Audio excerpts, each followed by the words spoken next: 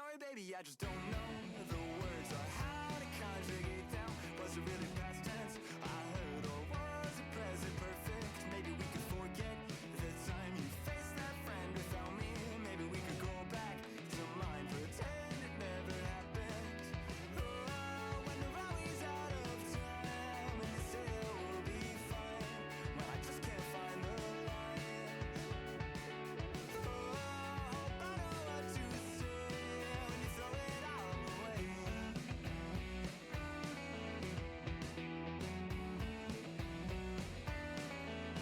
Sorry baby, I've been drifting again. Could you repeat the question? No, I guess I do not know when it first became a problem. Sorry that it's all such a mess. The words, they seem to leave me, didn't really quite catch the rest. Not keen on it repeating.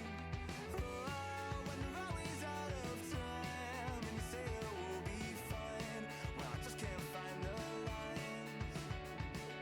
Oh, hope I know what to say when you throw it all away.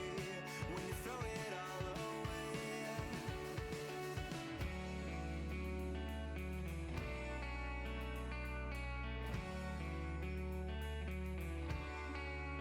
Sorry baby, I just don't know the words. Was it really past tense I heard? Maybe we could forget the time. Maybe we could go back to mine.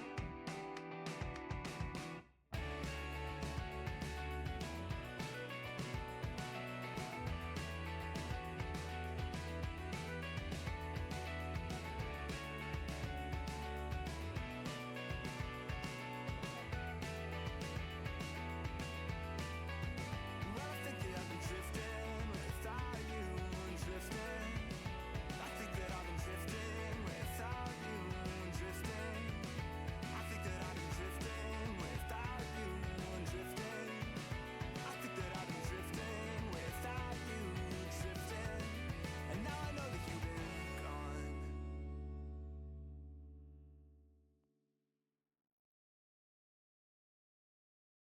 So slowly a sunlit dream pulls me out of sleep. Feel the morning through the blinds. I get to thinking about your sun-kissed face in a quiet place. I could give you all my time. You know I wanna be your rock, my love. You know I wanna be your light. In darkness, how you find me just in time to tell me what I needed to hear.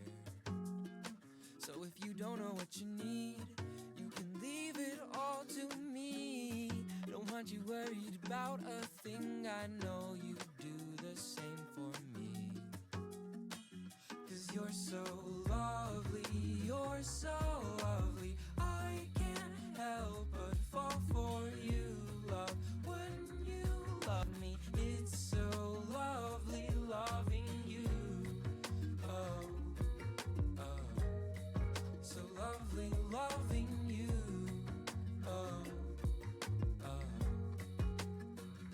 So softly a tender breeze brush against my knees on a summer afternoon. I get to thinking about the hazy days under August shade that I used to spend with you. I didn't realize it was all I wanted. What I had, my riddled heart, I had to cradle back together just to see. It's all like magic to me. You do magic, baby, when you love me. You're so lovely. I can't help but fall for you, love. When you love me, it's so lovely loving you. Oh, oh, so lovely loving you. Oh, oh. So slowly a sunlit dream pulls me out of sleep. Feel the morning through the blinds. I turn my head to meet your sun-kissed face. In this quiet place, I can give you all my time. There's so many voices ringing around in my head. Don't wanna lose you. Don't wanna fall into this melody composed of everything forsaken. Don't wanna lose you. Even if you're gonna drown me in the desert, drown me in the ocean. Give up all direction just for you. If you're a dream, then I don't wanna wake up. Don't wanna lose you. Don't wanna.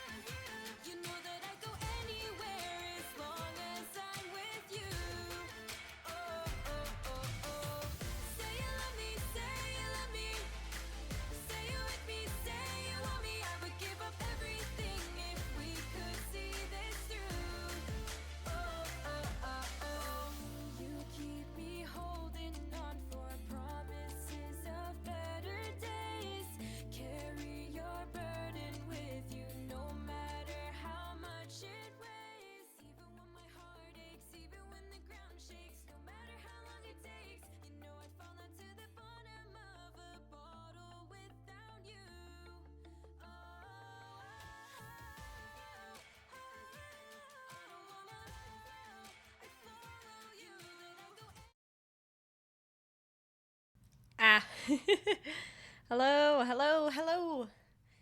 Hello. Howdy, everybody. Howdy. Howdy. Good evening or morning, depending on where you are in the world. Howdy and welcome, everyone. It's your semi-local, multi-dimensional Luxter, Chloe. Feel free to call me Cam if you would like. And, oh, joyous day, it is Disco Elysium Day. So, a recap. Howdy, Whiskey, how you doing? Recap for anybody who, might have missed out on Disco streams for a little bit. Disco Elysium is a role-playing game centered around the idea of you are an amnesiac cop.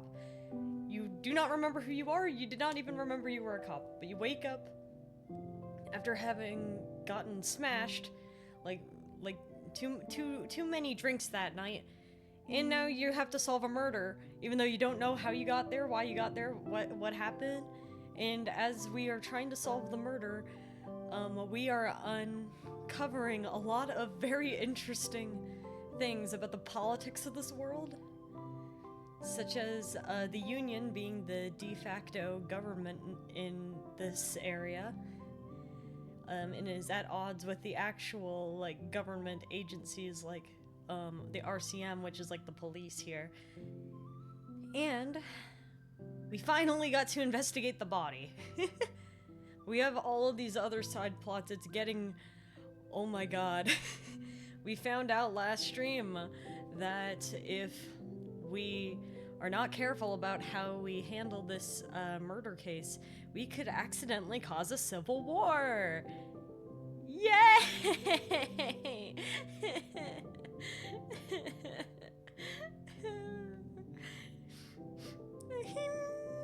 That's fine. Anyway. Anyway. So. Yes, Civil War. Abraham Lincoln cosplay. Wait, no! No, don't.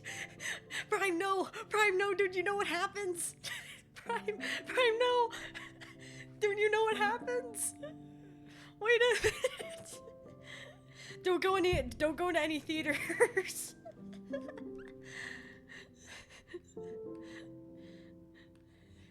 Don't open the stream in theater mode. Yeah, don't open the stream in theater mode, man. Wait, Ford? Civil War. Yeah, Civil War in Revachol. Let's go. I drove. Oh no. Oh no. No.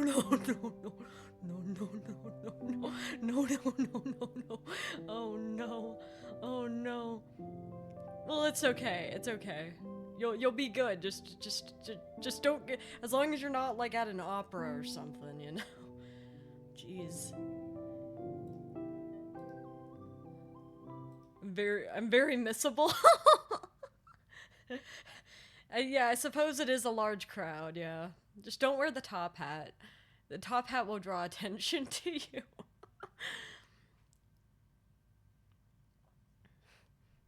The top hat will draw attention to you. It's like a target. The Punisher from that one scene saying no. Oh, wait. I just realized you guys can't see. Hold on. I want you to be able to see. That'd be nice. I think you guys should be able to see. We have to look at the beautiful skyline of Revachol. Oh wait, that actually is the skyline of Revachol. Wait, it actually is. There's the whirling rags. It's not letting me point to it, but there's the whirling... you can see the whirling rags.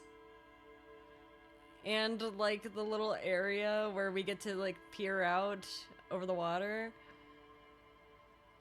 That's actually really cool. Man. Oh, there's a church there. Man, the amount of love put into this game. Like, it looks hand-painted. Need to do something behind Kitsuragi's back. Sneak out after he's gone to sleep. Why would I want to do anything behind his back? He trusts me. He trusts me. Do I dare defy his trust? Kuno's little shit show. Well,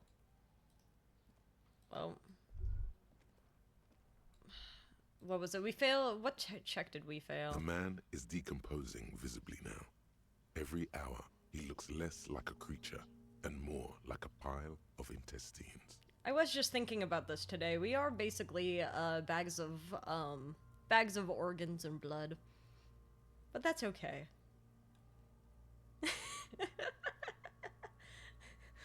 Also bones. Don't forget the bones. The lieutenant adjusts his glasses and takes a deep breath. Ah, perception. Yes, yes, yes. I'm not gonna remove his boots. Alright. We love bones. Oh god, that just reminded me. Wait, well, we got some stuff here. Fridge victim's body, send to processing. Check twice to see whether you're done with all the corpse-related tasks. You can't take the body back after you send it away. Special borscht. What's so special? Okay. Well, I guess we can talk to him. And what's going on? Tommy into home. Oh, wait, are these unlocked? Oh, wait, these might be unlocked. Wait. This might be huge, actually. Where's my ledger?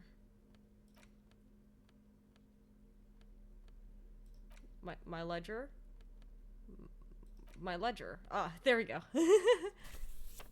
Well, I'm not trying to hold it in my hand. I just want to interact with it.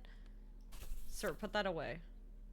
Ah, there we are. It's the ledger you found in the trash. A cabbage of papers hanging from the board, with the permeables drawer inside. It's barely held together by a clip, then made complete by the faint smell of urinal cleaner. If the checks are white again, you can do them. Yes, it looks like I can do it again. Maybe they reset all the white checks at the end of the day, which we were transparent bags of organs. I think there's actually a type of frog that is like that. You could be that kind of frog if you want. Like the ones with like the transparent organs, like you could see through it, because they're like their skin's transparent. I feel like I'd freak out a little bit if I was a transparent bag of organs. Yeah, the glass frog. Yeah. Can I read the case now, please? Please? Yes. Yay! At last, you find a way to piece them together using the alphanumeric code on the margin. HDB 41, date of initialization and time of arrival on the scene, followed by the title. For example, HDB 41120117000, the next world mural. That's a crazy name for a case. Well, we have established last stream that our name is Harry Dubois. So, Harry Dubois, 41, so Precinct 41. Date of initialization, December 1st, I think. And then 17, 5 p.m.? HDB 41, weren't those officer precinct?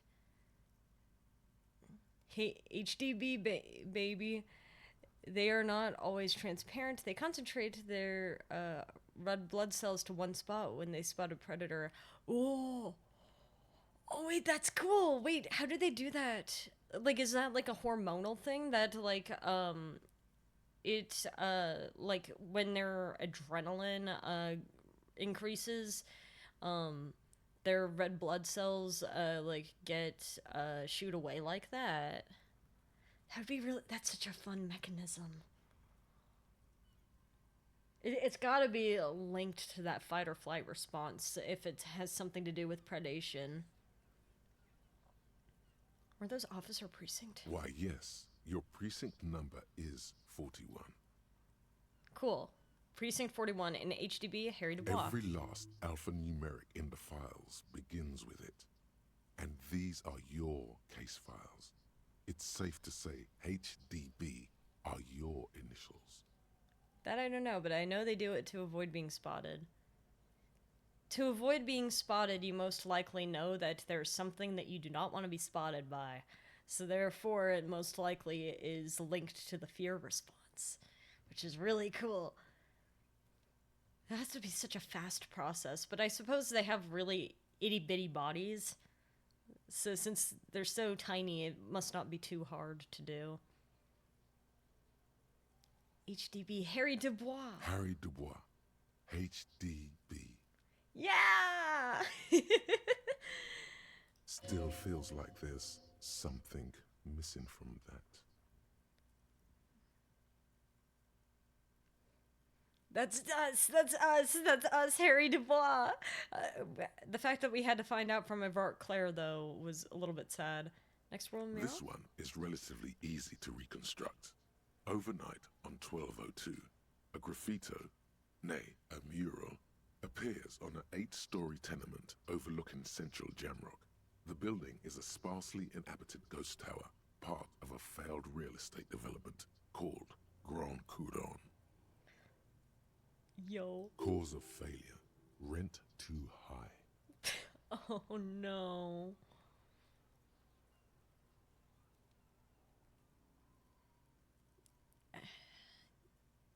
Somehow this still feels relevant. The mural is enormous. 2 silhouettes, a man and a woman, are kissing.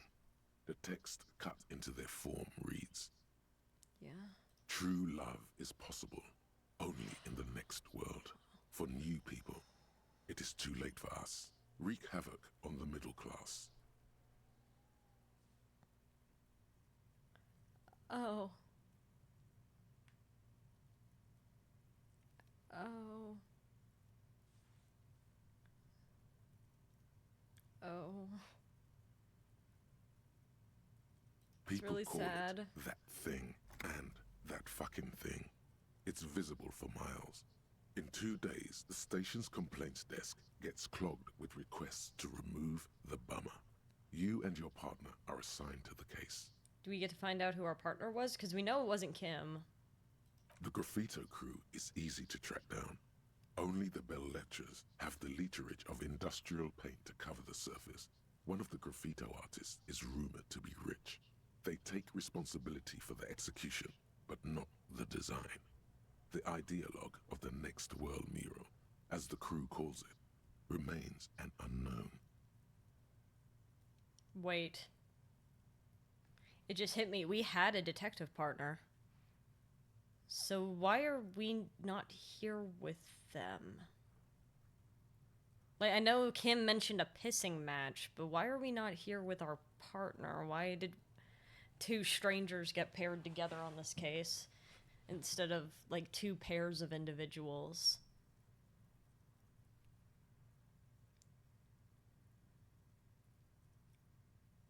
Do I ever find out who came up with it? The case files do not show you finding the author of the design. Damn. Well, alright. The crew agrees to clean up after themselves. However, your partner, JV, is against the removal, citing public support for conservation. This leads to a debate in Precinct 41, which then spreads to the streets of Jamrock, ending in a rare plebiscite organized by you and the rest of Row 3.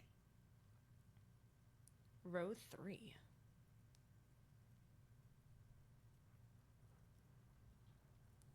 We now know the initials of our partner, JV, apparently.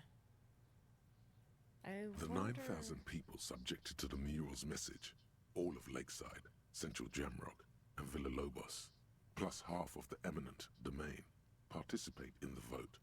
Although the case begins with what appears to be a lot of rambling on the streets as to how juvenile and stupid the mural is, given a choice between 2 options. Oh, you're gonna make me pick?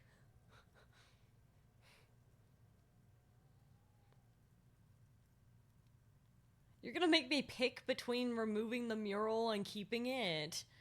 What the hell?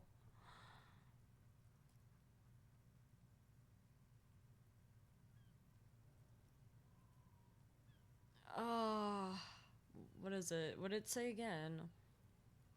True love is possible only in the next world for new people. It's too late for us.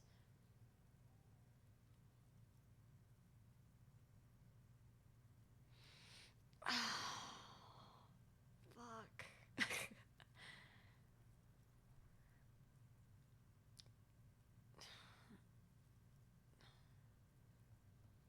On one hand,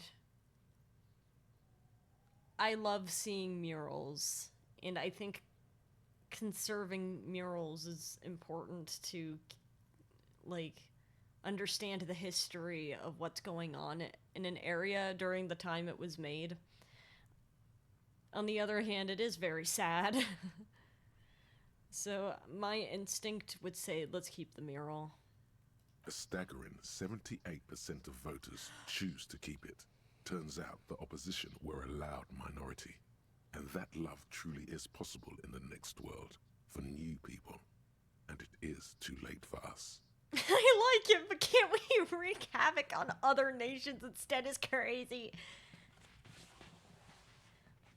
I must have voted to remove the thing because I don't believe in that rubbish one bit. Oh, what the hell? I don't like any of these answers. And then it remains is to wreak havoc on the middle class. Middle class are not to be blamed, it's human nature. I like it, but can't we wreak havoc on other nations instead? But what did the middle class do? Why are we attacking the middle class and not the rich? That's what I don't get. Finally, we can defeat the middle class. Why are we wreaking havoc on the middle class? Why can't we just attack the rich people? I don't get it. I must have voted to remove the thing.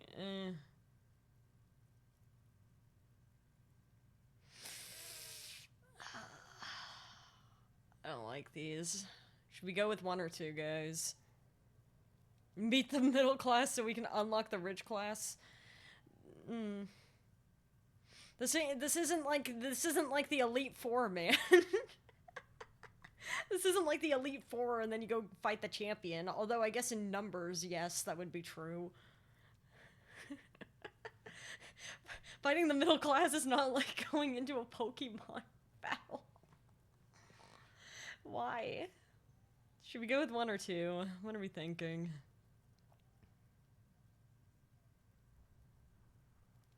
What's Kuno shooting at? I do find it funny that now that the body's on the ground, he's just no longer entertained by throwing rocks at it. I think Groudon would solve both issues. Nah, man, didn't you see the island he was on? You just gotta tell that man to give up. Kyogre's got him beat. Also, yeah, we are also on a little island. I don't think asking for Groudon's help will help us. Oh god. Do we go with one or two? Well, middle class is not to be blamed. It's human nature. Did anyone ask you what you believe in, man with the smelly toilet ledger? What do you want to tackle next? Or are we done? Damn, okay. Whatever, dude. I'll Not much revisit has it. changed in the meanwhile. A bunch of sodden papers still sags from the clipboard. Slide it Without open. resistance. Or Oh my the god! two panels move against each other. No, The no, no. compartment is now open. Oh my Inside, god, no. you Oh, spit no, slightly. no, mm-mm. Bye. That's a crazy option. Hey, Kim. Yes?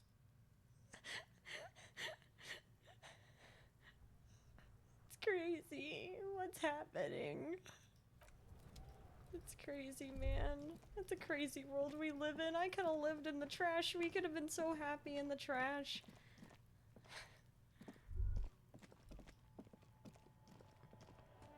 What are the other checks?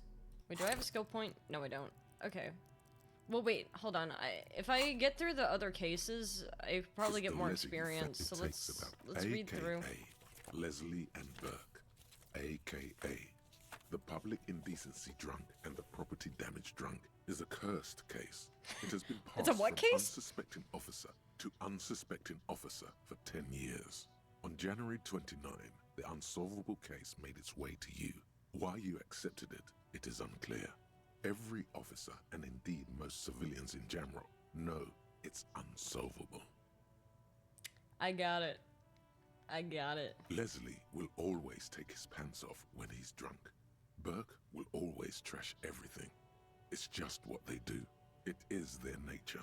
You cannot change the nature of a man, and you can't lock them away because public indecency and small-scale property damage are not punishable by incarceration. Well, yes, but can't you find them? The only way for Leslie to stop flashing his genitals to bypassers and for Burke to stop dismantling signage and rear-view mirrors would be for them to stop drinking alcohol, which in their 40s or 50s, it's hard to tell because of their distorted features, is a medical improbability on par with you ceasing to produce the expression. I see. So they are causing problems because they are getting drunk, and then they are refusing, and because they keep getting drunk, they will continue to cause problems. Yeah, it can be done.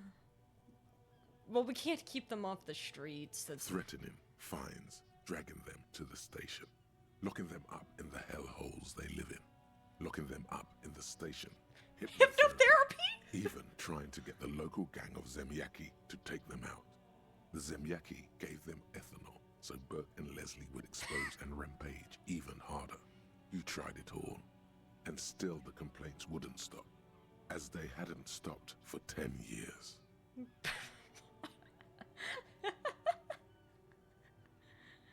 Not ethanol. It's plain to see from the files that you, Satellite Officer JV, and Special Consultant TH Oh, who's had more TH? important cases to attend to. You uncover cross-reference to several ongoing investigations, each brought to a standstill every time you drive down Main Street. Because there they are, on the corner of perdition. And what is Leslie doing? Property damage and public indecency. Both of them. Wait, no, hold on. Wait, no, wait. One of them does property damage. The other one does public indecency. Which one? Leslie is doing public indecency. Burke trashes everything. Alright. Good, you're learning. If the files are to be trusted, that's Kind of all goaded. there No, is they to it. aren't. They're That destroying and things. Burke breaking things, and the fact that they're both drunk. But then again, so are you. I'm pretty The case sober, becomes actually. considerably less comic one day when Burke takes a swing at your ledger. Oh, whoa? Oh? Wait a minute, wait a minute. They actually might be able to be put in jail for that one, though. He must have it confused with the property he likes to damage. But the joke's on him. You're drunk out of your mind. Oh, on no. potent Pilsner. You slammed the hardened plastic No. bullet in his face. Then No. you proceed to beat him. We could have unconscious used with it. this.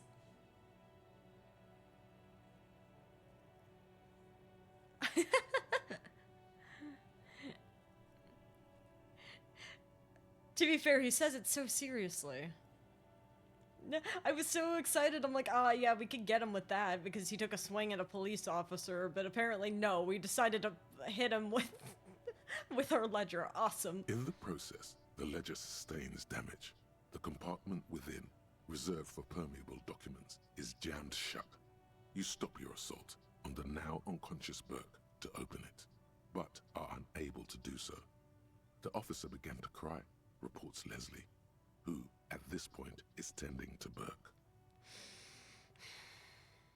Man, we were not great. He came at us, and at us. I think he was trying to kill Burko. While trying to kill Burko, you slowly come around. The permeables compartment is open. You've smashed it open on poor Burko's kneecaps. The good news is, Burke can't walk anymore. Well, I mean, no, because now we're going to be investigated for excessive force. That's not great. I think that's the bad Can't news. get out of his apartment. An invalid.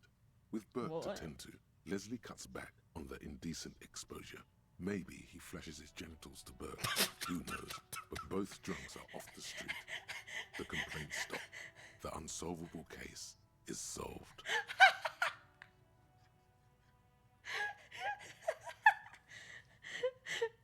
I see.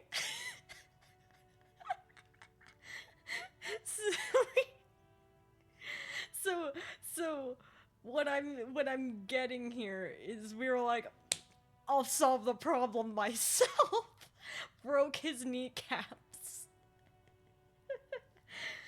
And then happy pride, I guess, with Leslie and Burke. We solved the case with our own hands, I guess, in a ledger, and we cried. We were that wild card cop. Which is also why the officer responsible narrowly escaped a disciplinary hearing. The end. Do you want to read another one? Wait, so we didn't even get investigated because we solved the problem? God, please, I'm working out. I don't want to draw my weights because I'm laughing. We did not get investigated for that because we solved the problem.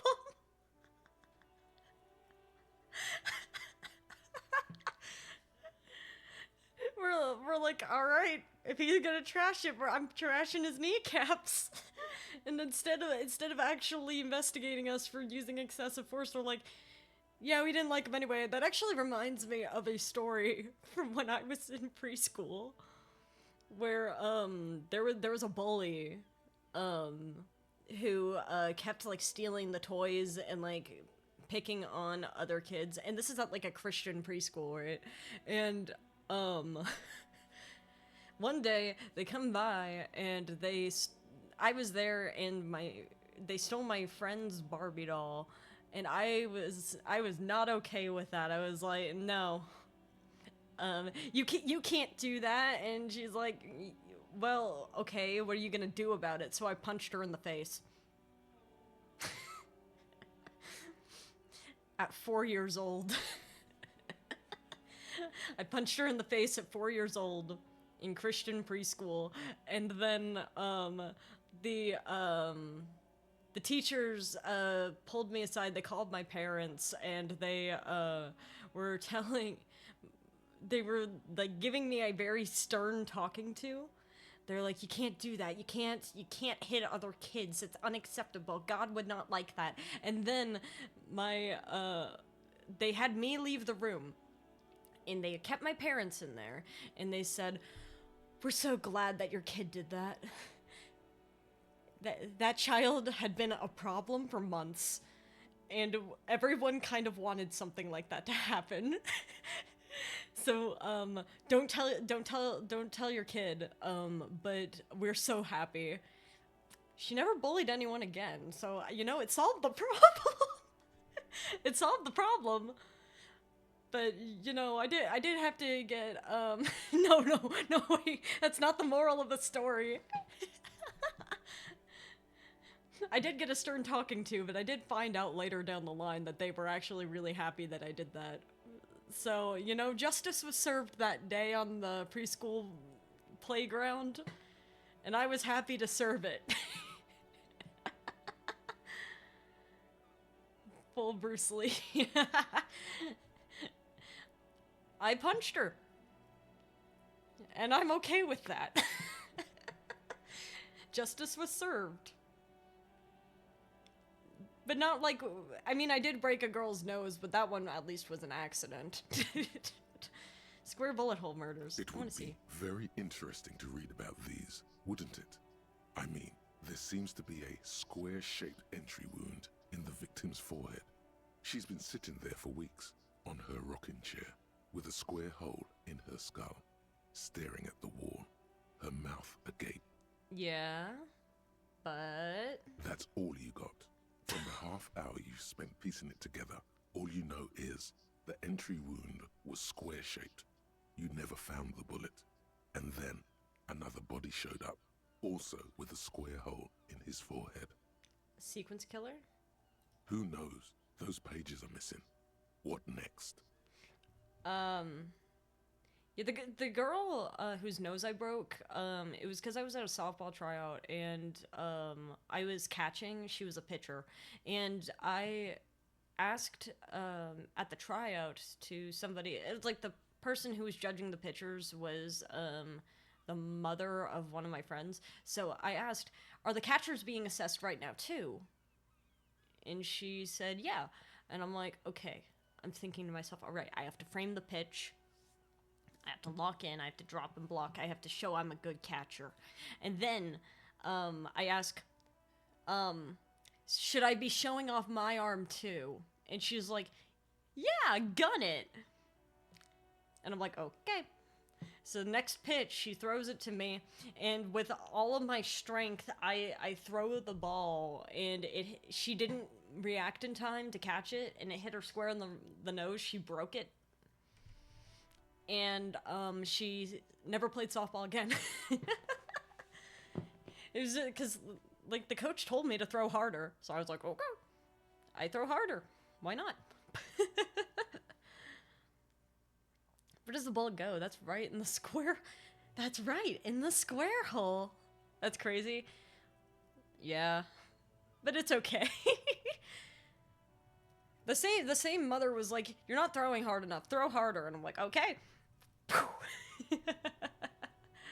Don't worry. One day, One day, okay. one day you may still catch the man with the square gun. Okay, well, what about the couch in an unexpected location? What is it, like on the ceiling? Some assholes brought their couch outside and hung out on it.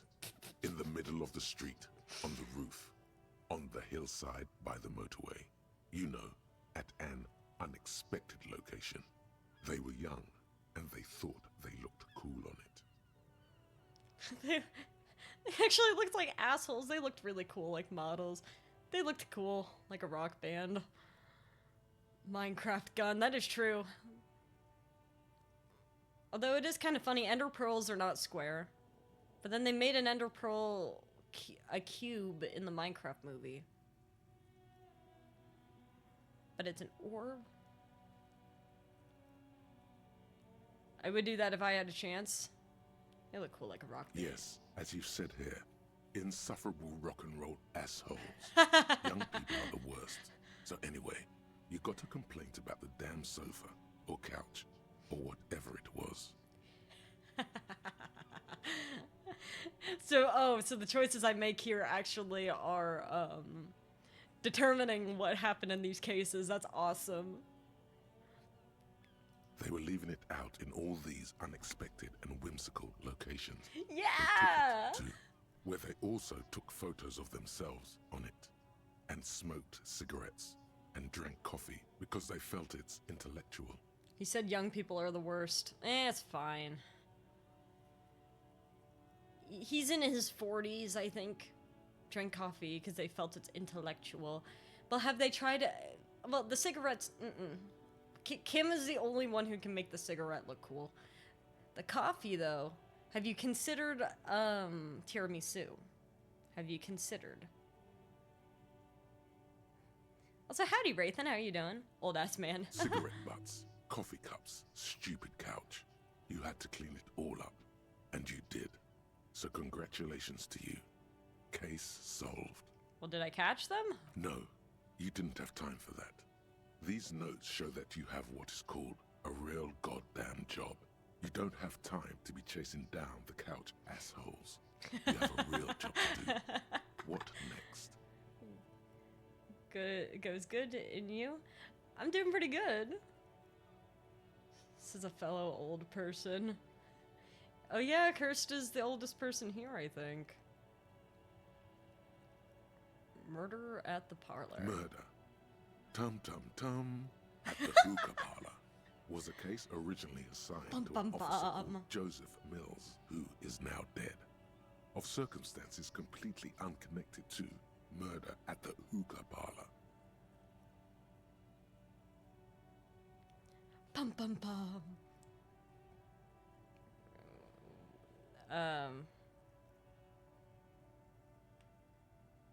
Wait, how's he dead? Beaten to death by a throng of Villalobos gang members when him and his partner JM, only initials mentioned, answered a call one night.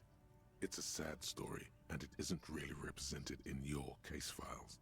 Stop stalling and get to the murder at the hookah parlor.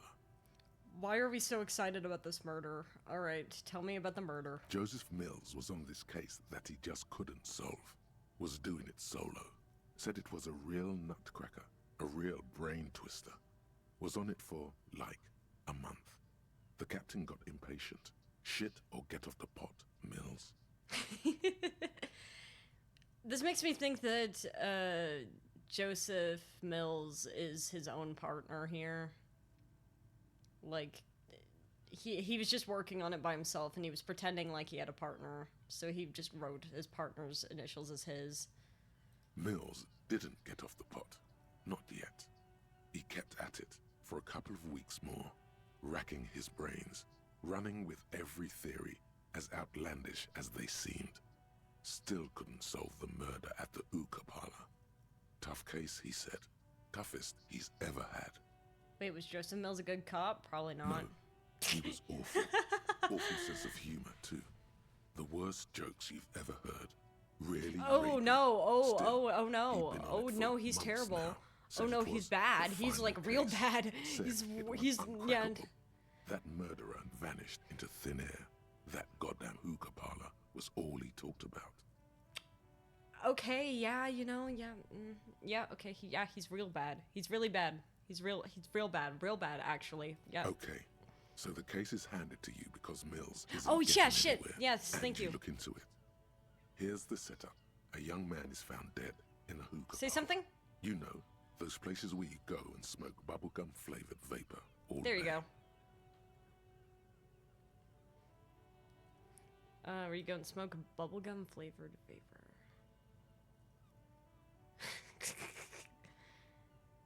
Young man found dead in a parlor. You know, okay, yeah, okay.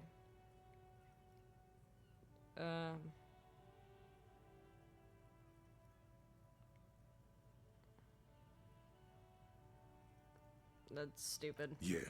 So, young man in his 20s found with his skull busted open, right on the floor of the hookah parlor, in the middle of the day. No one else is in there. Only client that day. In perfect health, too. Some kind of movie producer. No one enters. No one exits. He's just sucking on his watermelon hookah all morning. Am all I... noon, like he usually does. Is this like He's a vape? regular. No calls, nothing. Just sucking on the hookah until Is it a vape? 15:45.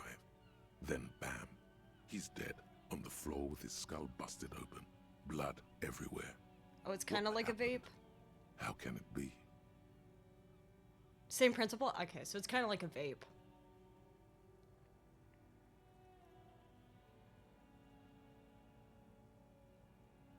Okay. Mills has no idea. Invisible assassin. Movie deal gone sour. Girl at the counter did it. Nothing fits. Eerie. Man just dropped dead. So you go to the parlor. You see cushions around the table. Tables low, heavy, really sharp edge. Yeah, so he got high, stood up, passed out, hit his head on the table and died. See? You can't even read the thing without solving it. Yeah, it was that. Turns out hookah does do something. It turns off your brain's oxygen supply, and you don't notice it until you get up to go to the bathroom. Must have sucked a lot of it. Yeah, he liked his hookah. Stephen was his name. Oh. Man, Steven Universe really took a turn, huh? It's okay, he can regenerate. He'll be fine. And what was he doing there for 6 hours? Smoking hookah. Didn't you hear? I don't know. Trying to come up with a movie script, maybe. Anyway, that was Murder at the Hookah Parlor. Joseph Mills wasn't a good detective, and about 30 minutes has passed, piecing it together. Next. Well, we Not got... much has changed. we got experience from that. How much? Oh, actually, pretty decent amount. Let me very quickly, see what we can do. Abandoned lorry. I don't...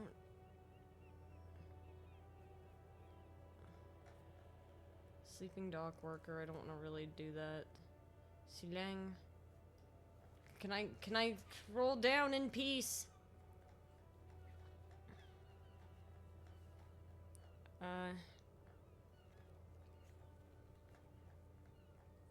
Yeah, there's a lot of it where I really don't wanna... There's a lot of this I really don't want to deal with. I do want to try the Tommy check again, though.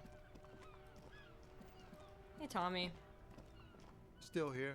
Stuck in this damn jam, my man. What's up? Hey, we didn't force him to. It's the lady driver, so we get an extra thing. We don't want to vibe with. Well, it's more of that I don't really want to. I don't want to fight Measurehead, especially because now we can get in and out of the thing. So. Ease into it. Damn. Don't go too far. It's okay. I'm okay, man. Maybe the full-on direct approach wasn't correct. It's okay. What did we need to do, Kim? I forgot what we were here for. Oh, fridge. Fridge. We needed a fridge. Still Do you know here. about a fridge? Stuck in this damn jam, my man. What's up? Fridge. Who knows about fridges? Oh, wait, Gart. Gart. We were here for the fridge. It's been almost an hour and I haven't even thought about the fridge.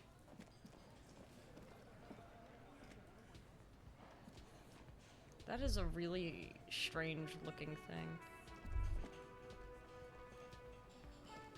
Hey, fridge? Can I help you? Yes, so I seem to be in need of a fridge. Yes, for the dead body. You want to put a dead corpse into my fridge, right? Yes, actually, exactly. Would you be okay with that? Correct him. Correct him? Yes, that's the gist of it. No!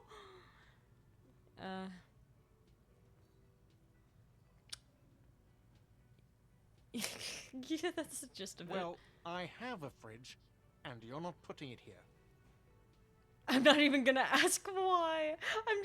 You're just gonna say something mean. Come on, Gart. This is a culinary establishment, not a morgue. You don't have to ask me why you can't store a dead body in my kitchen. Hey Kim, what can you do something? It would only be for Yay! Lieutenant, you too? You're asking too? No. The answer is no. I will not turn this place into some kind of macabre circus. Let's go talk to the freight clerk. All right, Kim. Let's go. Let's go, Kim.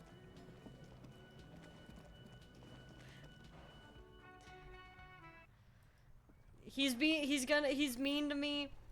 We don't have to tell him that we were gonna give him $20 for it, okay? We just go and ask her. Hey, do you have a fridge? Is this about the questions again? Because I don't really know anything. Does Freed have a warehouse in the back of the Whirling and Rags? A warehouse? I don't know. Maybe. I don't really care what Frit does.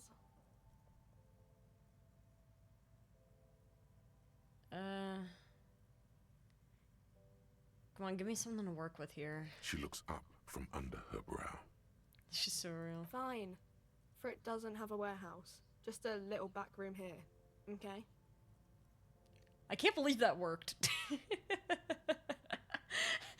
I figured saying, this is important. She's like, okay. Why? Anyway, do you have a fridge? Mm-hmm. Right behind you. Right, this is a fridge. Wicked. I need to store a corpse there. You're joking, right? Can I look at the... No, I'm not joking. I need to store the corpse of a hanged man in your fridge.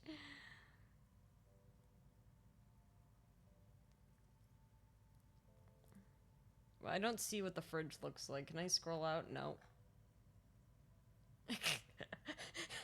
How ridiculous was this statement? Being paid minimum wage, she'll vibe with it. I need to store the corpse of a hanged man in your fridge. Okay. It wouldn't even fit, you know. Wait, I just noticed. Kim, why are you standing there, man?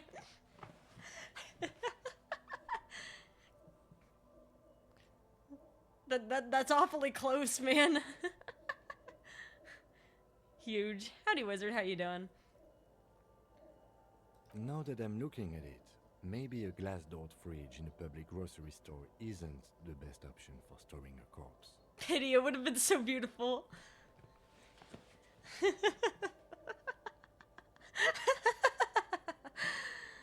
I guess you're right. Plus, the fridge is too small anyway. Okay.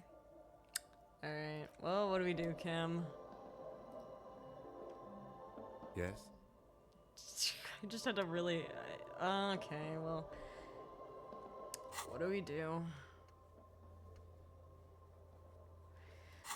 I don't want to ask Kuno, man. I don't want to talk to Kuno. You're doing good? That's good to hear. That's good to hear. Hey, do you know about the fridge? Are you gonna be mad at us? For something? I'm going. Wizard, thank you so much for the resub.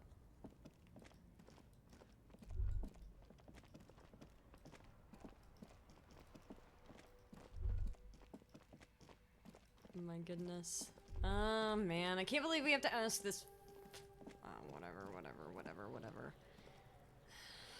Okay, it's fine. Come on. Fuck does Kuno care?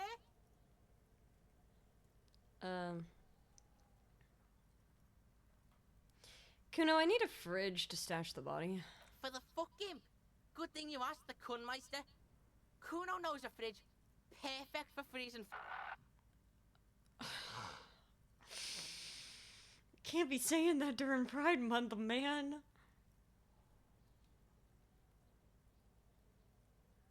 Really? I don't believe it. It's insane in June.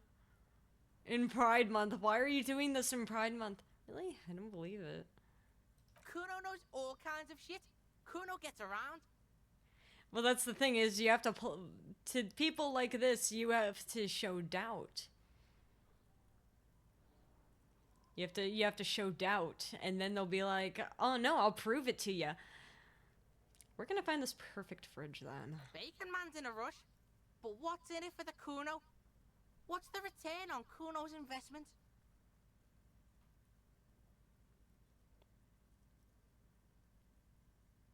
Corpse free hard. Don't you have civic pride? Convince the Kuno to spill the beans. That would be. There's no way. There's no way I get this. I would love to though. It'd be really funny. Oh, come on, Kuno. I just don't believe you have it. Is the thing. I just don't think you have it. I just don't think you have it in you. Kuno's a poor kid from a poor neighborhood. Say your job is on the line. He'll sympathize. Am I sure about this? Sounds weak. No, it's not weakness. It's Damn. sincere. Do not confuse sincerity with weakness. Say it. No, I don't trust you. This is not how you're supposed to do this. Kim.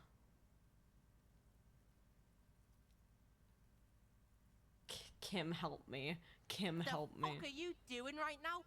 The fuck is this shit? We're good. Yeah, no, get me Don't out of here. Pay attention to him.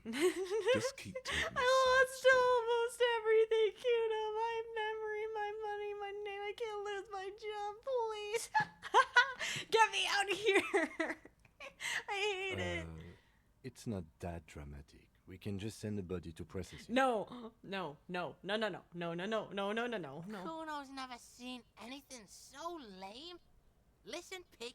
If you were Kuno, the fuck would you care? This isn't about me, Kuno. You lied to me, Golden Mouth Man. You just haven't done it long enough. You need to do it even longer. No. The Golden Mouth Man is a liar. He can't be trusted, sire. He only wants to humiliate you. No. No. It's the face blob who's trying to humiliate you. Why does he speak like that? Why can't he speak like a normal person? Oh, they're fighting now. You're right, Kuno. If I were Kuno, I probably wouldn't care. No, that ain't no banana. Yeah, you're right. If I were Kuno, I probably wouldn't care. Yeah, they're just fighting each other.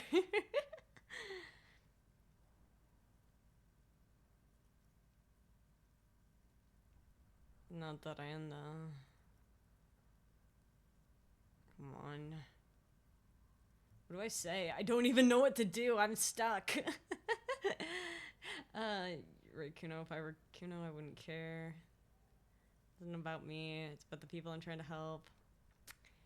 Don't tell me I'll have to go ask other people, and that will take too long. Body's decomposing.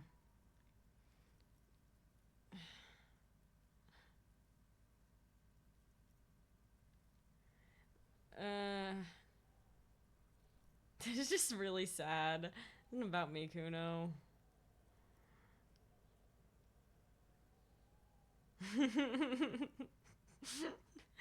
What do I say? Make it seem bigger than him?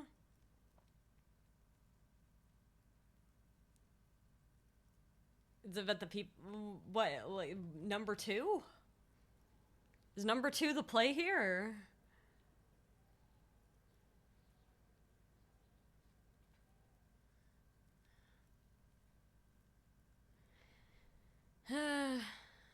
Man, it's too late for me. Stop shitting yourself in front of the Kuno. Get me out of I thought it here. was some kind of big shit.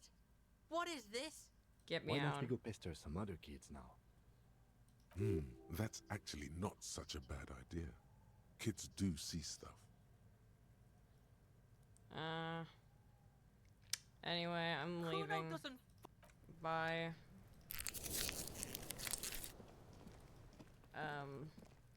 Man, that probably lowered my stats. Oh, wait.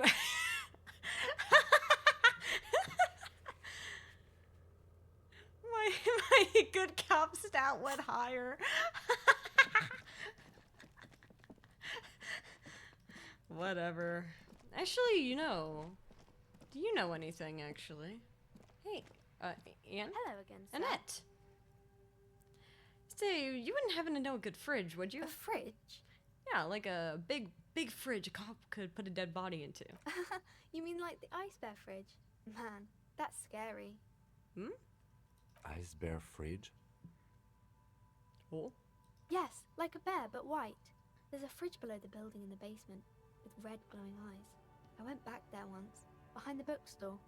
Oh, huge. Mum doesn't want me to go there anymore. Not that I want to. It was pretty scary. And there's a big fridge there? Yes. One more thing, how do I get inside the building? That's a problem. The only way in is through the bookstore, but my mum is pretty strict about not letting anyone in. Well, could you convince her? But I don't know, you're a policeman. Maybe you can convince her somehow. Kim, can you do it? Anyway. Wonderful. So we now know about the fridge. I guess I could have gone to her first. Anyway, see you around, Annette. Thank you. Hey, can we use your fridge? I really don't like you, Hello but... again, esteemed officer, and welcome to Crime, Romance, and Biographies of Famous People. Alright, plaisance. I was told there was a huge fridge in the building cellar. Can you lead me there? A fridge? No, I don't know anything about a fridge. Aren't you interested in books? Ma'am, we have to hide a body. I mean, fridge the body. We have to fridge a body, not hide it. We are not involved in the murder. For whatever reason, she's lying to you about the fridge.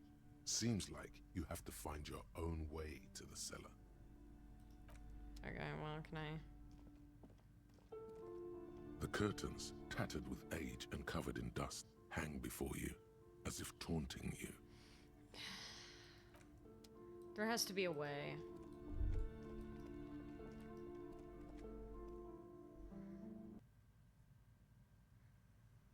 There has to be a way.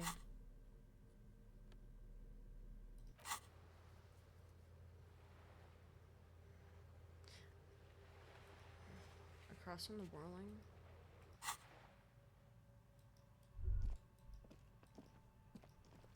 Could there be a way?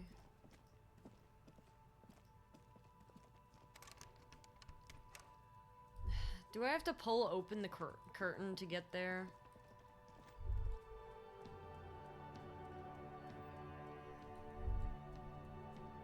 What else can we do? Oh, yes, we can talk to the chef. I forgot we could do that. Let's go chit-chat with the chef, then. Hey, ma'am. I've got nothing to say to you. Why are you wasting your time? Okay. Why are you so aggressive? I don't know. The man ponders his cooking utensils and gives you a little nod, acknowledging your presence. Do you know what's behind the door? He looks up at you, then looks away quickly, shrugging and muttering something to himself. So the curtains, are there any conversations with Plaisance about them? She keeps just insisting that we look at the books. I think she's hiding something down there. Shrugging is an international sign for, no, I don't know what's behind that door. Alright. Well, Leo said you're friends with Manana?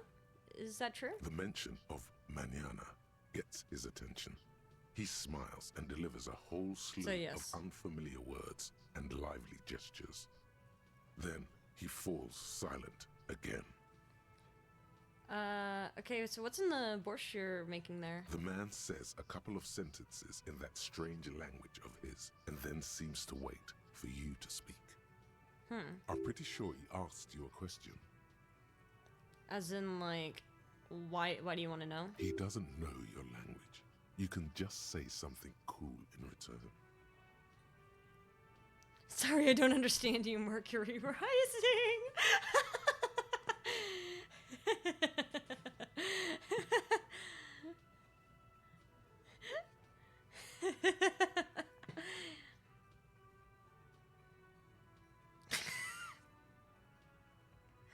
No.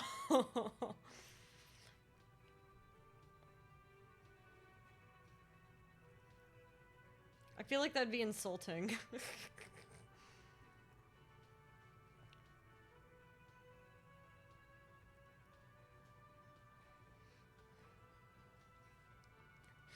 But I'm really tempted.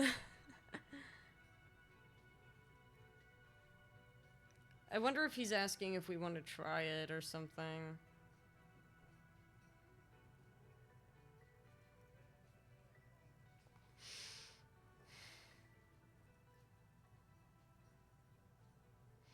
Oh god, I don't know what to do. It'd be easier if I knew what kind of question he asked. I do want to do Mercury Rising, actually. I do kind of want to do it. Borscht need more vodka?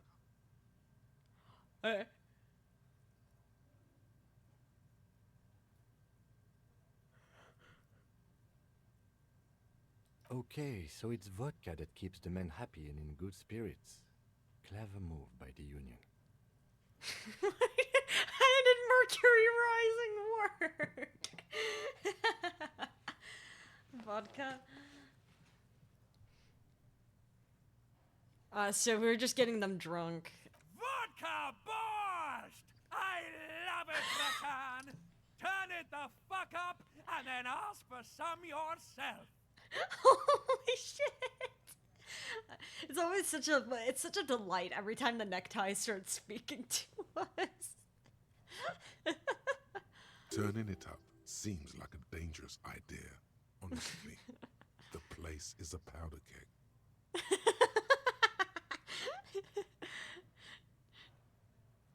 No, turn it up. No. got it. I'll leave it to you. I have The business. cook gives you a long, inspecting look, then shrugs too, and seems to wait for you to speak.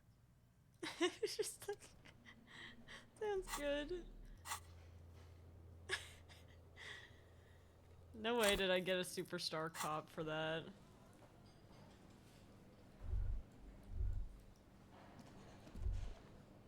Titus, you were told to keep a low profile. Alright, well... Let's see... Wait, did we finish one? Oh, okay. It did make you look pretty cool, I can't lie.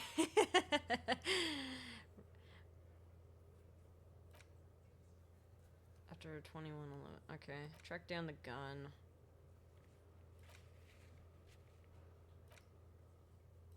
I don't want the boots.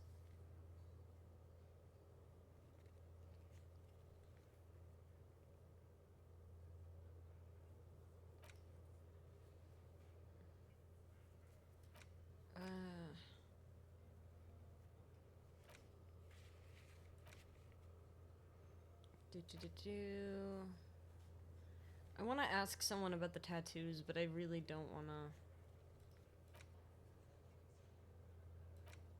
I'm trying to figure out what else we can do. The only idea I have for anything we could do right at the second is to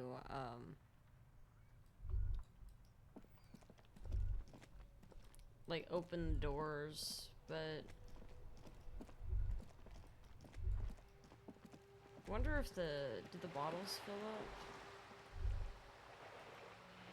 Oh, we're gonna have to start getting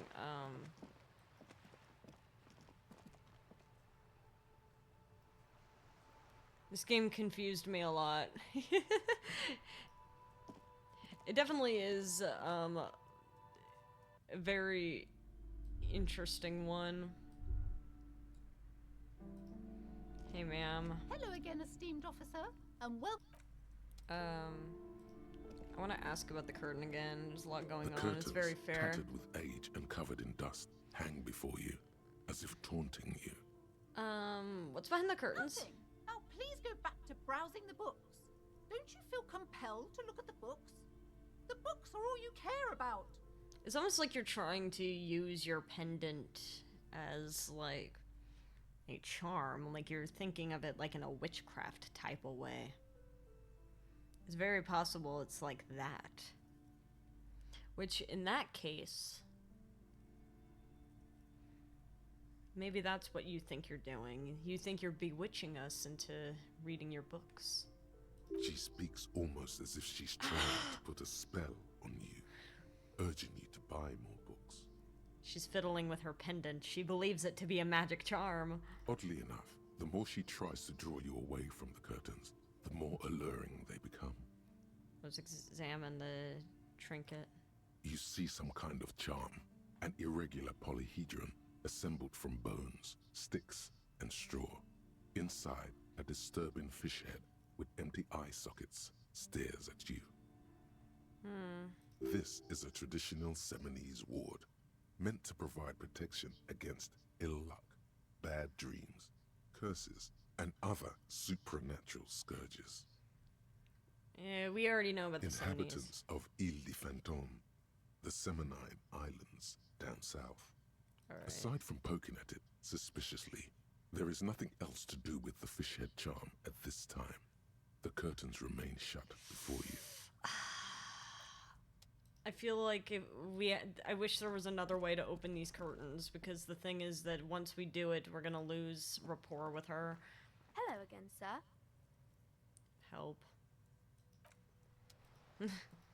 Help. Can we please get to the fridge? Ma'am. Hello again, esteemed officer, and welcome to Crime What do we do, Kim? Yes? Kim. We do really need that fridge.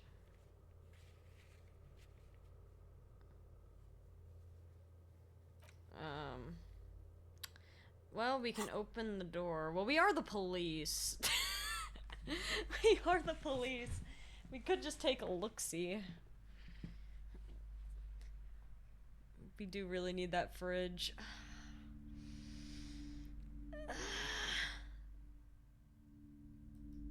Yeah, I don't want to do it this. I really don't want to do tattered this. with age and covered in dust, hang before you, as if taunting you. I wish there was a way we could do this without her looking here. Just as you're about to pull apart the curtains, the petrified voice of the shop owner cries out once more. Sir, don't touch that. I told you it's I'm not for the customers. I'm not a customer, though. I'm a police officer investigating a murder. She's nervously playing with the talisman. She's really trying to cast a spell on us. Parapsychologically speaking, we're done if you decide to open them. I won't be held responsible for the consequences. It's too dangerous. Girl, what are you hiding in there? Like a tiger? She looks away, mumbling.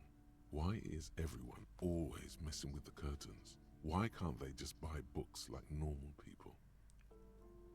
I heard there's a fridge there that I need.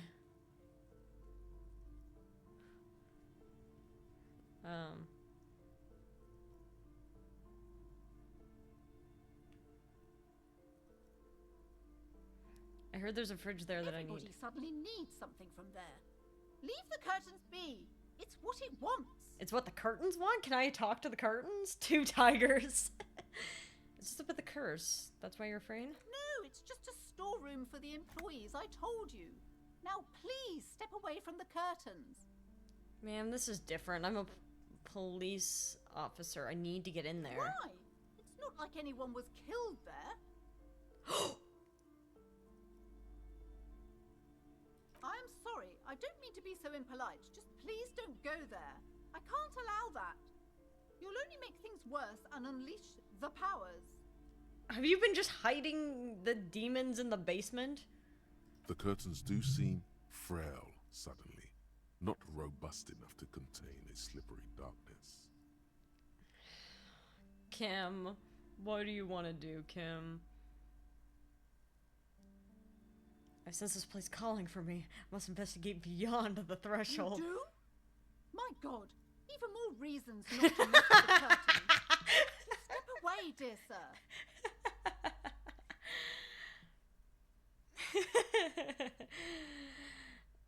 I'll think about it for a while. Thank you. Let's just talk about this first, all right? There's no reason for you to venture into the unknown. What are you, a coward? Think about the marvelous adventures waiting for us on the other side. Yeah.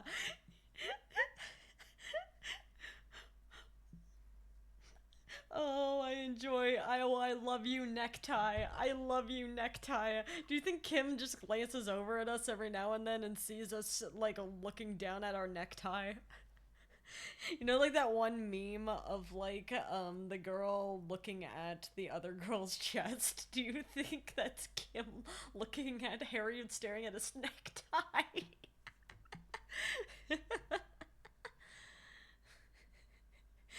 I almost want to I almost want to draw it. I love the voices in our head. I also love the voices in our head. Talking is always good. Go see what she has to say. Oh. We did threaten her. There is something mysterious about the curtains. Be careful. Sounds good. The curtains, tattered with age and covered in dust, Rip them hang apart before for you, real this as time? if taunting you. Alright. Ignore the curtains. Let's go. Alright, what must you say? Hello again, esteemed officer, and welcome to Crime, Romance, You're a lot more chill and now. biographies of famous people. Just you and me, scarf. Call me necktie! Okay, looks like just you and me, necktie. I'm going crazy. Why are you so uptight about those curtains? I just want to know what's on the other side. I already told you, it's just a storage room for employees. I don't understand why it's so important to you. Kim. Just let it go, officer. Go and buy some goddamn books. You're supposed to be drawn to the books. You're like trying to put a spell on us to buy your books. She's so tense, it's a miracle she hasn't snapped in half yet.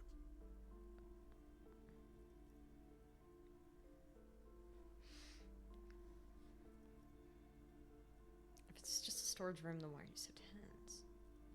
If it's just a storage room, then why does it have a 70s ward protecting it? It's just for decoration. Oh, she wavers under your gaze, mouth pressed into a tight-lipped smile, then something breaks. Okay, fine. It's because this place is cursed. Just like Annette said, they don't call it the doomed commercial area for nothing. Okay, well... It's what? So... Are you happy now, officer? Happy that you've ruined everything? Okay, well, no, that's... But then why can't I go into the basement, though? Host of hosts, she prays. Guard me and my honest business venture from the curse that lurks behind the curtains. How does this curse manifest itself? Why didn't you tell me right away it's the curse? How does the curse manifest itself? The curse is so much worse than you could imagine. It's a disease, eating at the very foundation. Could it be mold? Could it be black mold?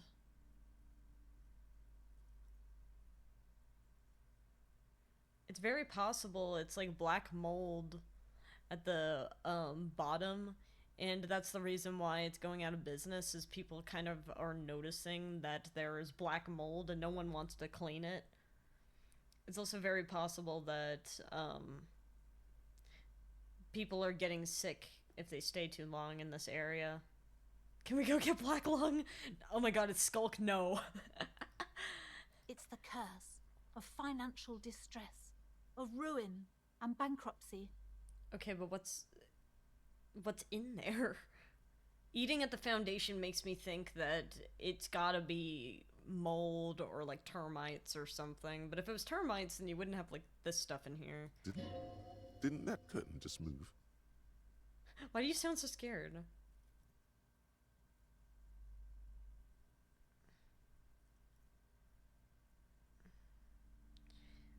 Okay, I'm a little confused. What does that mean? Everyone knows that all the previous companies in this building have sooner or later declared bankruptcy, and their malicious spirits are still here, feeding off bad business practices and disappointing income statements.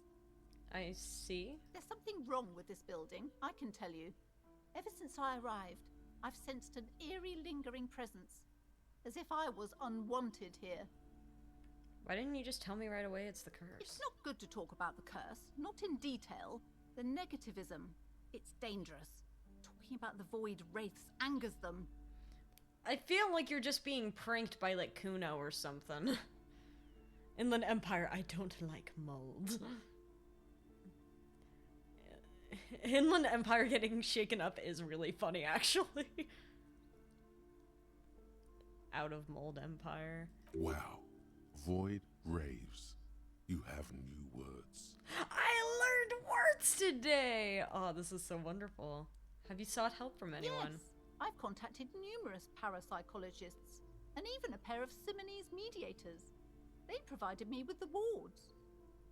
I see. So, okay, but what does that have to do with the curtain? Wouldn't the whole building be on lockdown? The wards help to keep the doom at bay and protect us against the darkness that lies further in the building. Even though now I fear, it's not enough. Is your pendant part of the wards as well? Oh, this? No, it's a special Himian amulet, blessed by desert pygmy shamans, with a spell of compulsion. It's to compel people to buy books. Oh, I was right. So she was trying to use her amulet to compel us. There are numerous spells cast throughout the store. I had the books anointed with a different inducement spell, for example. It's guaranteed to boost sales 15%. I don't... How can you guarantee something like that? Desert pygmy shamans. That sounds like a rather questionable way to describe a group of people. That is kind of questionable. It almost sounds like a scam. Anyway, would you like me to take the case? I could investigate, see if the curse is real. Most certainly not. I don't want anyone who's not familiar with the psychic arts to get involved in this mess. Stay away. Leave the spirits be, so they can return to their slumber. Okay. My liege, you know what this case calls for? A para-detective.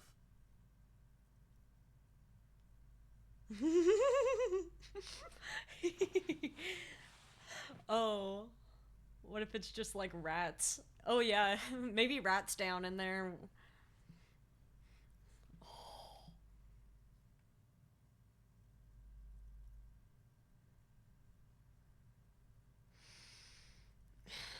Please.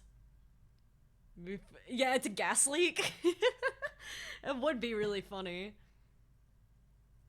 Yeah, maybe the thing is, like, they go down in there, and then, like, they're getting lightheaded, so they think that the spirits are attacking them, but it's a fucking gas leak. Come on, please, let me in. Slither up to her, you silver-tongued fiend. Show her what world-class perfidy looks like.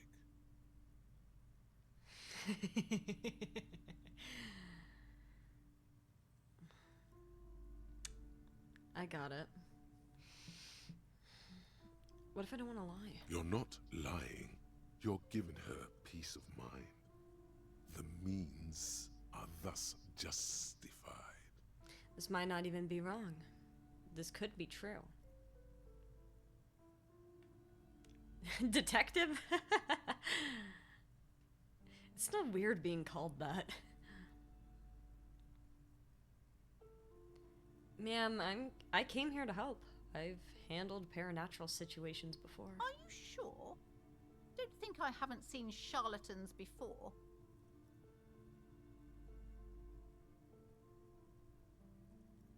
I sense the psychic emanations from afar.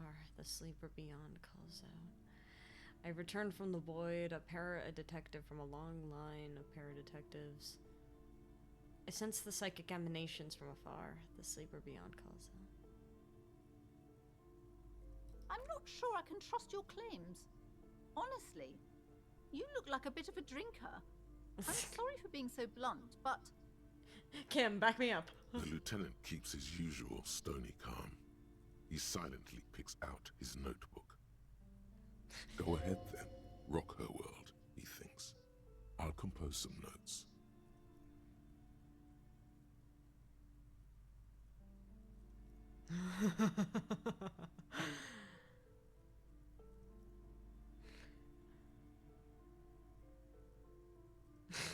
God, I don't even know what to do. I'm a para-detective. I admit I had my share of drinks, but only because the spectral realm was parapsychologically taxing. Not the pun. You see, it's necessary to drink the spirits in order to contact the void is crazy. 2 sounds like something that Cursed would say. I think Cursed would say that unironically.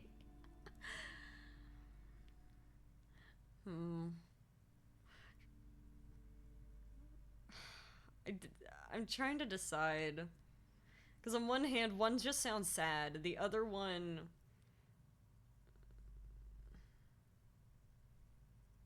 I love spirits does not drink.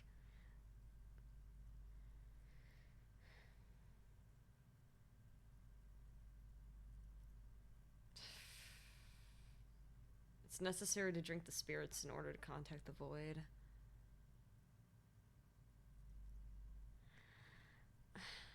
Whatever, man. It's necessary to drink the spirits in order to contact the void. How do you know all this? I hear them. I spoke to the dead body. Here we go. Debad all the bad energies.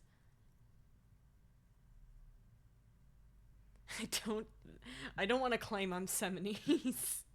I don't want to claim I'm Seminese.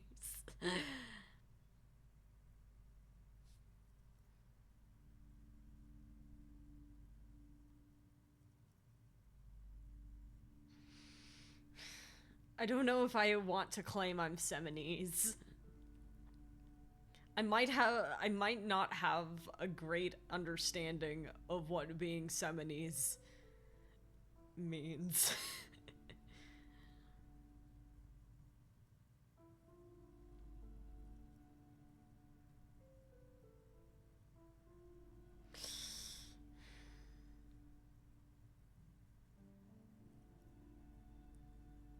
What should I do? Should I go with one or two? I'm not really a liar, so I'm just sitting here like, I know someone said before that if it seems hard to make a decision, then it likely doesn't matter what you pick. However,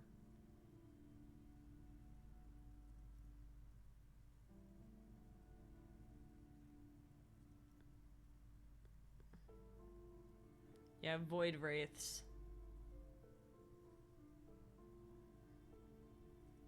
I'm the Void Revenant. I have the powers to de-evad all the bad energies. I should have realized. A pattern lies within the fabric. The hand of fate guides us.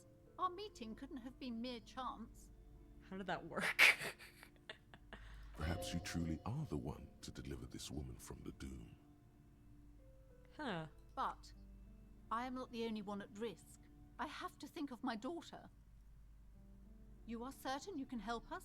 Keep us safe? I can't allow any collateral damage to hit us.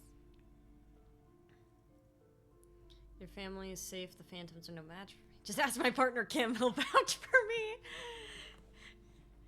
me. Kim's like, oh yeah, sure.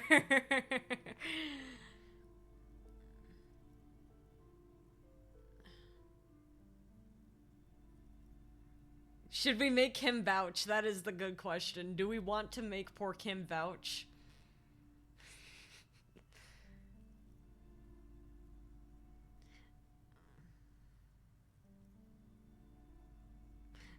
Do we want to make poor Kim vouch? I don't think Kim has any idea what we're saying.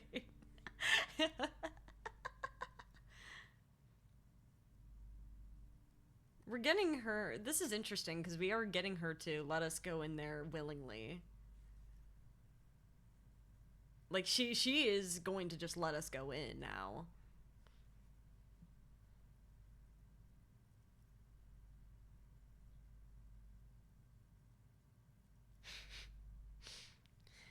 Do we really want Kim to vouch? Problem whatsoever. Your family is safe.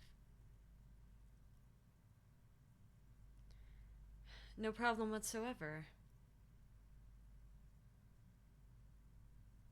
Putting yourself on the pedestal of a paradetective, you've, like,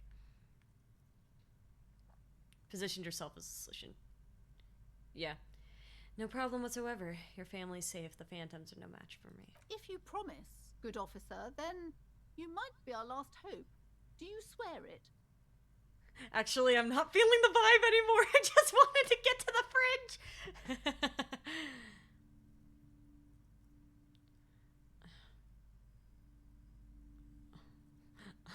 On my honor. Thank you, sir. There's one more thing I haven't told you about yet. The entity. Yes? Do not act surprised. You know of these things, sire. Of course, the entity, for I have sensed its presence. You have? The entity takes the form of a woman, a witch, probably. I've suspected that she must be connected to the curse ever since I first saw her. Did you know that she lives inside the chimney? Chimney, the passage between heaven and hell, of course. Yes, that chimney is part of the building's central furnace, and it's enormous. She has barricaded herself behind some metal security curtains. God knows what she's doing there. Is this a raccoon? It could just be a raccoon. Some unnatural magic, I assume. You should go find the entity and ask what happened to all the companies in the building. What is the source of this curse? Here's the key to the warded door behind the curtains. Take it.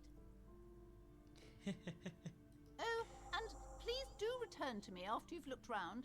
I'm quite anxious to know what she has to say about Please, the yeah, curse. please be a What possum. you discover in there. Please be a raccoon. Unbelievable darkness and ruin. Oh my god, okay. What you discover? Probably just office space. And the damn fridge. Don't be scared. Alright. Farewell. How'd I do, Kim? How'd I do? He didn't even care. You don't even care. Come on, Kim, let's go. You see a set of tattered Let's curtains. go. You see a dimly lit room full of dusty furniture and trash. If it's a doorway varmint, do we stands tell in her the or do we back, pretend it really was a covered in demon? dozens of scary little Seminese wards, your shadow looming over it like an omen.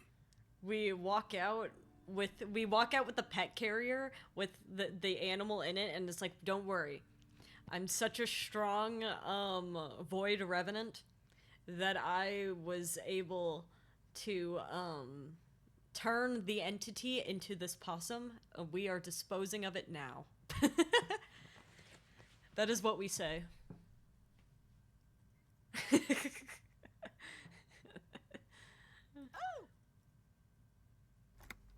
She tries her best to look away. Oh. Well, in here we go. Let's go. Let's go, Kim. Ghostly silhouettes of hair dryers. Vaguely androgynous portrait of a man.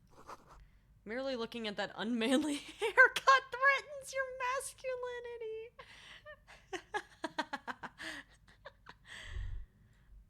I think you're just A heavy lame. door with a missing handle stands before you, covered in dozens, if not hundreds, of Seminese trinkets and charms.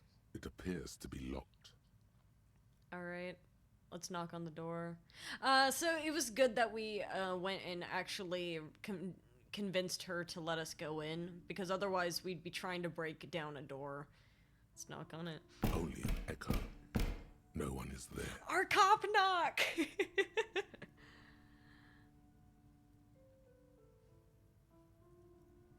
A hollowed out, dark echo.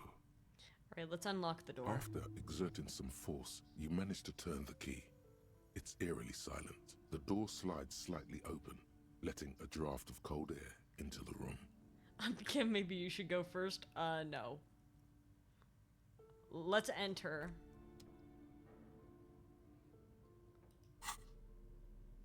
Hold on. I want to get the flashlight. We may want this. Hey, Kim. What is this place? It's an adventure. It's the netherworld beyond the veil. Looks like a gym to me.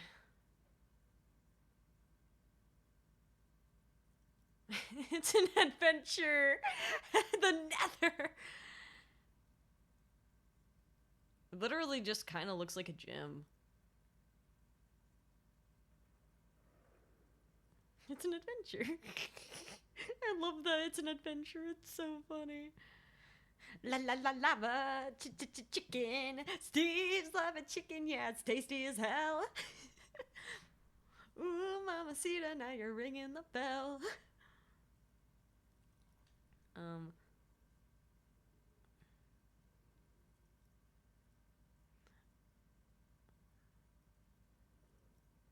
Spicy chicken, yeah, you're having a snack. Ba, ba, ba, ba, ba, it's a lava attack. It's an adventure. I really want to say it's an adventure. I really want to say it's an adventure.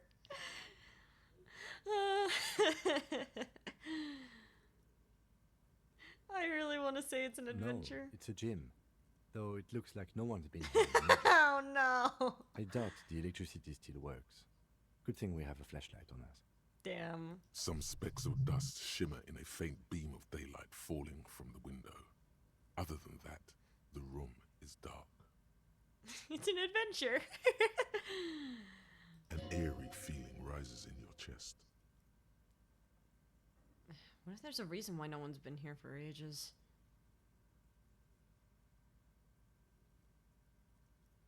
Yes, because it's closed. Well, yes. No need to look for supernatural explanations where a banal one will do. Now let's move on, shall we? You're no fun.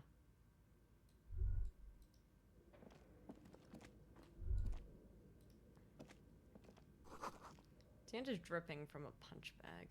It's kind of awesome that the shadows, like when we're shining the flashlight, the shadows actually match what we're shining it on. It's kind of awesome. The mold! The mold! What is that? Shot put ball. Yoink. Smells like leather and sweat. Poster says Sidious Fortis. Rest is worn off.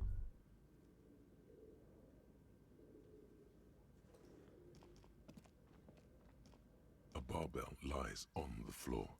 The color has worn off its weight plates. Oh, we could do a deadlift. Or a hang clean. It's 60 kilograms. Your triceps hum at the sight of these weights. Show the world what kind of beast it's dealing with. Lift them. No. There are no collars on the barbell. This is a safety hazard.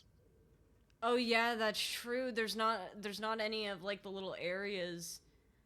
There's not like the little raised things that prevent the weights from sliding towards your hands or any clamps holding the weights in place. Show off for Kim. No. Why does it feel so familiar?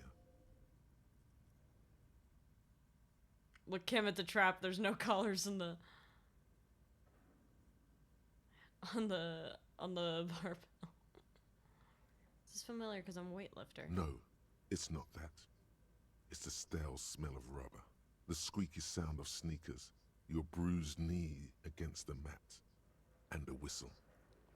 Then the feeling is gone. Like a gym? Just a gym in general? It's just a memory.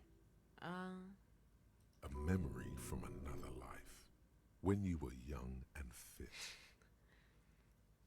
Let's pull him muscle. Look, him at the trap. There's no collars on the barbell. You're right.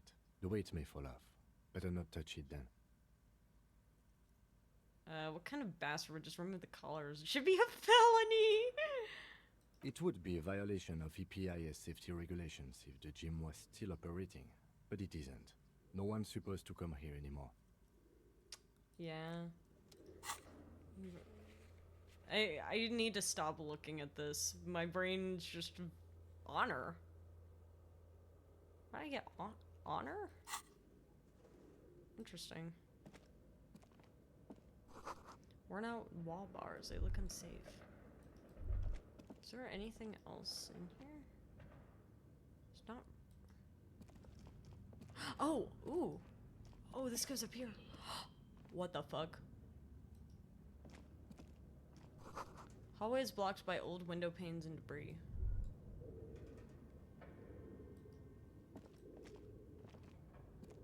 Oh, I'm really glad we have a flashlight now.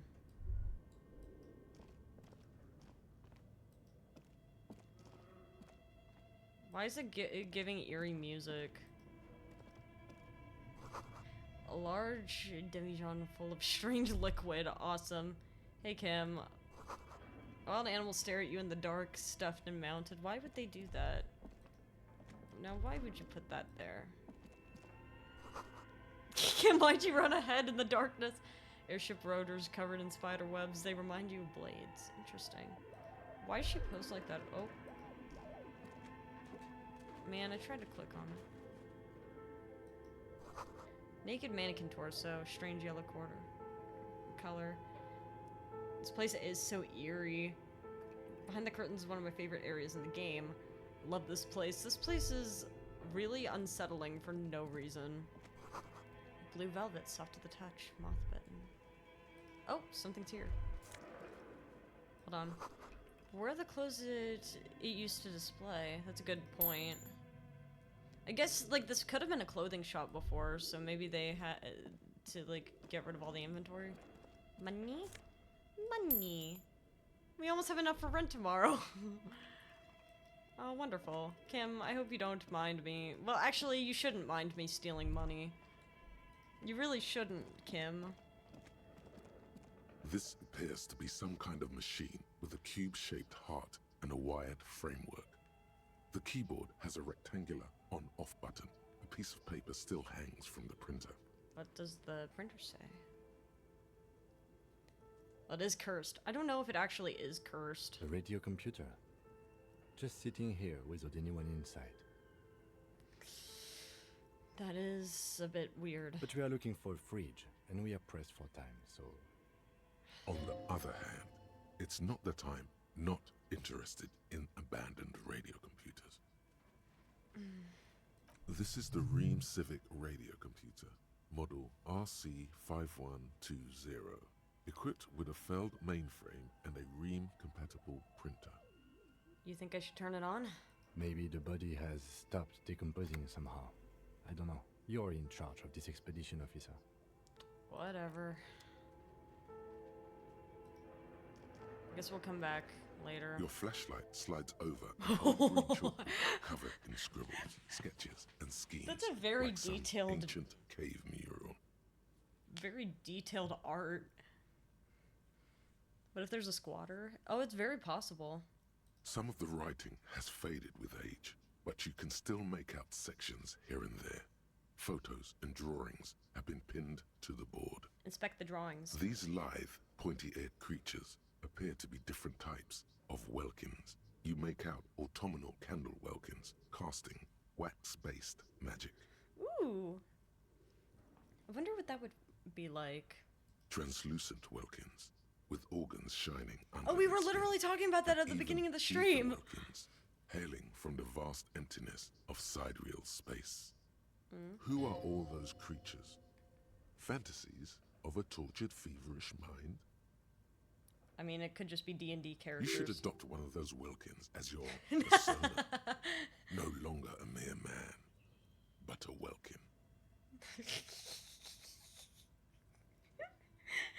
Just imagine turning to Kim and I'm like, yeah, I made my fursona. What do you think? Kim's like, officer, we should probably be focusing on the case. I don't think that dead body is. Kim, I know the body's rotting, but check out my OC. One of the Welkins, towering among the rest, appears to be different, however.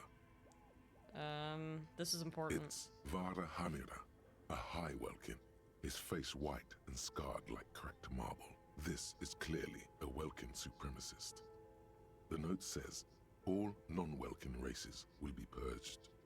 I see. The Haldor, the Twarg, the humans, and even headless men, all Headless of them men? purged. Harry the Imagine Hedgehog. A world filled only with Welkin, Green Welkin, Dread Welkin, and the High Welkin to rule them all. This is like, alright. Kim, look at my OC. Harry the Hedgehog. He's friends with Sonic and Shadow. Yeah, look, I put my tie on him. He looks great, right? He looks great. He looks great. Kim's like, we have to investigate a murder. It's a chili dog problem. An inordinate amount of time has gone into drawing these little Welkin creatures. One of them is a Vulcan supremacist.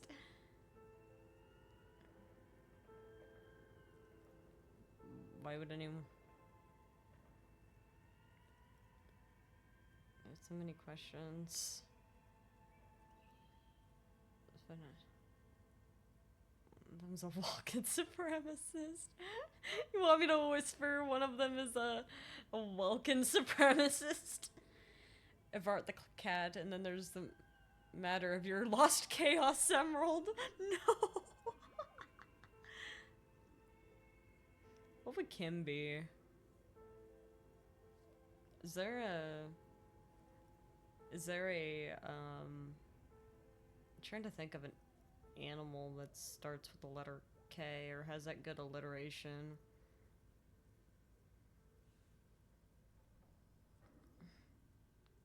One of them is a Vulcan supremacist.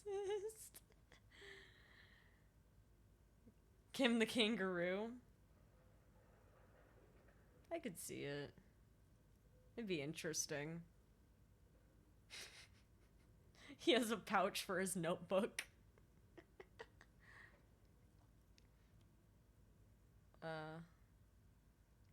One of them's a Vulcan supremacist. Political commentary. That one has a great beard, too.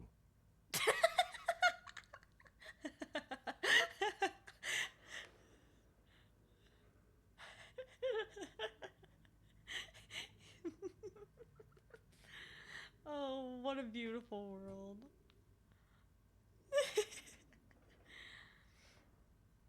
Do you think Kim has an OC? He probably does, but he doesn't want people to know about it. Just look at those details. So much effort. Alright, let's inspect the photos. The photo collage depicts barren, icy landscapes wrapped in perpetual night. You see permafrost and glacial landforms, dead trees grown in under the snow. Wait, is he actually gay? Wait, actually? Entire oceans have been frozen from shore to shore. There are pictures of settlements on dried up riverbeds, abandoned in a storm. Animal corpses in the dark, carcasses and bones. You see primitive oil rigs built into glaciers, boreal dvorg, yurts under the snow, great mammoth-like beasts of burden.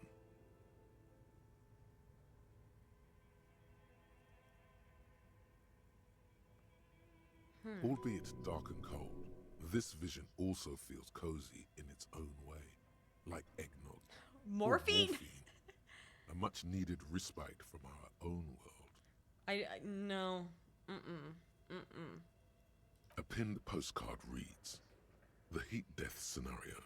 A desperate fight for geothermal energy engulfs the world as Wirral becomes untethered from its sun, drifting through the universe." Eggnog, morphine, we have a new drink to make. No. Don't do that. This is a monthly calendar from the year 50. Cryptic words like sprint, daily minimi, and GPI span the marker-drawn grid, the grand scheme of production and money. It looks a bit like an academic calendar, only much more brutal. Alright. Minimi stands for a mini-meeting. It's part of a bigger framework for managing work called RUN. Station 41 tried to implement it a few years ago, but failed. What happened? As time goes on, the numbers in the boxes grow rarer and rarer. The board becomes an empty snowfield in the final days. Only failure and regret dwell in this region.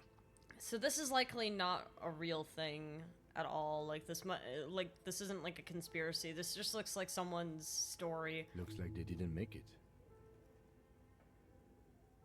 Except the frigid ice field of nothingness. A note in the bottom left corner of the chalkboard says, "See the prod schedule filament for details." Let's inspect the notes. The handwriting is only partly legible, but you can still make out 3 slogans: Call in, Tune Out, Wirral Untethered, and Heat Death of the Universe. A failed project. The full text reads, "Heat Death of the Universe is the new black." Another note says, "The biggest advancement in role-playing systems since the 30s. I fucking knew it. I knew it was fucking D&D. Of course it is.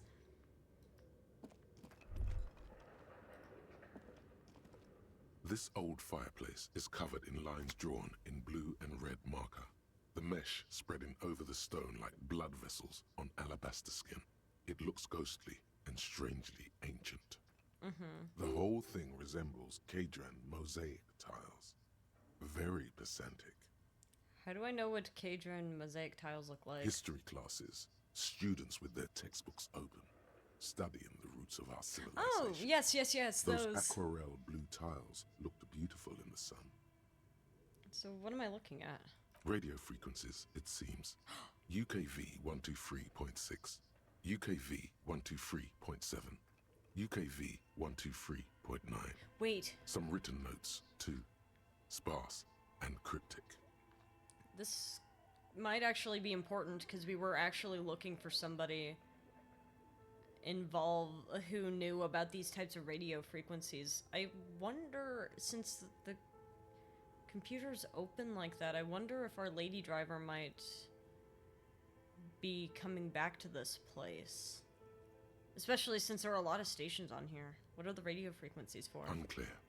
It looks like a cardiovascular system split into veins and capillaries. Very advanced.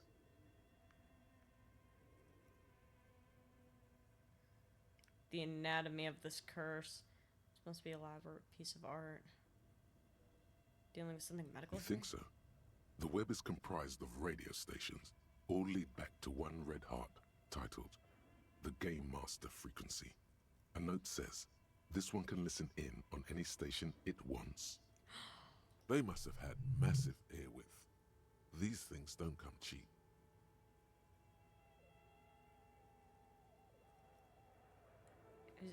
If it's a game, then who's playing? Wait, no.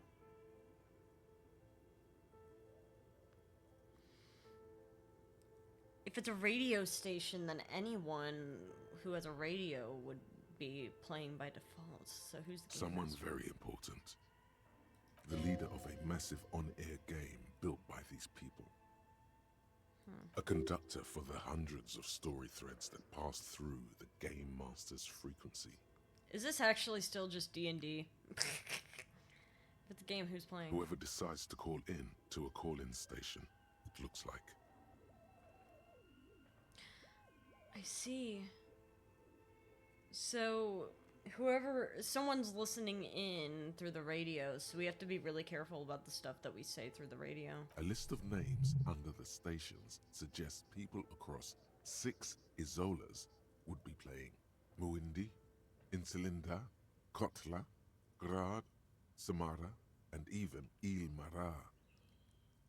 I love the stats that appears in the music. It's so freaky. There's no way a little basement studio working here could pull anything like this off. So it's part of a bigger operation. My God. It's as if the less money they had, the more ambitious their project became.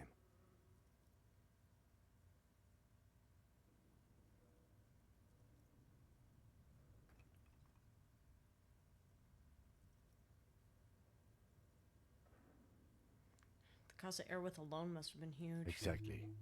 This schedule, I know doom when I see it. The company was running out of funding. What else? Nothing. It's just lines on marble. So An it's echo just a from D&D times long gone. project. No one has used the fireplace in ages. This old fireplace, the whole thing resembles... Well, let me see this.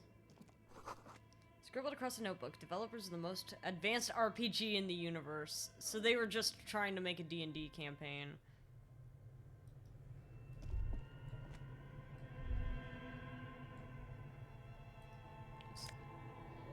Oh, magnesium and money. Money. I did always want more money. Windhausen from the coal chute above.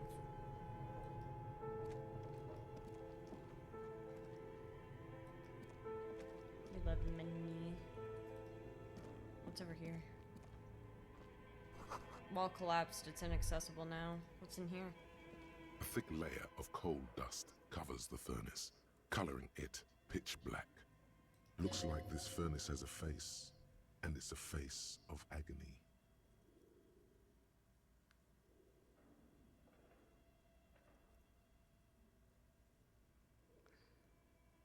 Smear your hands with coal. Said the furnace. It's dark and grimy here. In the darkness you can hear chatter. It's coming from above. A voice or several voices talking to each other. Near the smoke chamber, upstairs. This must be the entity that she's talking about. The echo is so prominent, it's impossible to discern what the voices are saying or what's producing them. What are you doing?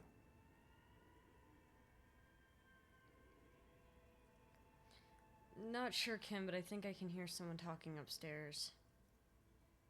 Wait, really? You should investigate, see if someone's upstairs.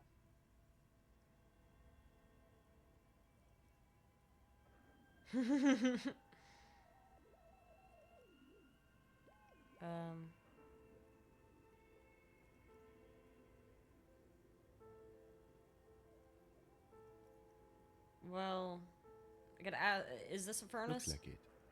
Looks like an old central furnace used to heat the building. It's connected to the chimney. He's just gonna peek inside. No one has used it in ages. No signs of any recent fire. Only dead rats. We know it's not the entity, so... There's our fridge. You see a terrifying ice bear with a strange compartment in its belly. The door is covered in frost, and There the were bear's rats. eyes are glowing red. Bro, the Klondike bear is kind of going crazy. The bear looks oddly realistic. Is it taxidermy? Let's crack open the door. A gust of freezing cold air rushes to greet you. You hear a low grumble as the bear regulates itself. This is the inside of a refrigerator. Well, we can move a body in The here. lieutenant takes a peek inside. His hand has found the holster of his gun. Relax, Kim, it's the fridge. Let's look inside. The shelves are empty. All you see are crumpled ice cream wrappers with the brand name Revachol Ice City. A handwritten note has been attached to the door. The fridge is huge. Oh, it is ice cream! It's preparing for fridge zombies. I mean, if we've seen Zombieland, they can appear anywhere.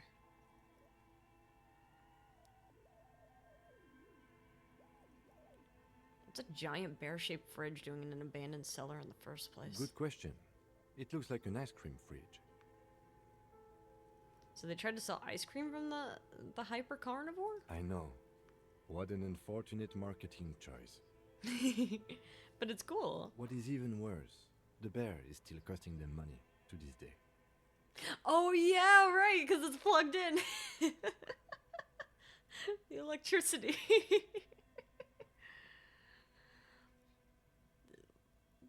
He said that so dryly, but he's got a silly side to him.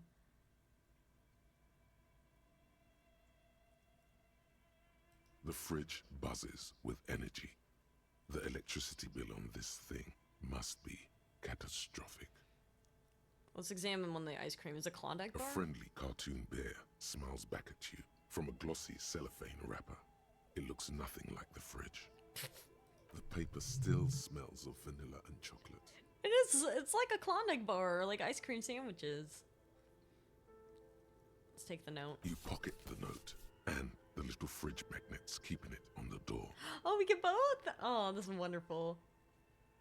Kim, what do you think about the magnets? What do you think about the magnets? I wonder what kind of magnets they are, actually.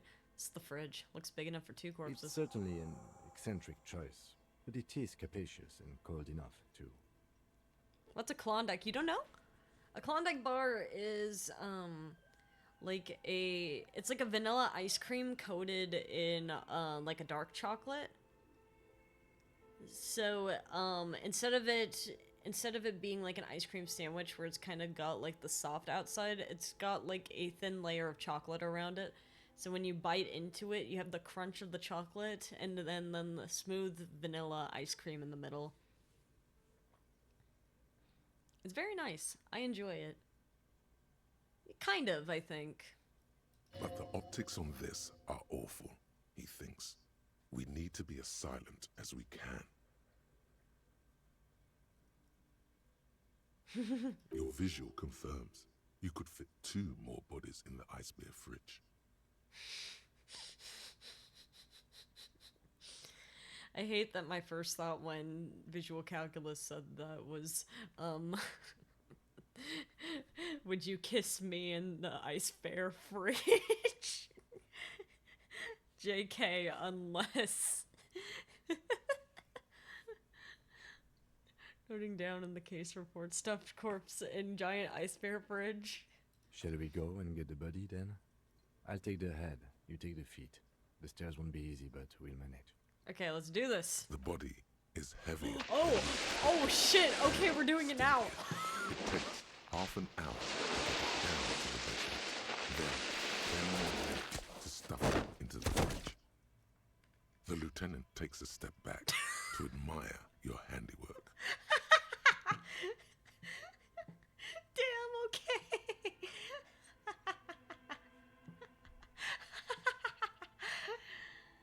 It's only one fridge with 2 people. Yeah, it's like, instead of the only one bed trope, it's only one fridge. Yeah, he's really in there. He looks kind of stuffed in there, too. Beautiful. A Dead body in an ice bear fridge. This is some of the best police work. Skill point! This is some of the best police. I'm not sure I believe you. Of course you don't. Look at that. What have we done? We stuffed a dead body in an ice bear fridge. This does not leave this room. I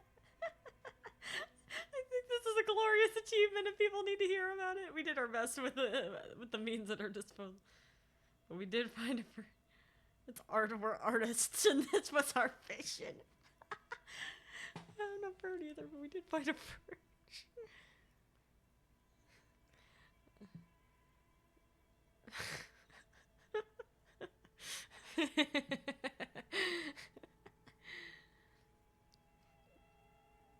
We did our best with the means at our disposal. Did we though? Okay, maybe we did. He agrees! At least we've stopped the body from decomposing further. Now you can conduct another inspection under controlled circumstances. Yeah, let's do it right now after we put it in the fridge. Inside the icy realm of the ice bear fridge, the corpse stands slumped, waiting. Oh wait, I can roll it now.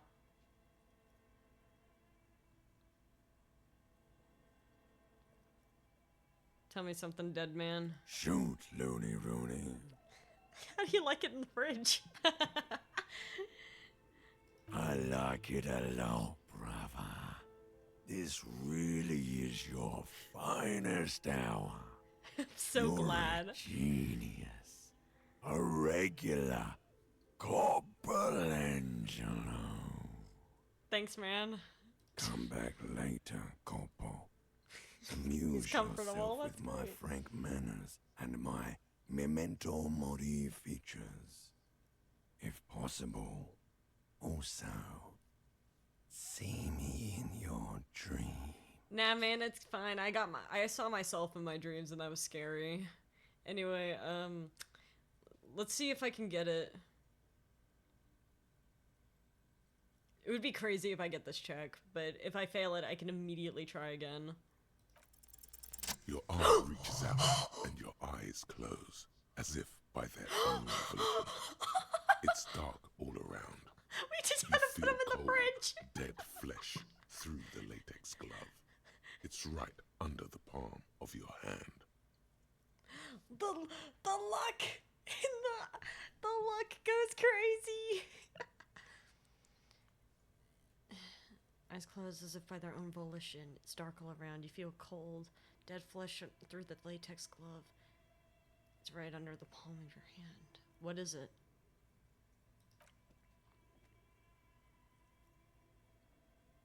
Can I open the door a little bit more than His this? face, his cheeks, his nose, his fat, swollen lips. Like a rubber spider, your gloved hand crawls on his features. Everything is silent, all around. Up the nostrils. They are swollen shut. You need to really push to get in. Wait. No, surely not. Surely not.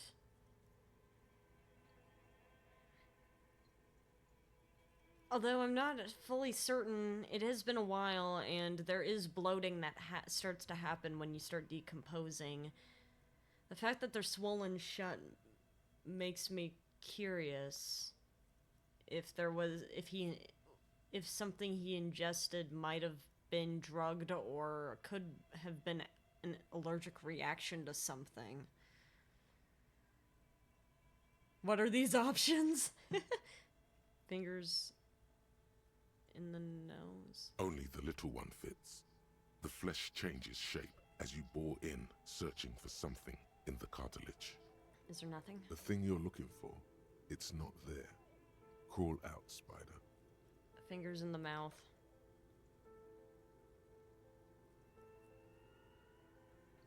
The oral cavity is cold and moist. A ball-like tongue attaches itself to the base of the mouth, lolling around like a scallop. I do think it's funny he's calling us a spider now. It is kind of It is kind of ew. However, we have to do this. We have to figure out what's going on. You're on the right track. Thank you, Inland Empire. Open your eyes and look. A ball-like tongue attaches itself to the base of the mouth.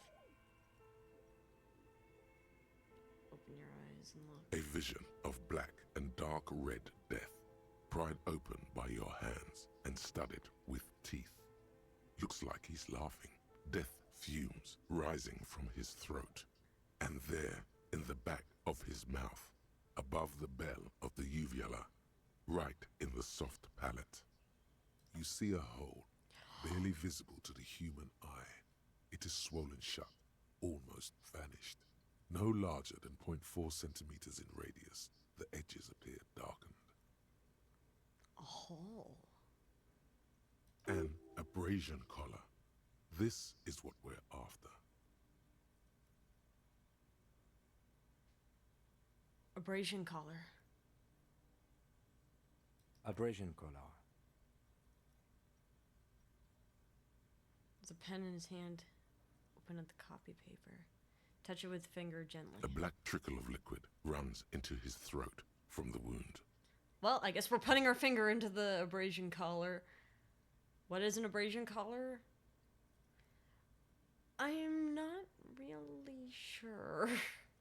But I guess we're putting our finger in it. Index fits right in there. A tight tunnel of flesh opens up. Tissue damage. Wide enough for 2 fingers.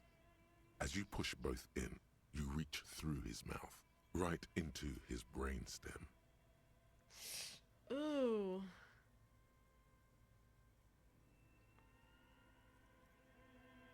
Brainstem. Yes, that's what this part is called. Alright, feel around first. The basal ganglia feels clumpy. What Yeah. entered here has torn apart his reptilian complex. Oh. It's the entry... Okay, entry point of a bullet wound. That was my first thought, too, when they were talking about the size of the... When they were talking about the size of the radius. So he's been shot. Which means... He wasn't... He most likely might not have even died from the hanging. He was shot, and then they hung him to cover up the shooting. This man will never sleep again. Never wake. Push deeper. Your yellow fingers slide into the remains of the limbic system. There is no resistance. It's gelatinous. The slug-like structures are damaged too. The tearing extends deep into both hemispheres. There's a cavity cut right between the hemispheres. The lieutenant answers with the sound of his pen on paper. We are just reaching up into this fucker's brain. That's awesome. Have we considered that maybe Kuno threw a very small rock at maximum velocity? No. No way. Your fingers are all the way in now. Reaching Oh, the towards inside of the skull? The cavity goes further, but the entry wound isn't wide enough for the rest of your hand to follow. Alright. Wriggle in. Your fingers reach toward his skull. His cerebral cortex feels like jelly. Cold jelly. Strange fluid streams down your wrist as you push deeper until you feel it on the tip of your finger. We're gonna find the bullet. Ice cold serrated metal. Its edges cut right through the latex and into your finger. I feel a solid object right under the skull. Can you get to it? I can try. I don't... let's inspect the skull first. There's a tiny crack. A protrusion in the cranium. Right in the back of his head. Your finger must be pointing straight at it. From the inside. Huh. God, please let us pull out the bullet. The object that is in there stops just short of the skull, in the encephalus, knocking this tiny fracture into the cranium. Huh. We have the makings of a very small exit wound here. We have the precise spot of the exit wound. 17% isn't real. I can give myself some extra assurance.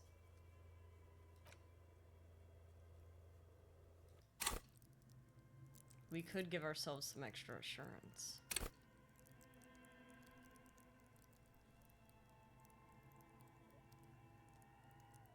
We could.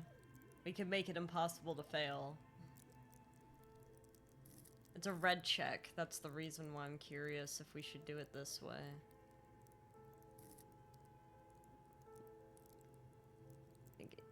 Just a chance of rolling 2 1s.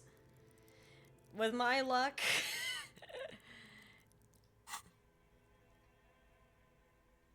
It can't be retried. Please. I will cry. I will cry. It'd be really funny. We get the 17% pass for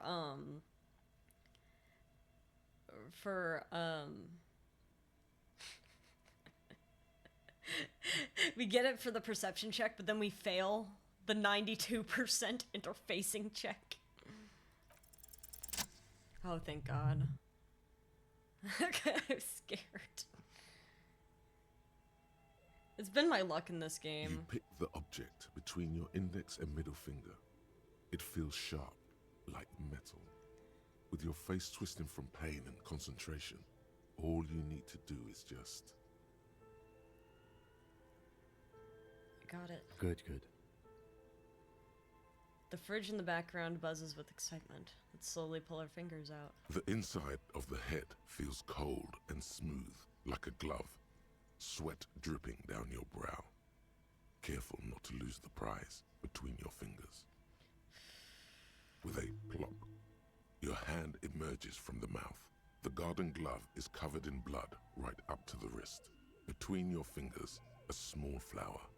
A blossom made of lead. The lucky streamer never fails. Dude, did you see how many times it took for me to try to investigate this body? A bullet. The lieutenant puts a small bag marked evidence under it. So, he's been shot. Which means, again, it's very possible that he was killed by the bullet, and... or at least... the bullet was a very prominent part of this murder, and they tried to cover it up with a hanging. Drop it in. The bullet falls in the bag, leaving a smattering of blood on the plastic. He raises the bag under his eyes and says, A non-caliber. Rifled. Some kind of brittle alloy. Fractured on impact. Can I have it? Keep it, Lieutenant, as a gift.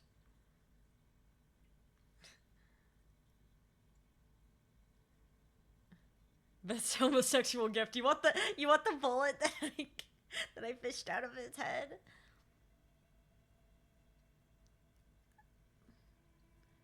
I feel like I'd want to have it so that I could show people, or well,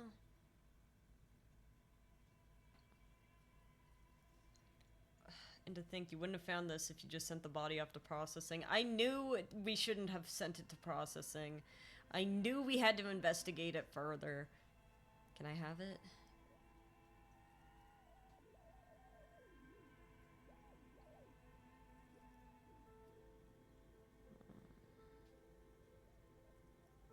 Let's keep it.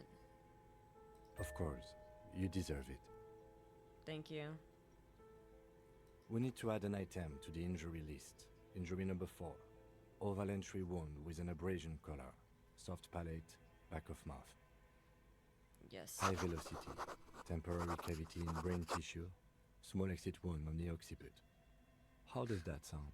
Sounds like heaven!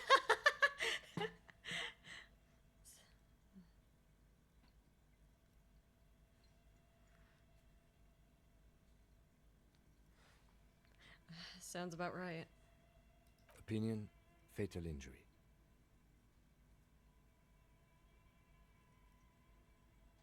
Goddamn right.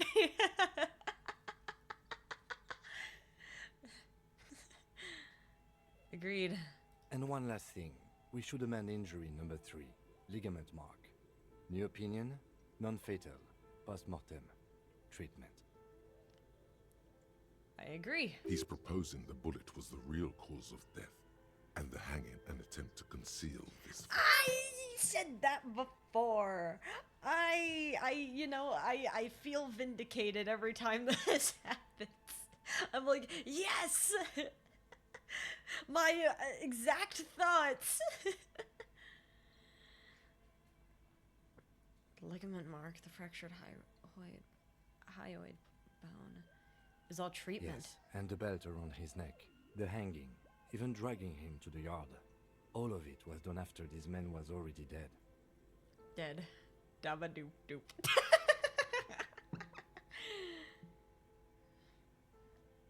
Deadity dead dead.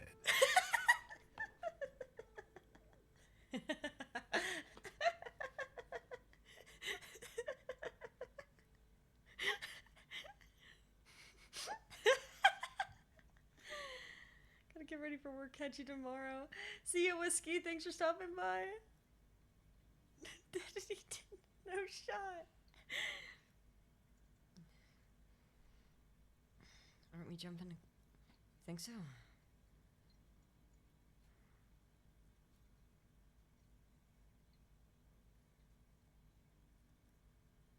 I did not just come up with this. I've had my doubts since you showed me the tracks, officer. Why did they carry him over? Why not march him? There is no satisfactory explanation. There have been other signs too. Small details. Everything is too neatly designed for us to assign probable cause here, as we did foolhardily.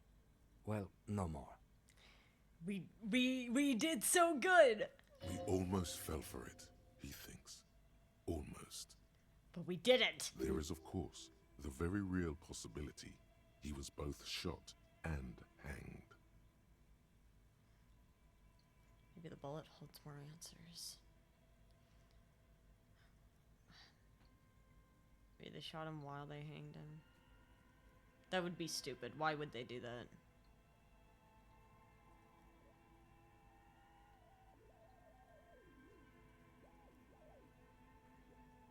Because that's not a convenient place either. To get an entry wound there in the mouth implies that the mouth was open. And that would be a really hard shot to do while he's hanging up in a tree like that.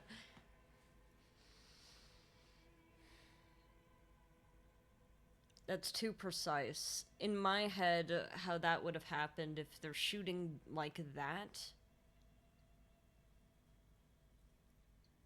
was that the gun was shoved down his throat. There's no way that was just a...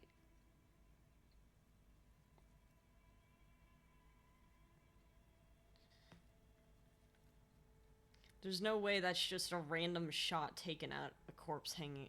It's shot at a body hanging in a tree. That's a very deliberate shot. Because that's too hard to just get, you know? Because that would have to be like a 0.1% chance of getting it. Because he'd be thrashing it around. Tied up before his death. Exactly, yeah. Because he'd be thrashing around. It's hard to get to, well, it's also very possible he had been drugged. They did mention that before that he was, drunk. If he had gotten, like, if he was under the influence of, drugs or he passed out due to alcohol overconsumption, or if his... Or there's always the very real possibility that it has nothing to do with either of those things. Yeah, the nostrils could have been affected by that too. But, like, the thing is, It's very possible that it's neither of those things. It could have been that he was inebriated and he was unable to make rational decisions. It could have been an act of seduction. Thought of drugs, because sometimes people can be overdosed via an insertion point in the tongue. Hard to do on someone else. It could have been an act of seduction.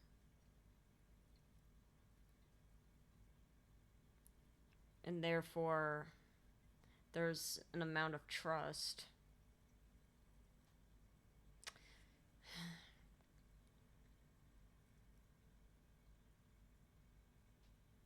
Why would anyone do this?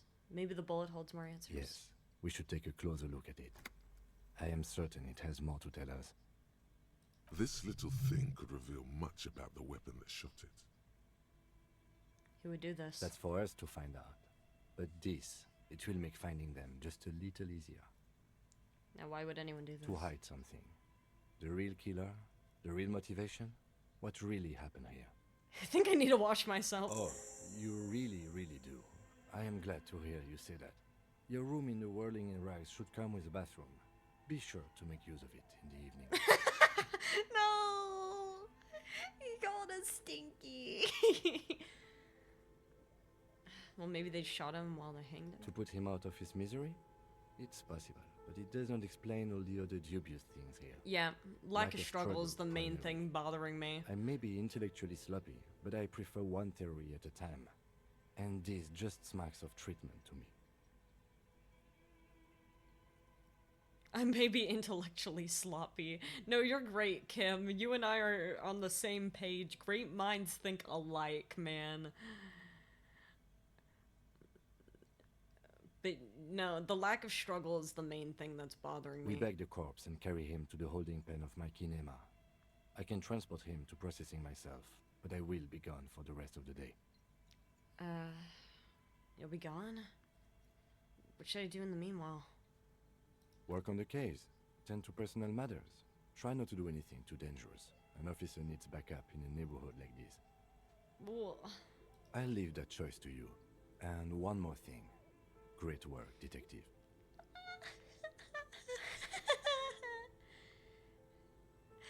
Howdy, Jules, how you doing?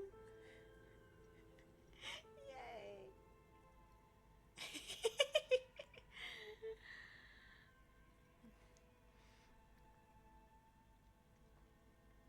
After you bag the corpse, Lieutenant Kitsuragi will leave the party until tomorrow morning. You can do side tasks and even the main case, but it might be more difficult. Plan his exit accordingly. Okay, yeah. We'll come back. We'll come back. Thanks, man. Oh, the shot put ball. For shot put, favorite pastime of elderly gentlemen. I feel like you should hold on to this and make good use of it. To sell such beautiful old school sports equipment would be a sin. I wonder if we could bring this to Renee. That might be important. Handwritten note from the fridge. Let's see what this says. The note is written with a blue pencil on a piece of lined Whole office day paper. without The kitchen Kim. magnets have left Well, the thing spots is, on its surface. the thing is, we promised Kim that at 11 o'clock, I believe, we are going to go see the. No, not 11. 9 o'clock. 9 o'clock. 9 o'clock. We're going to go see the smoker. We're going to the smoker's apartment. Oh man, I'm gonna smell awful.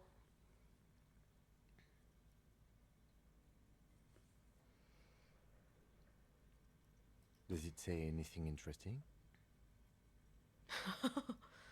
I wonder. This is tangential at best, but the lieutenant's detective instinct is still active. Well, what's it say? Someone has scribbled, S. I can't believe the off-site copy is still here. The illiterate ginger kid keeps stealing stuff from the studio, so I had to hide it somewhere safe. Is it Kuno? You'll find the filament memory with the off-site copy in the frozen ice cream maker. Please take it home, ASAP. It's important. I'd do it myself if I lived in a civilized Who could place that with be? a freezer. Take care. Suliswaf. I wonder who wrote the note. Someone who owns a radio computer? My guess is as good as yours, officer. Which is to say, not very good. What's a filament memory? It belongs inside a radio computer, storing its memory. It's like a tape.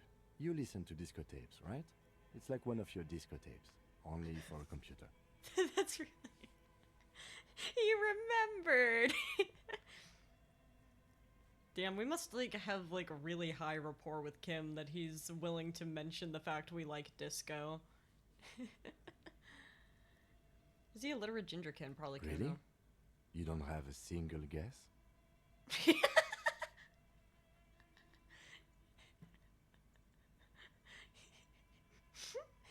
probably Kuno. And Kuno? Oh, I'm sure that child would love to get his hands on a filament memory. Even if he doesn't know what to do with it, he'd probably try to pawn it for speed, based on our encounter.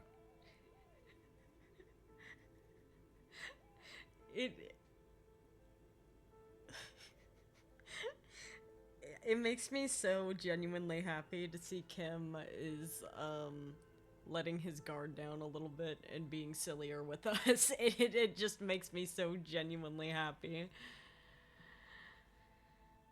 Do you have any idea where the frozen ice cream maker could be? I don't know. I assume it's somewhere close to the ice bear fridge. Dude, we can make so much ice cream. Put the note away. Oh, the bullet. Let's see. The bullet is safely sealed away in a plastic bag bearing the RCM stamp. Kim has filled out the label on the bag with the item number, case number, and date and location the bullet was found. Kim knows we're /serious about it. Yeah, he does. Beside his orderly handwriting, the bullet looks especially sad, like a tiny, shriveled head of cauliflower. What do I do with you, bullet? Just say it out loud. What do I do with you, bullet? What? I said, what do I do with you, bullet? Well, if I was the bullet, which I'm not, I would say, find the weapon that shot me.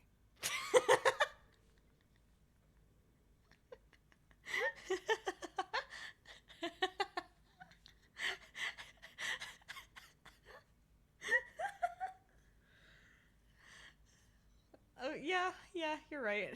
Good idea. Come on. If we find who owns it, we will have likely found who used it, possibly to kill our victim. That's true, but we need to check fingerprints first.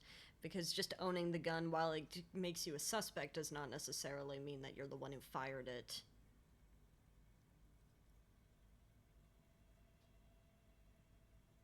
In conclusion, the more we know about this bullet of yours, the better. Alright, let's feel the bullet through the bag. The squashed bullet has some sharp edges where the jacket has split open. It feels cold, even through the bag. You wouldn't ordinarily have cause to handle jacketed bullets. The citizens' militia uses cast bullets only. Little pebbles of metal loaded from the muzzle, usually in a cartridge. Jacketed bullets.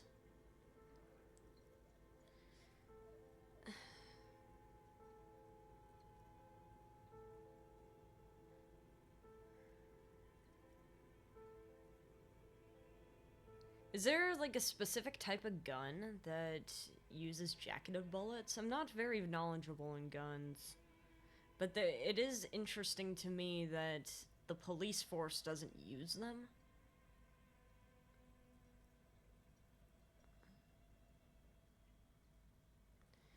It's almost like they're a little bit higher durability, perhaps? So we're either dealing with... Oh, there's rats! Wonderful. We're either dealing with something that is a lot more expensive, or someone who has access to a lot of military grade supplies, like beyond like the police force. Like, this is interesting. Jacketed bullets are like modern bullet you see. Yeah. So these would be higher tech stuff. Inspect the bullet. The jacket of the bullet is made of a yellowish metal. It has blossomed out to reveal a dark grey core. The base of the bullet is close to 5 millimeters in diameter. 5 millimeters. So, like from a pistol, perhaps? You can just about make out a few striations near the base of the bullet. Little hairlines, linear. It feels standard. Perhaps it's like a pistol? It's quite destroyed. Some of the fragments are still lodged in the wound. What can you say about the bullet so far? Wow, I actually know this. It's a jacketed bullet. Close to 5 millimeters in diameter. A jacketed bullet. Okay. It would have been shot from a military-grade breech-loading rifle. That's a Not rifle. from a muzzleloader, like those typically found on the streets of Martinez. 5 millimeters.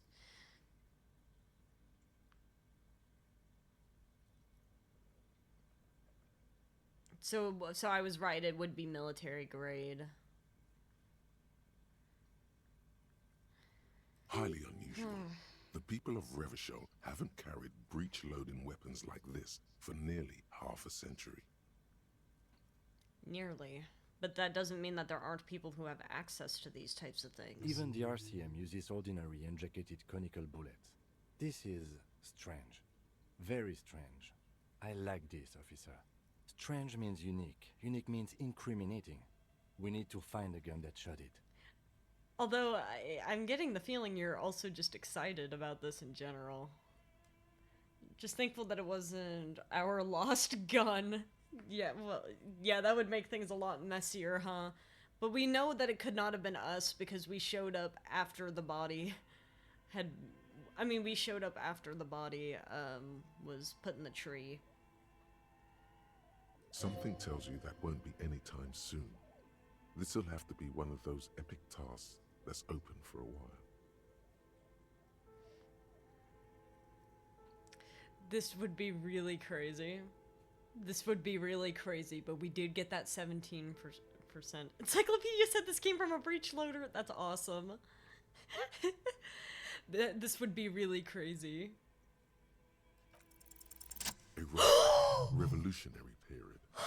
Your bullet looks to be an old 4.46 millimeter from the surplus left over from the turn of the century.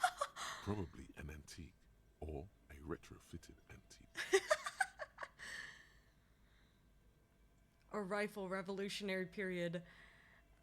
Old 4.46 millimeters from the surplus left over from the turn of the century, antique or retrofitted. The 4.46 caliber was widely used with the Belmargrave rifle, a Revacholian manufacturer. The BM dominated the battlefields of the Insulindian theater of the anti-centennial revolution 50 years ago. Is anyone still making these? No, but Zeliger, a major firearm manufacturer, ended up with a surplus after the war. So there are still a lot of these old military rifles floating around, usually broken. The I'm quality so was appalling. I'm so Who uses Bell McGrave rifles these days? Antiques enthusiasts, guerrilla fighters in distant countries, a few lucky jamrock bangers. You're looking for a well-preserved antique, most likely. I doubt Renee had anything to do with this. I highly doubt it. But he's the only person I think that would have one. What are you thinking? Bullet? I think I know where this came from. Okay. And? The shot probably came from a Bell McGrave rifle. An antique. That makes sense. There can't be many breech-loading rifles floating around in Martinez, or anywhere in Ravachol, really. Why not? Sure, there's some arms trafficking, but the laws prohibiting the use of breech loaders we inherited from the monarchy have been effective, from what I've seen. I see. So there's actually laws prohibiting. So this is not only an old gun, and it's an antique, but it's an illegal gun. Some new RCM recruits get impatient with their muzzleloaders once they've trained with military-grade weapons, but they realize it's worth it in the end. Prohibiting? peacetime law enforcement to front-loaded rifles is a policy enforced by the Moralist International in all the nations of the Real Belt.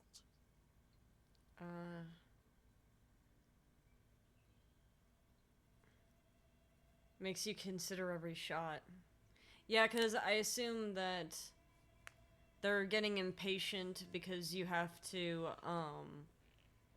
because they're not, like, automatic at all. So, it takes longer between, shots and takes longer to reload. So, it's a really interesting form of gun control where the police are using musket-like weaponry. Yeah. It makes you consider every shot. Imagine if everyone, cops, citizens, had access to firearms that could shoot multiple rounds without pausing to reload. After the first shot, the second, third, and so on come much easier. Yeah. Well, because as soon as you pull the trigger, you don't have to pause to reload. I mean, it's just muscle memory at that point. But back to the investigation. So, could the victim have been mixed up with some foreign guerrilla fighters? Seems like we're looking for an antiques enthusiast. Doesn't seem that likely, but we'll check out all possible leads. Next step, finding the gun itself. The bullet has nothing more to say. Nice. Wash off the death smell. So I guess we're gonna wash up after we send Kim away. Look at a working firearm that shoots 4.46 ammo.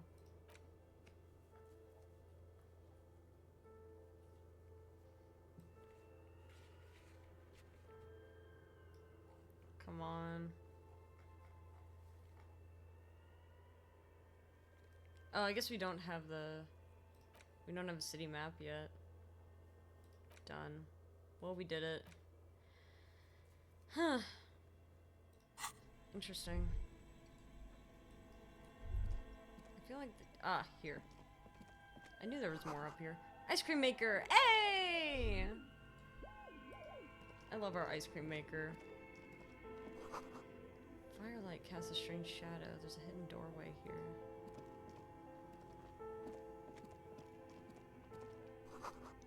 Two rusty rifles are hidden above the piping. But they're inoperable. What's this? A few bricks have fallen off, revealing a compartment behind the wall. It's too dark to see in. Where are we? Seems like an old bunker from the Revolutionary period. Look at all those rifles. Must be an old weapons cache. There's a hole in the wall. Instantly found the murder weapon? That would be really crazy. Luck going super crazy today. It's like, yeah. Not only did I manage to find the bullet on a crazy check, I also figured out. I also got it out on a crazy check and found out what specific gun it was. Anyway, there's a hole in the wall. Yes. And there also appears to be something inside the hole. Interesting. Do you want to take a look? I do.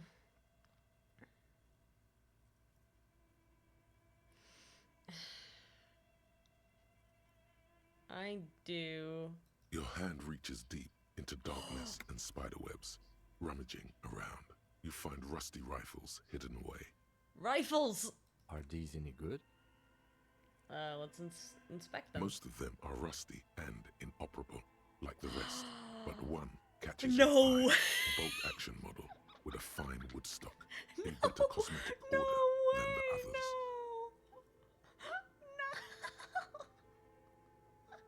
No, we were just joking about that. This old Belle McGrave looks so That's cute. a rare sight. Seems to no longer be functional, but still, beautiful thing. Looks amazing.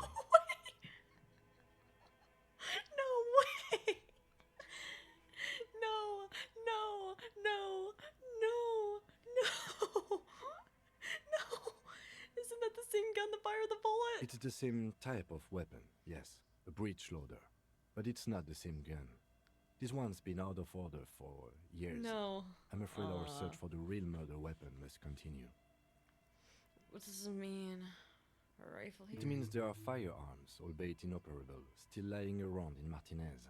It's an interesting coincidence, I would say. Might come in useful in the future. Damn, that would have been crazy. He likes this find. Well, A few bricks of what's up here? Someone stuck some busted guns beneath the ceiling. That would have gone crazy, though. Oh, wait. Oh, we have a gun. We have a gun on us. I didn't know we had a gun on us now. Well, we have a gun on us. Still a crazy find, yeah? Oh, what wonderful news. Where's an ice cream maker? This orange machine is buzzing like an old submarine. It has a hand-cranked ice cream churner on top and an electric freezer that appears to be frozen shut. Let's try to crack open the lid. You slip your fingers under the frozen lid, but the ice is too cold for you to... No. Wait, this pry is bar. going to need something else. Some kind of super pry bar. Don't even try to open it with a regular pry bar. You're just wasting your time. Finally, we could threaten Art Claire. If you want to try again, then you need to have the pry bar in your hand, detective. I see. Equip the pry bar by going I to the know tools how tab in your to, inventory. tutorial agent. From there, you can equip it to a I health know slot. how to do that. Turn the ice cream Turning the thing. crank feels oddly satisfying, like stirring your childhood dreams. In the distance, you hear water dripping. Is this a memory or is this literally? It's all gone now. You'll never become a poet or an entrepreneur. What the fuck?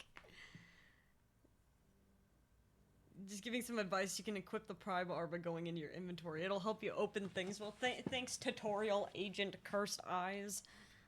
Leave. Whatever, man. I'll take the fucking pry bar. Who cares?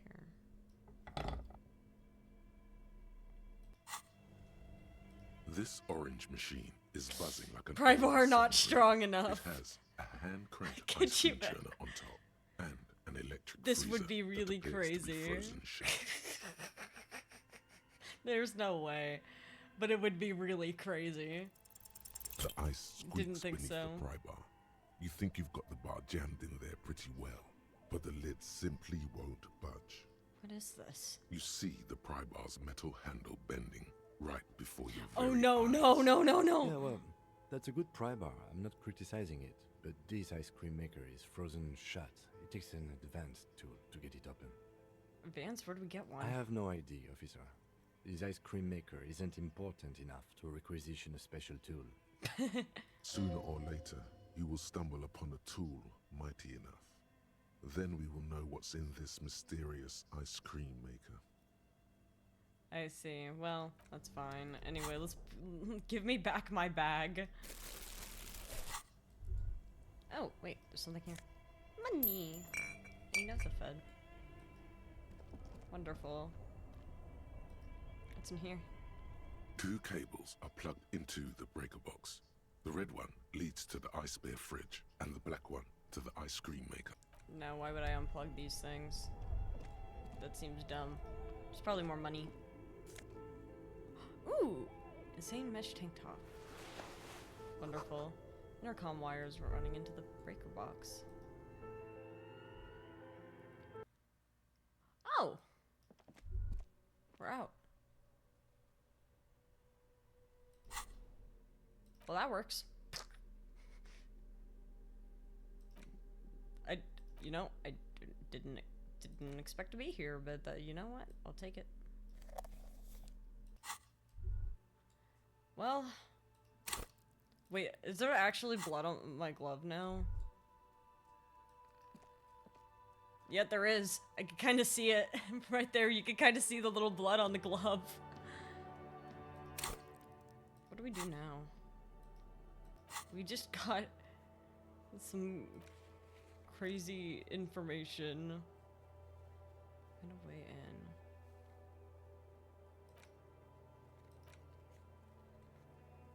Well, we figured that out though, no?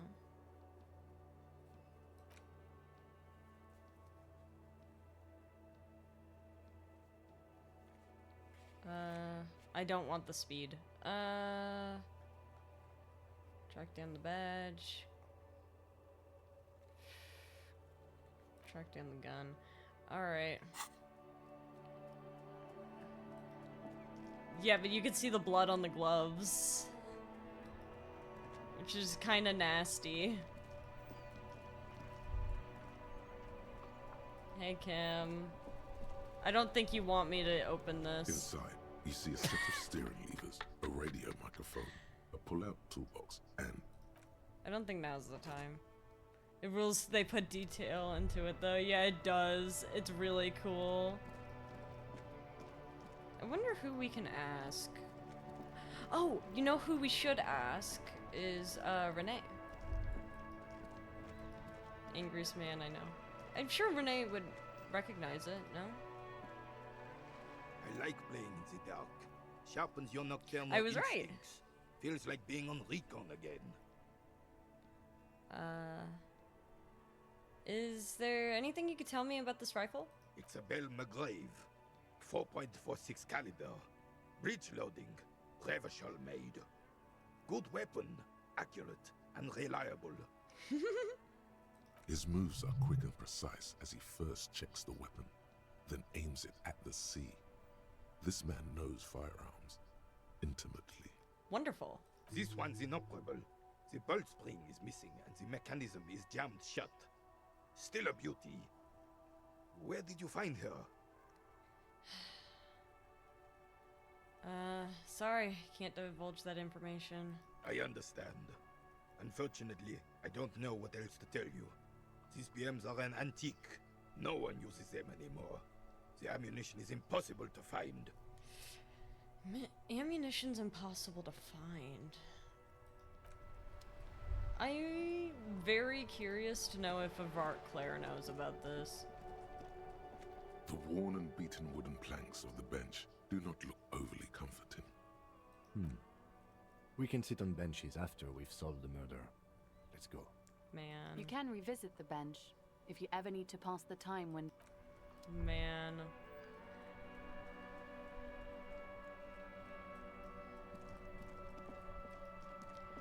He seems to know everything that goes on in Martinez. Yeah, but I want to check one more area first.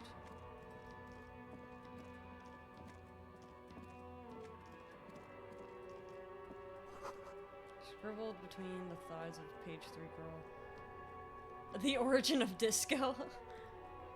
Awesome. Hey, sir. Hello, hello.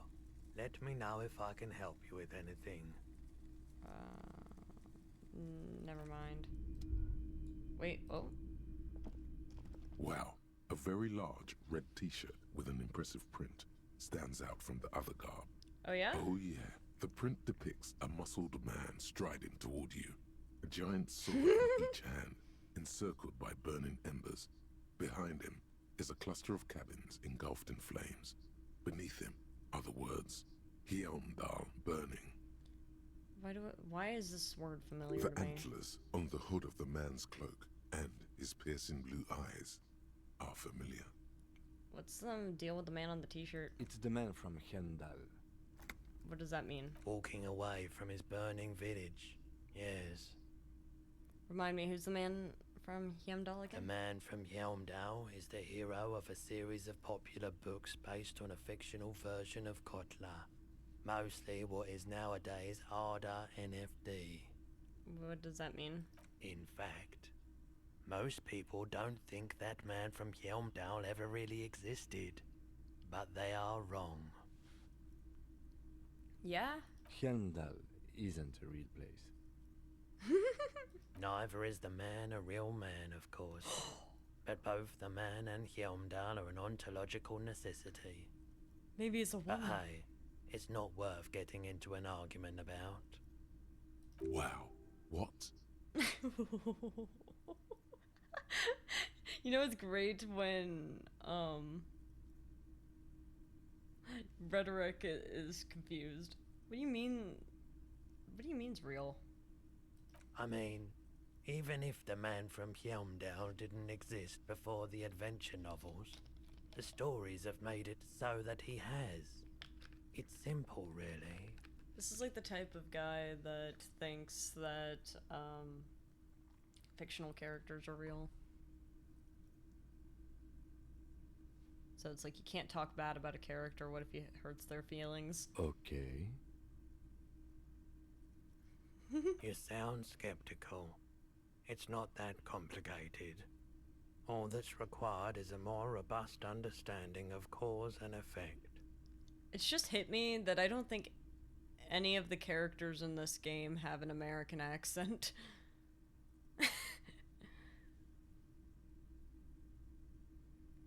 It just hit me. Everyone's European.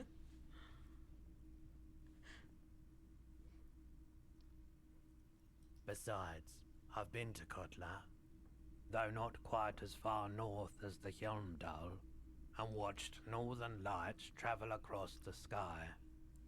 Very unique, energetic tides there. His theory isn't exactly incoherent, but its logic does suggest some unusual neural activity. Interesting. He's high. Oh wait, yeah, I might be wrong. Titus might be American. Never mind. Never mind. Forget I said anything. Very, very unique energies indeed. Geomagnetic ley lines, one might even say. Anyway, why would I sniff the t-shirt? That seems strange. I don't want to make... Oh wait, we already have enough money for rent tomorrow. Wonderful. I haven't even had to pawn... I don't want to pawn his handkerchief. But at least tomorrow we get to go across the bridge. But yeah, I want to go see what's up with Evart Claire.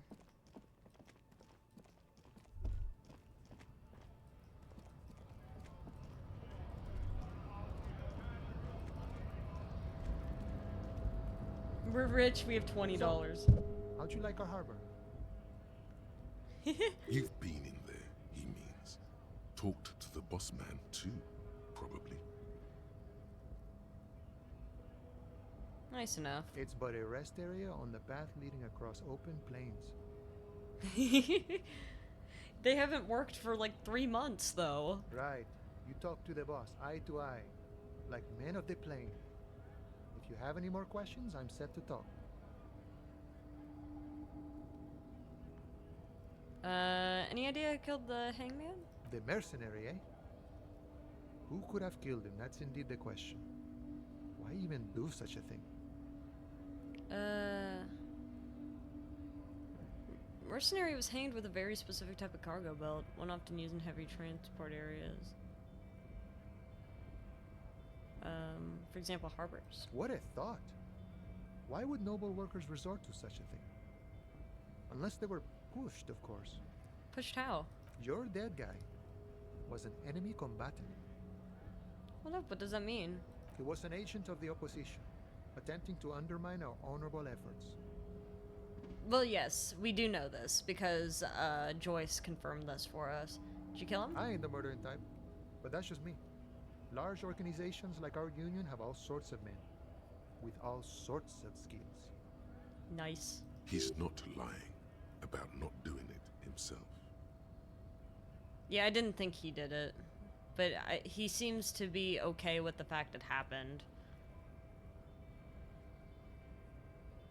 What terrifying implication that large organizations have all sorts of men with all sorts of skills. Understood. This has been of limited use. Still, thank you. I mean, it is Pride Month. No problem. I wish the best to you in your search. Sure, I'm glad it's not my search. Thank you. Good talking to you. Happy Pride.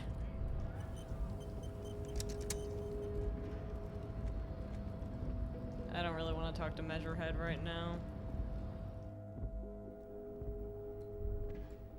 Oh, wait, what's going on over here? Giant aspirin on the pillow and pattern of coffee rings on the armrest. Someone's habitually chilling next to the radio. Something up here. The file cabinet stands steady as ever. Sliding out, a drawer slides. I think we already got what we wanted from that.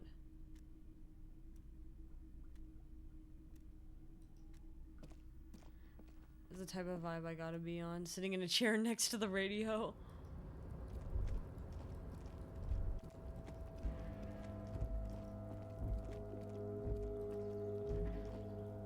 I mean...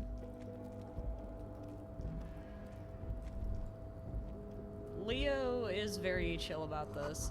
Well, composition halogen lights watches you emitting a low buzz.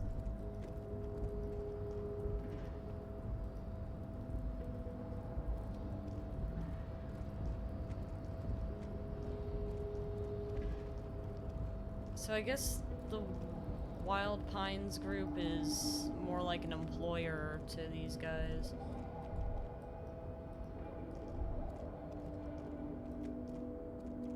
So this is Art Claire's area. Got his little typewriter. I don't want to sit in the chair. Hey man. Mr. Dubois, a pleasure as always. You don't have to sit down this time, since you've already sat on that chair. Ah. Never See mind. you soon, Debardeur. Just kidding, but not too much. I don't know what that means. Never mind. I guess you don't have information for me. I mean, as much as I want to know about the gun, I don't really want to deal with you. We just have to figure out what to do with 30 minutes of our time. Hey, Leo. Oh, hey, mister. I knew you'd be back to talk with old Leo here. Yes, I did. Yes, I did. It's like Lady Larice said when she opened a bathhouse in the basement of my apartment building. They can only get so far before they're aching to get back. And lots of folk really did keep coming back. I have some questions for you if it's not too much trouble. No trouble at all, mister. No trouble at all. It's like that old saying goes, wisdom withers if not shared. And old Leo is always up for sharing. Oh, well, I guess I've already asked all the questions. Bye. I could buy a board game, but I have my rent money.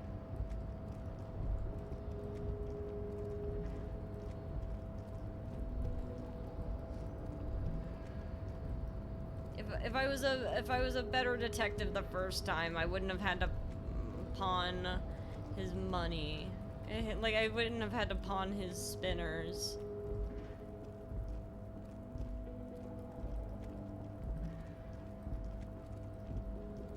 I could have been better. Stweemu. Howdy, DJ. How you doing?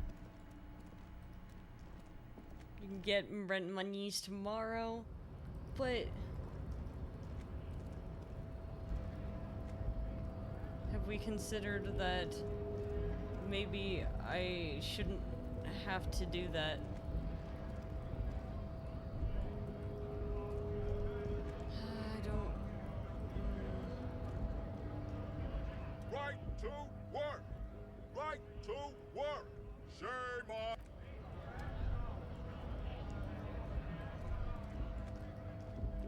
I wonder if we can find anything on that lorry. If there's anything new we can get. A lorry abandoned. Open The the smell door? of cigarettes and No. closed the... Never mind. Alright, can we show anything to her? The woman is still Doing okay, not sure how long I'll be on, her head but I'd be swaying remiss not to the send my music, honorary her greeting. eyes Well, thanks for looking stopping at by. Nothing in particular.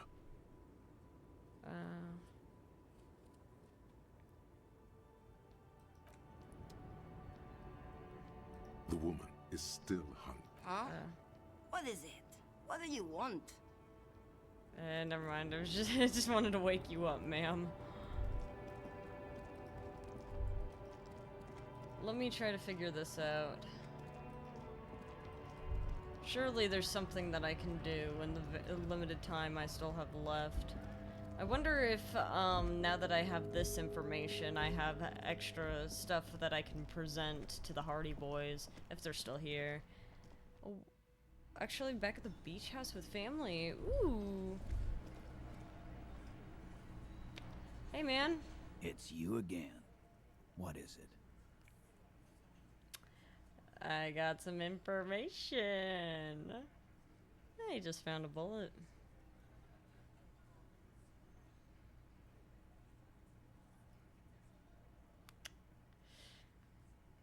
In the hangman's head? A bullet, you say? That's mighty curious. Oh, the lovely disco lights.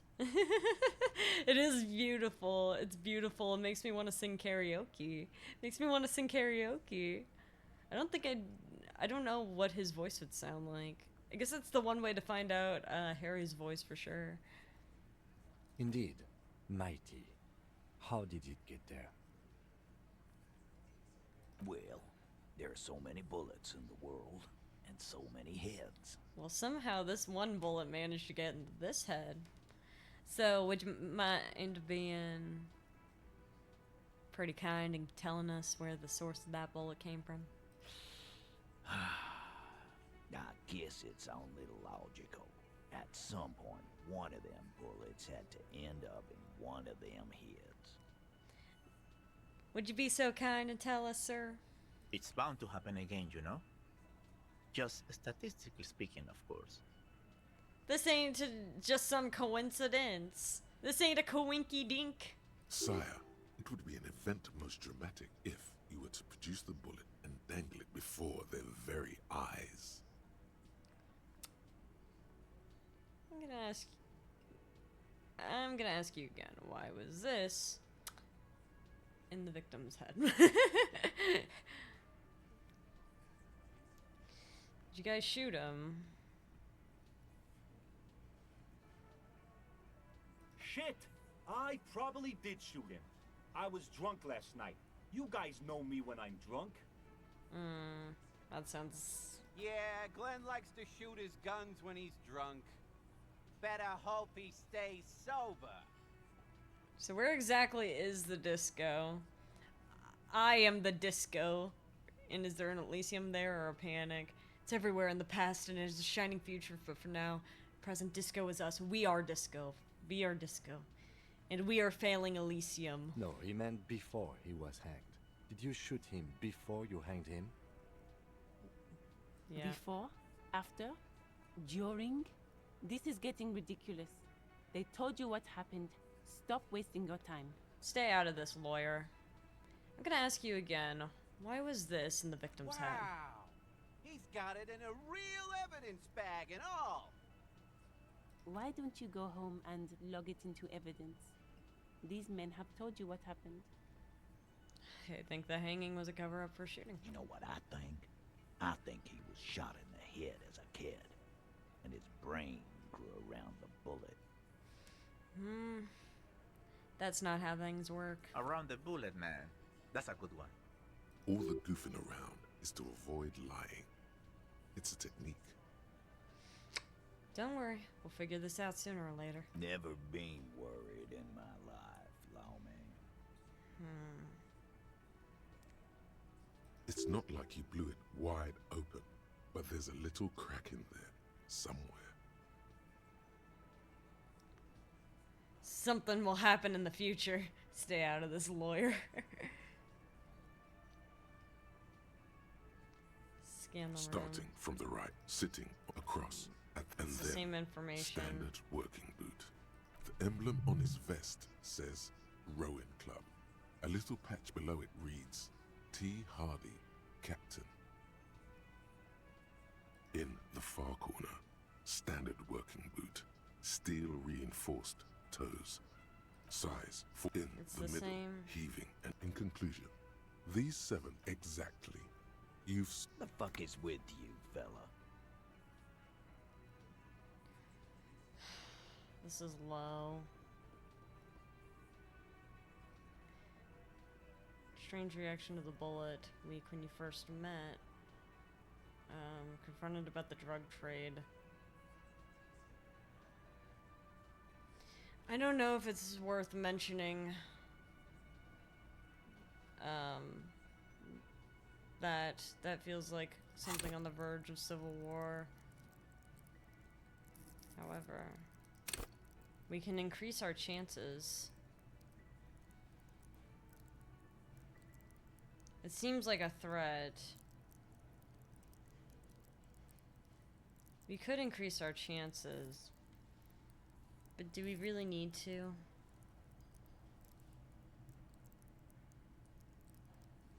I'd rather not make a fool of myself. I wonder if there's something... Again, just get the dead guy's autograph, since you're his biggest fan. Good one, Titus. No more. About fucking time.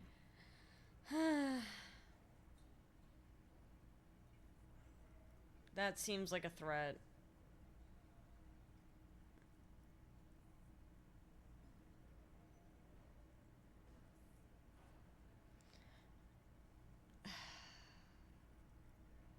I could put something into authority. Get it twisted, I believe. I don't want to lose morale trying. I could always try to buff my chances.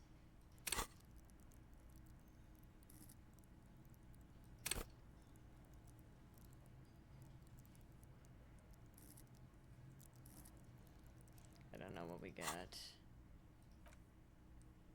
Let me see what we have clothing-wise that might increase our chances.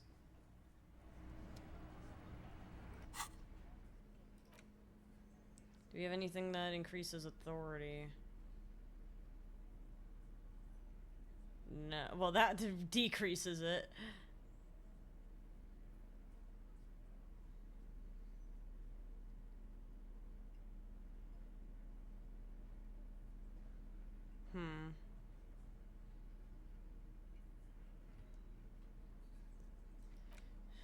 We have -2 authority. Well, alright, awesome.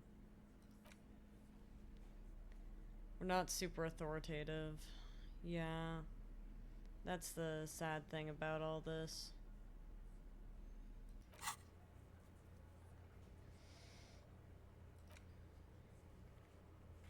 How do I establish authority?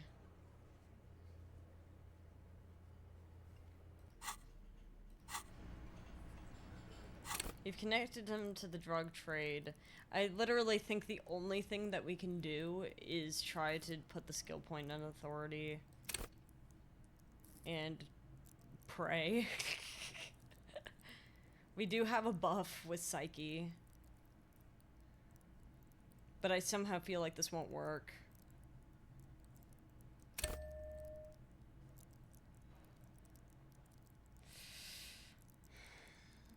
We do have Kim.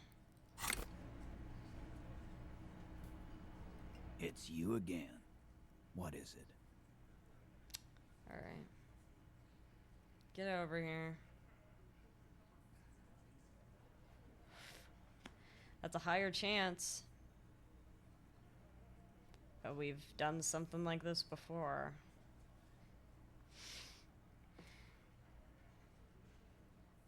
But I still feel we'll fail it. Establish authority. Yes. Authority. Fever. Kim, I need your gun! No. No, the real katana. That's it? That's all I got? Did you already try the gun thing? I hear the gun thing is excellent and has great results. No. You're probably right. The others are only there for filler. To make the gun thing pop. I'm gonna think keeping this town from going to hell. You're not helping. Kim, I need your gun! No. Did you already try? I don't want to right. try the gun. The others are only there for filler. To make the gun Oh thing. shit, this is just gonna... No. Get me out of here. Kim, I need the gun. Kim, I need your gun.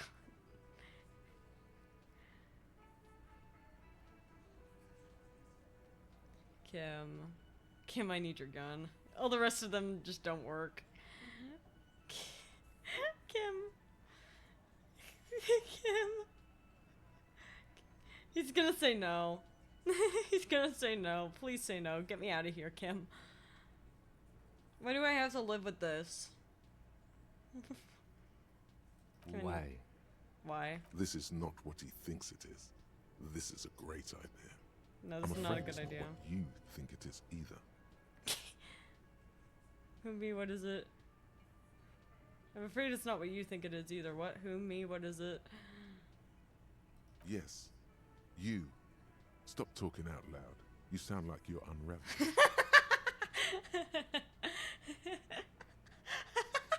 Ah, shit, you're right. No, get me. Let's stop talking out loud. You sound like you're unraveling. Get me out of here. I don't want to deal with this. The time is slowly ticking by. Failing checks, it feels like I'm being waterboarded. It's like, it's exciting when I pass checks that I shouldn't pass, but I do feel like I'm being waterboarded. Kim, the gun. Kim, the gun. Get me out of here. The gun to me.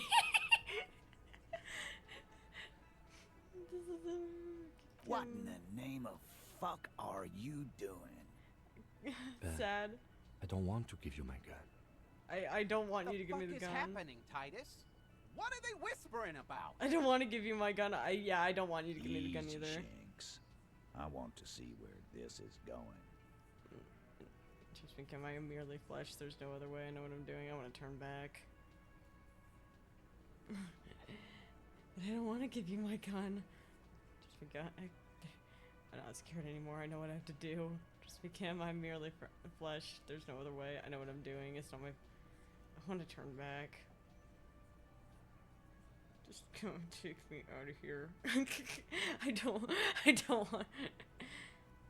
Can I just say I want to turn back? Can I just? Would that get me out of this? Can I?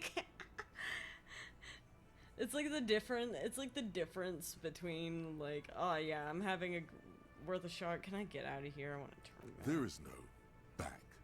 Get me out of here. Detective, we don't have to demonstrate anything. Let's just get back to the questions.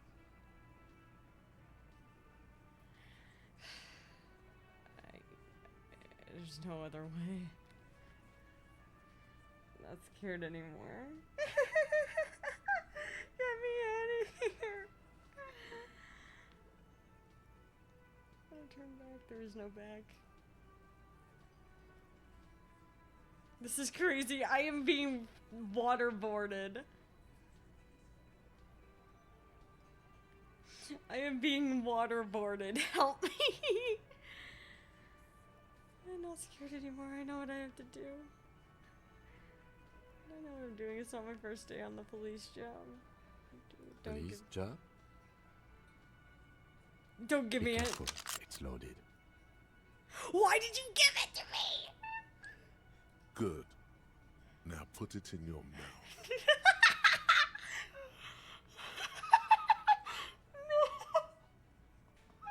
No, I was joking.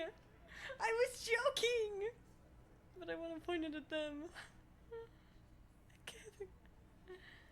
I was joking. No. No. This is getting too scary. Thank you. So, questions? Yeah, I have one. What the fuck was that? I panicked. Nothing, just a minor misunderstanding. Let's return to questions, officer. He is grateful to have that gun back on his belt right now.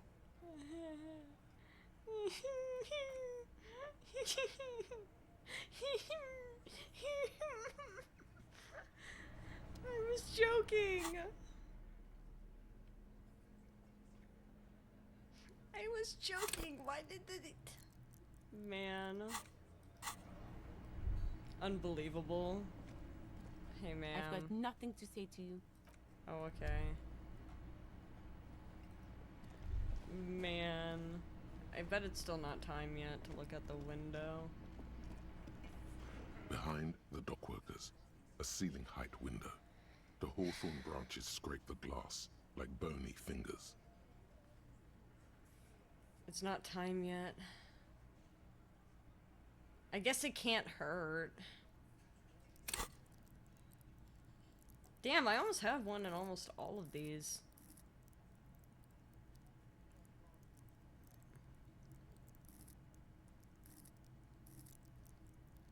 Like for Motorix. Alright, it's a white check. Yeah, might as well. This would be crazy. Nothing. Just black tangles like the hair of an old woman. Motionless. The wind in the yard doesn't reach the hawthorn, nor does the light come in from this window. It's fine.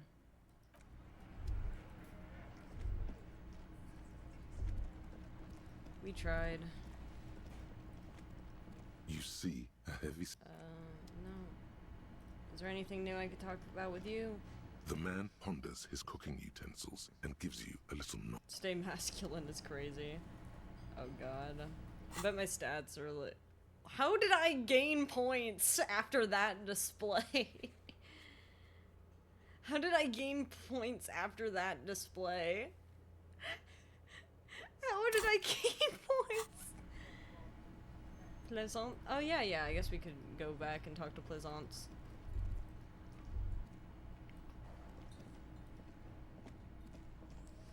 We just have to,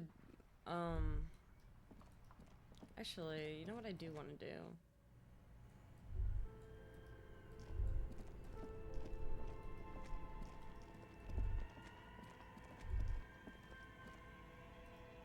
Oh wait, no. Now's not time. I want to look at this. It hasn't been layer used. of coal dust covers the furnace, coloring it pitch black. Hello. Looked It's inside. dark. The echo is... What are you doing? Not sure. I think someone's talking. Really? You should investigate. See if someone's upstairs. Among Us vent.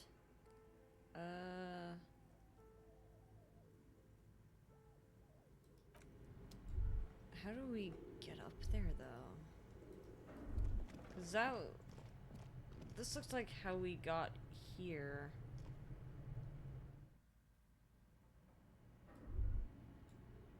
Oh shit, I do need the flashlight. I forgot about that. Yeah, suddenly now I can see everything. I want to see what this is. The dusty radio computer turn it on. sleeps. The machine lights up like some prehistoric animal stirring from its slumber, revealing fluorescent play and print keys on the keyboard. The hatch on the machine's central compartment is wide open. Look inside the compartment. It's empty like a beehive without its brood. Some cables have been left dangling, disconnected. This is where the memory should go. So someone's taken it out.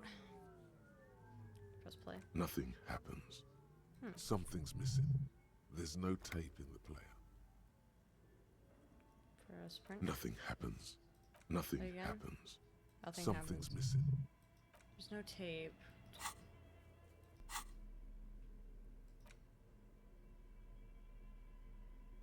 It's empty though. I feel like...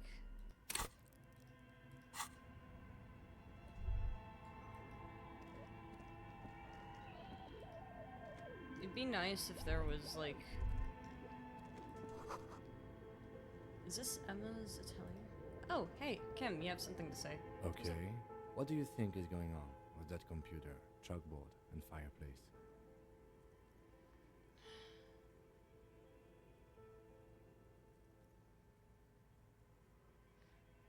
Exercise looks like an undercover counterintelligence program. It's a failed business. The only... What the hell are they making? No time, let's move. It kind of could be a counterintelligence program disguised as D&D. No, that's not it. I think... It's just like D&D. he's ready to lay out a fine theory, crafted together like a puzzle box. Go, Kim! It looks like one of those popular pen and paper role-playing games. Only these people were trying to automate it. make it work on radio computers.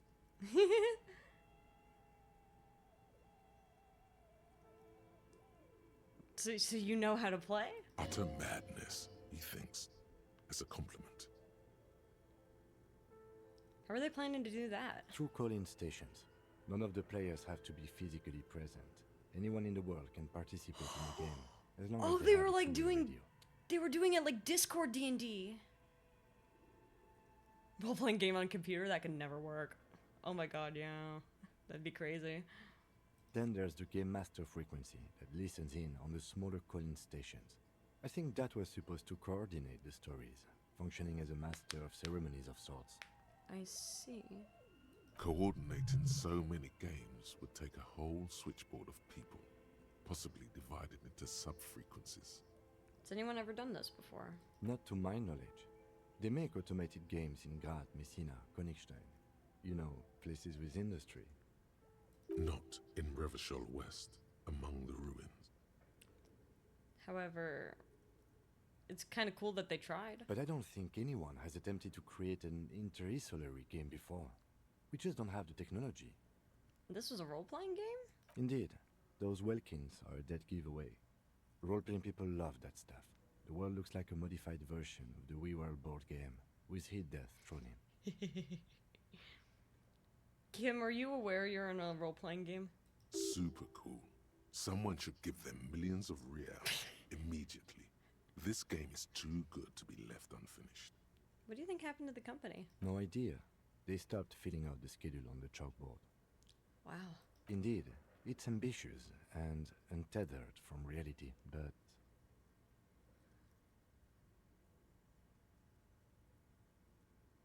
Make it even bigger. It's a play to cheat money out of the investors' pockets. Curse got him. I see no other explanation. Let's finish it.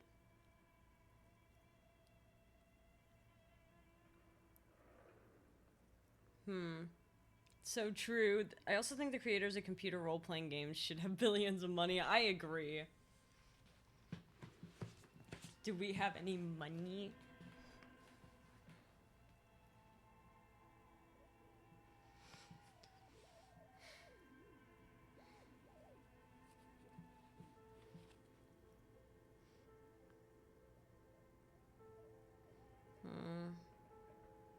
I don't know if I like any of these.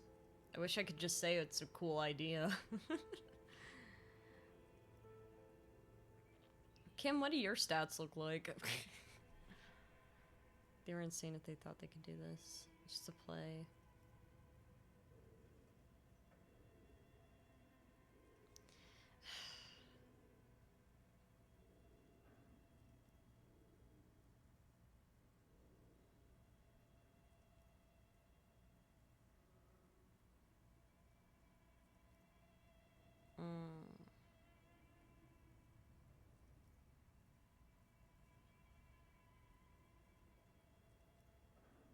Let's give them more money. But me with my $20.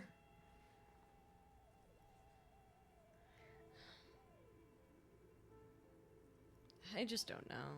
I just don't know between these five. I love her $20. Yeah, 20 or 20. What is a real? Is real the actual right term? I just.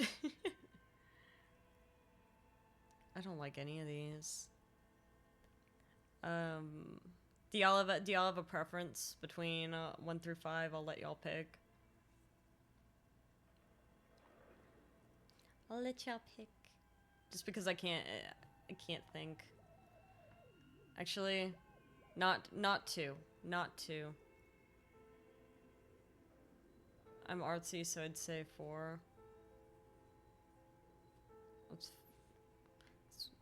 The world's cold and lonely. This will keep it company. Let's finish it. It's too late for that, I'm afraid. Oh. Oh.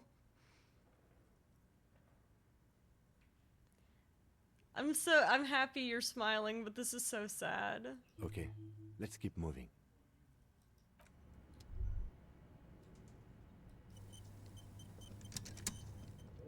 This didn't get us any closer to, looks like the remains of the 24th window repair shop. Oh, wait. Oh, an area that I didn't go to yet. Steel rotor blades bearing a slipstream logo. Production schedule, filament memory. Wait, we could put that in the thing. Skis with slipstream printed on the laminated top layer. Alright, let's go over here. Let's see if we can put it in the computer. Tiles on the cube Insert the production schedule. Like a smooth draw, the filament slides into place. On the keyboard, the play key starts blinking. Press play. A bar of fabric right above the keyboard starts producing a soft hum. The sound of static seeps through the machine's planar magnetic driver. Have you stirred the ghost of the doomed commercial area from its rest? Could this be its dismembered heart beginning to flutter? Perhaps. But isn't it interesting to hear what this ghost may have to say? The static gets louder, slowly filling up the abandoned hall, until a voice speaks out, crackling and old, cutting into the air. Good evening, first accident en rue de Saint-Ghislaine. This is East Insulindian Repeater Station 1. Please repeat. Is this the production schedule?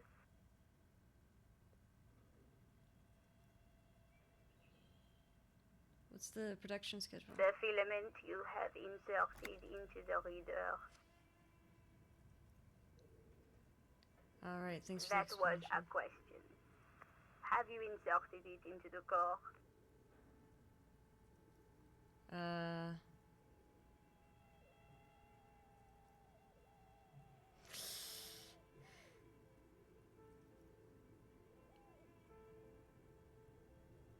I don't know. If you are unsure, could you please take a look? How could I? Open the hatch on the compartment. Don't touch the wires. A current is running through it, but the core is safe. There's a filament inside. I need to know what it's called. It's called the production schedule. Good. Please repeat the password. Huh. Password. Of course it would have a password. That's why there's a human administrator involved.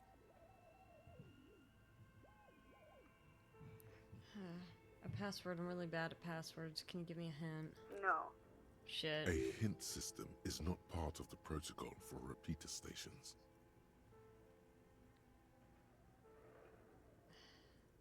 Is it my birthday? Still no. Alright, I don't... The police please open this thing. They gotta add hint systems for funsies. There actually was a computer I had where if you failed the password too many times, it would let you, it would show a hint that you could decide what the hint was. So I made my my hint for the computer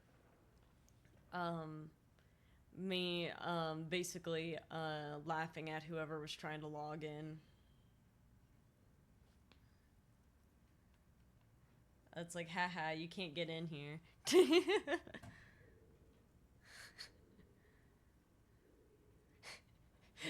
It's like, you can't get in here, haha. Nice try, motherfucker.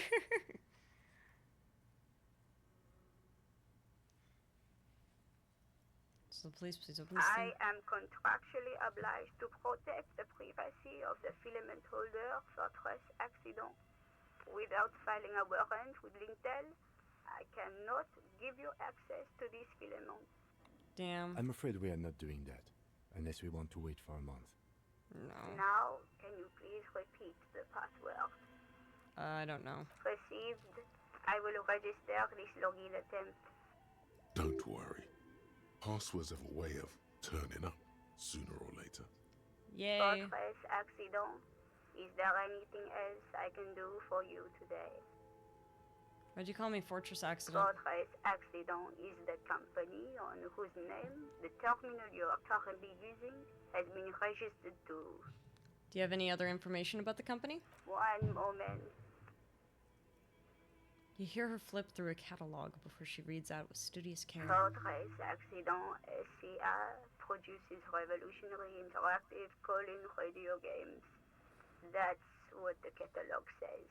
Fortress Accident seems like a name that's begging to fail. I mean, yeah, you have accident literally in the name. That's not bad.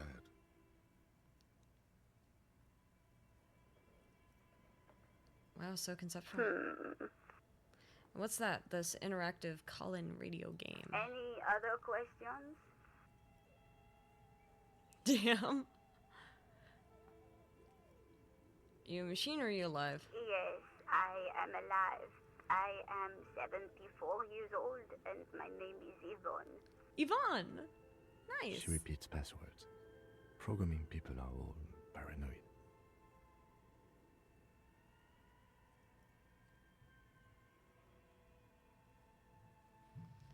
She repeats passwords.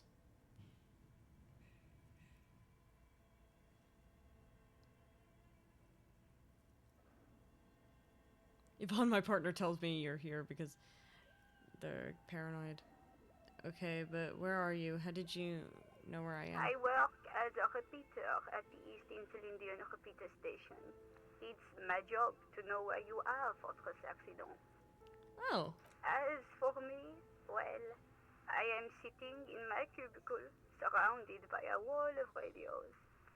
Nice. Now, please tell me if there's anything else I can do, Fortress Accident. That's all for now. Thank you, and goodbye. Tiles on the cube are still smoldering, casting the framework in a soft glow. Fluorescent play and print keys shine on the keyboard. Let's print. Nothing happens. Let's the remove filament it. slides out of its glowing nest. You have nothing to say to this, Kim? It just kind of looks like a strange Rubik's Cube. We can upgrade something. I don't know if we want to.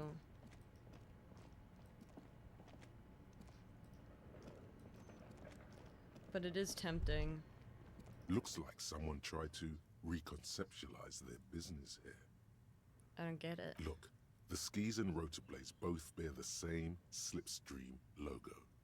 It seems likely that they started out making one, failed to turn a profit, and then pivoted to producing the other. But which did they start with and which did they pivot to? I feel like skis would be easier to make, so they most likely pivoted to the skis.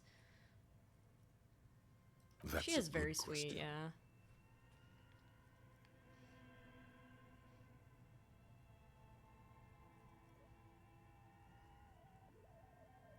What a strange leap of imagination, yet they still failed. How sad. Reality is ruthless. Yeah. Anyway.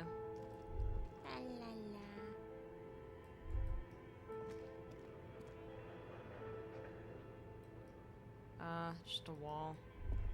I was all excited because I thought we would have an easy way up. Wait. There's more. Wait, no? Oh, there's more this way. There's more this way. An iron safety curtain curves before your eyes, folded like a bellows. It covers half the room, blocking the way into a colossal industrial chimney. This must be where the entity lives. I'm sure it's a raccoon. This is directly above the central furnace in the cellar. The voices probably came from It's here. gotta be a raccoon. What an odd thing to do. Nothing happens. Knock on it harder. Still nothing. No one's home. Knock even harder. Those curtains Damn. prove to be surprisingly sturdy. Your fist hurts now.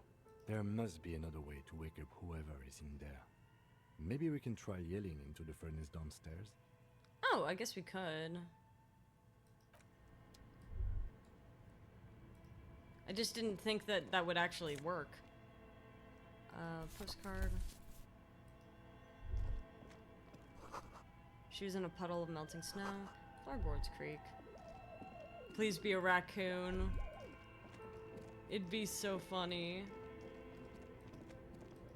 I know we're now at the time where,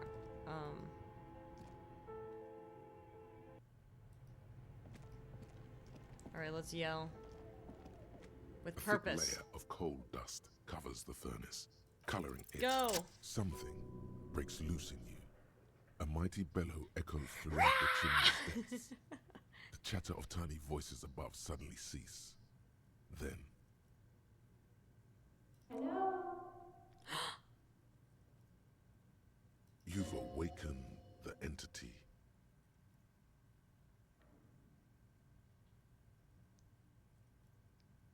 Hello? Are you there? Speak to me. Hello? Did you say anything? I can't hear you.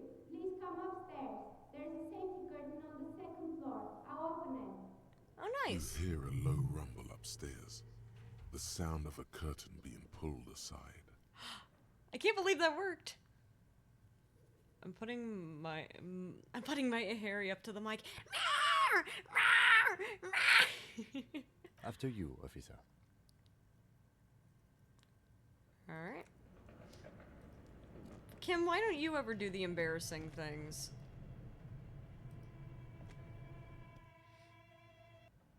Why do I have to yell? Like, I come off as such a madman, you know that?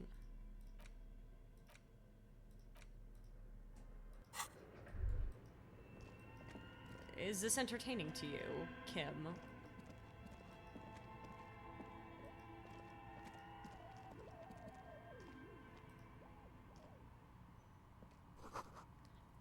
Trays full of dice, colorful polyhedral dice, hundreds of them. Oh, she's still here! Candy dispenser has been repurposed to contain thousands of dice. She's still here! Hello. I'm Nia. Nia, bird-like woman sits on a throne of tools with emerald light shining through her hair. Oh, I love your theme. Did you try knocking on my window? I must have missed you. I've been listening to my Melius. Taps on the headphones. So what kind of die are you looking for? Oh, she's beautiful. Could this be the malicious entity? Perhaps it's wise to go along with this masquerade for now. I see. I'm not trying to shine light in your face, ma'am. I'm sorry. She's got a direct view to the backyard. You should interrogate her about the lynching. What do you mean, that? Yes, Amelia is like a call-in station. You need a two-way radio to access one. That's why I have these. Pat's headphones on the table. Mostly, they just teach you to swear in different languages. But some of the stations can be quite interesting. I was so absorbed, I must have missed you knocking. I mean, that's fair. I mean, that's very fair. You must have confused me with someone else. I haven't knocked on your window. Then how did you get inside? By the south entrance? You know what? It doesn't even matter. What matters is that you're finally here. Let's talk dice. Did you have something specific in mind? Why are you asking me about dice? I'm a novelty dice maker. Tell me the name of your role-playing system and I'll make the die you need. That's why you're here, yes? No. Role-playing games? You know the one made by Fortress Accident. Does that count?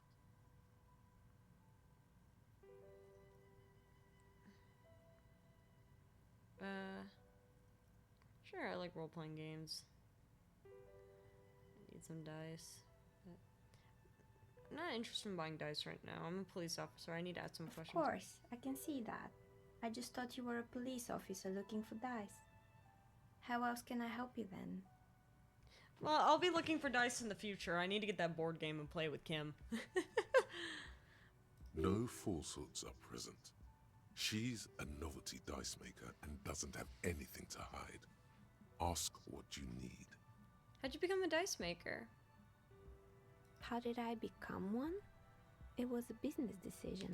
I was a regular jeweler at first, but that's an unfocused field. with too much competition. Oh yeah, I do remember, like, I've seen a lot of, like, the really cool Etsy dice where they, like, put some, like, cool trinkets and stuff in the die, and it makes me so happy. I love looking at dice. The fact that I finally have some D&D dice makes me so happy. Some of my friends were role players. They asked me to make some polyhedral dice out of cobalt. That was my first order. I grew it from there. Do you like role-playing games yourself? Not especially. I like working with rare materials. Delicious dice. Don't eat them. Way. And role players as customers? They're nice people. Some of those nice people have big bucks to spend on novelty items. That is true. And art and all that type of stuff. What do you know about the man who was lynched behind the whirling of rags? Nothing really. I didn't know him. Who cares about the dead body? We might be dealing with a malignant entity here. I doubt it, Inland Empire. The lieutenant looks at his notebook. Then the woman under the large window. Your window looks directly onto the courtyard. You're saying you didn't see or hear anything unusual last Sunday evening? I'm sorry, detective, but as you know, I usually have my headphones on when I'm working. It shuts out most of the daily ruckus behind my window. What do you mean by the daily ruckus? I respect Inland Empire for remaining focused on the mission at hand. He needs to lock in, man. Well, there's always something going on in the Whirling's backyard. Are we about to find out something that we did? During daytime, there are usually those kids. And lately, I've been seeing a lot of drunk workers hanging Thank God. about.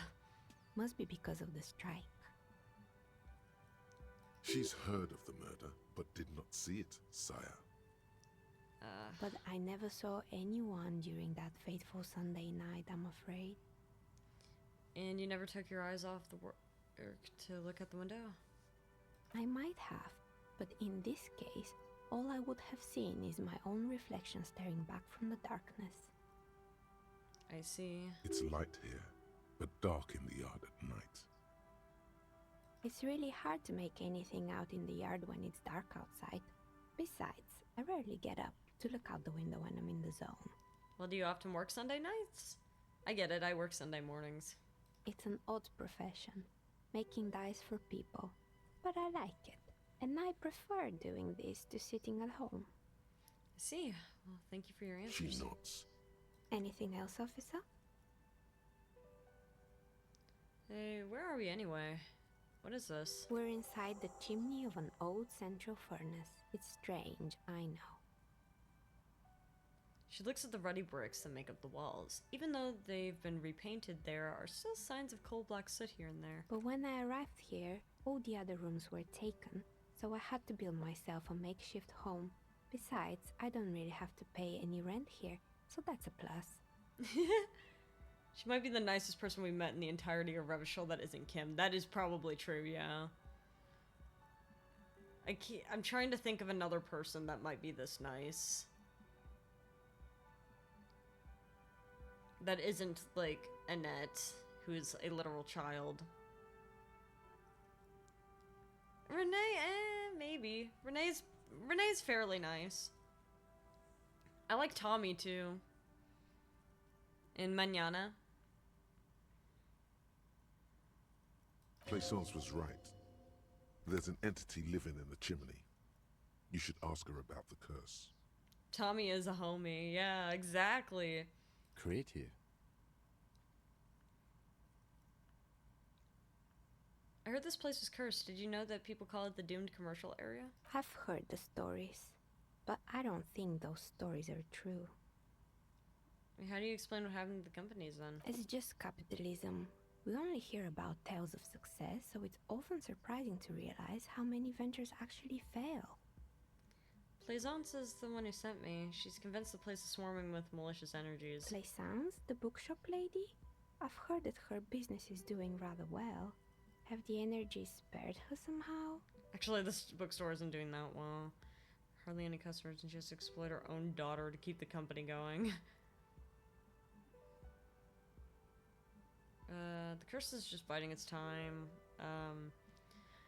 I don't know why the bookstore hasn't gone bankrupt yet. She has trinkets protecting her against the curse. I think it's...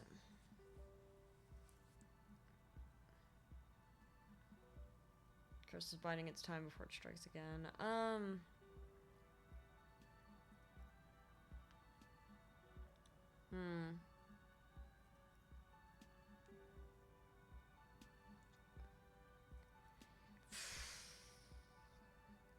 I don't know why the bookstore hasn't gone bankrupt yet. That's what I'm here to investigate. All right. But it's not just the bookstore that's still up and running. What about the whirling in rags? Some people say it's part of the building complex.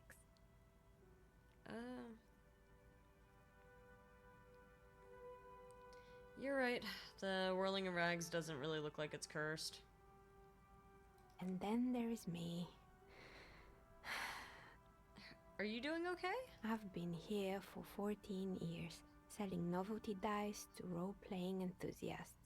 Not exactly a million-real business idea, yet somehow I've survived despite the talk of malicious energies. Strange, isn't it? I was thinking exactly the same thing. She does really look exactly like the portrait does look a lot like the pearl earring lady. Does she have vitiligo? Looks like she might have vitiligo. That's kind of cool. Maybe it's just because she's so talented that she's been able to woo the curse. You're the source of it, a malignant entity. Curse will get to you. I'll be the first to admit there are many inconsistencies in this so-called curse. I was just about to ask, what do you think? Do you think the curse is real? No. Time has come to face the source. Fear not, for the forces of the universe are supporting you in this psychic quest. It still might be you. I'm starting to think there is no curse, only business decisions. In natural market fluctuations. Exactly. Truth is always so disappointingly mundane and boring. But what can we do? But I'm glad we got this sorted out. Anything else I can help you with today? That's all she has to say on the subject. She's been thorough and truthful, as far as we can see. Yeah, she has nothing to hide. She just wants to make her dice. The bookstore closes starting 2100. You'll have to do that tomorrow.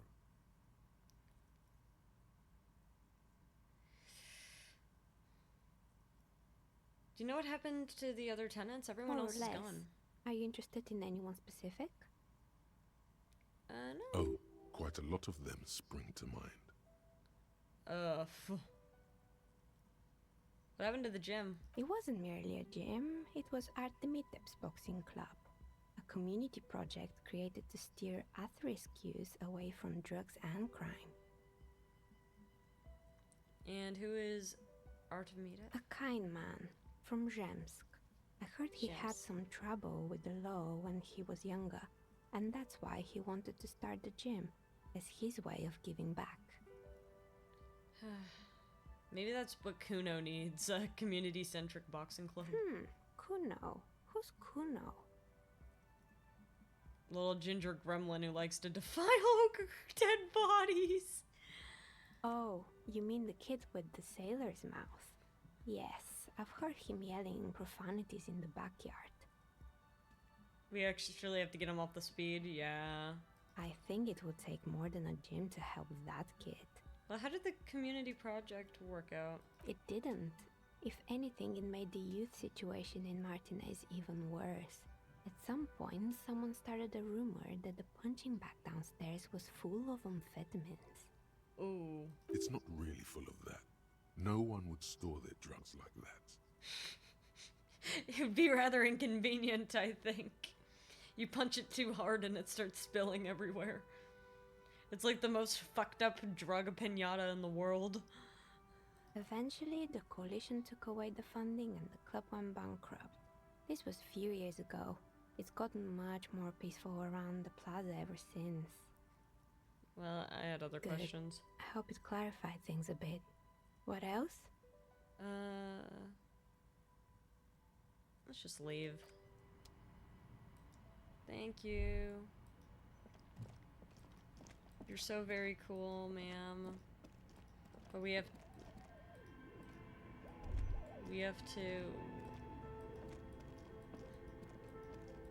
business arrangements. I love her room so much. It is a good room. The bookshop's closed, so we need to find a different way.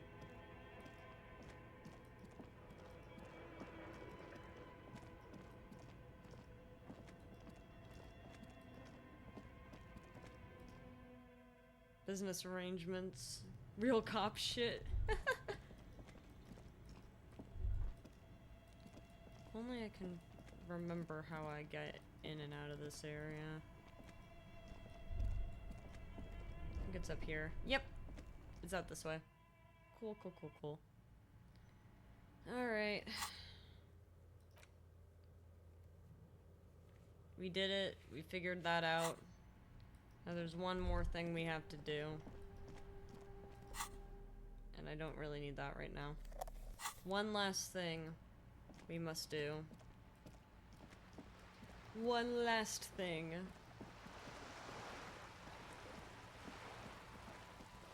Come along, Kim. It's time for our reservation in the building. Oh, and one more thing.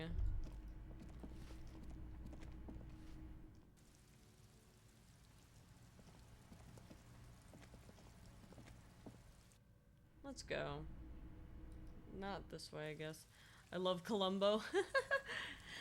I don't think I've actually seen any Columbo.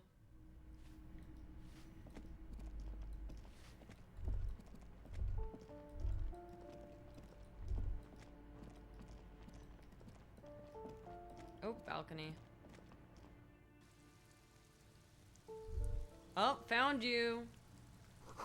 Rune, glow of light pollution, rises from the east. Hear distant traffic, night is falling on the city. Curtain shift just a little, someone's watching from within. Found you! Gendarmerie, you found me. Young man gives you a bright smile before taking a drag. His slender figure is backlit by city lights, its distant streets and motorways flashing like diamonds. Yeah, cleaning lady let us in. Beautiful. Smiling. Something sparkles in his eyes. Whoa. So tell me, are you here to make things right again?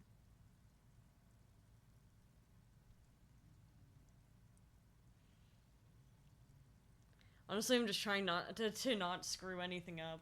I'm gonna make them spectacular. That's what I'm aiming for.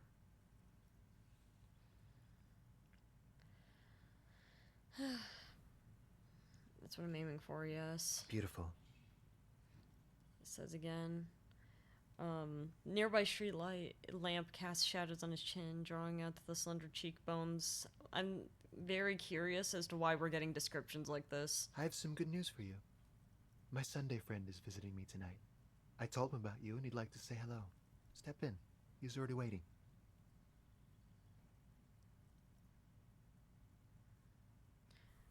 I'm digging the view here. Mm-hmm. That's why I chose this place. Martinez is special. Why do I suddenly feel like if I go in there's gonna be a half-naked man? Sunday friend on a Tuesday, that's suspicious, that's true. Wait. Suddenly you are digging things? Why would I want to meet your friend? Trust me, you do. Okay, well, I'll talk to him. But I want to talk to you. Wait, no, don't tell me I lost a point. No, I didn't. We're good. That's nice, but I don't have anything to tell you. It's my friend you're looking for, not me. Okay. He takes another drag of his unfiltered cigarette and looks around. It's getting dark, and the neighboring windows have lit up, one by one. Okay. Downstairs, a cat crosses the yard, disappearing into the bush. Now, perception, why is that important? Besides, I've got to run. Why? He's going to leave you alone again. That's sad.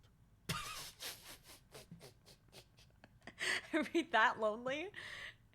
We don't even know this man. Something tells you you're never going to talk to an individual this cool or mysterious ever again. Run where? To the city. It's a beautiful night. Alright. Why is this so... Why is this so... I feel like that one, photo of, like, the dog with the wine glass with the pride flag on it. Like, alright.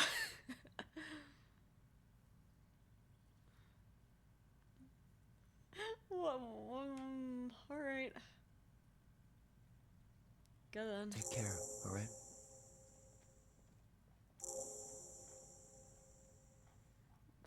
What's up with you? And he's gone again. Looks like it's becoming a theme for him. He's always leaving. Why is he always leaving Kim?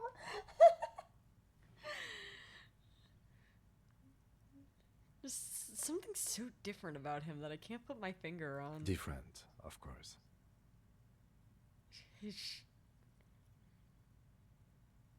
Sure, why is his shirt always unbuttoned? His shirt. His shirt.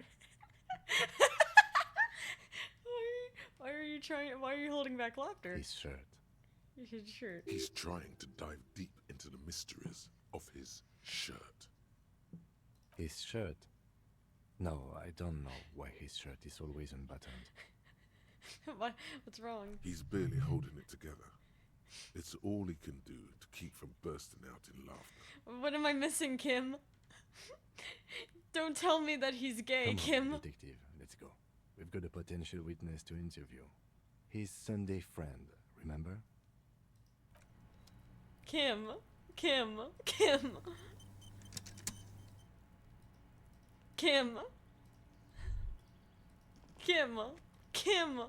did you run away? Kim. Yes? Damn. I think I might want to do something unprecedented. I think I may actually want to...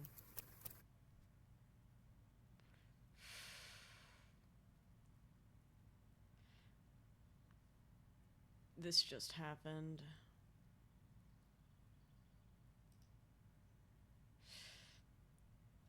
I think I might want to actually save Scum that. Because I have a feeling that something was supposed to happen there.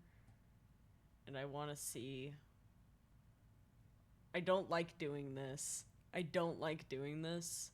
But I have a really strange feeling about that one. I want to do it again.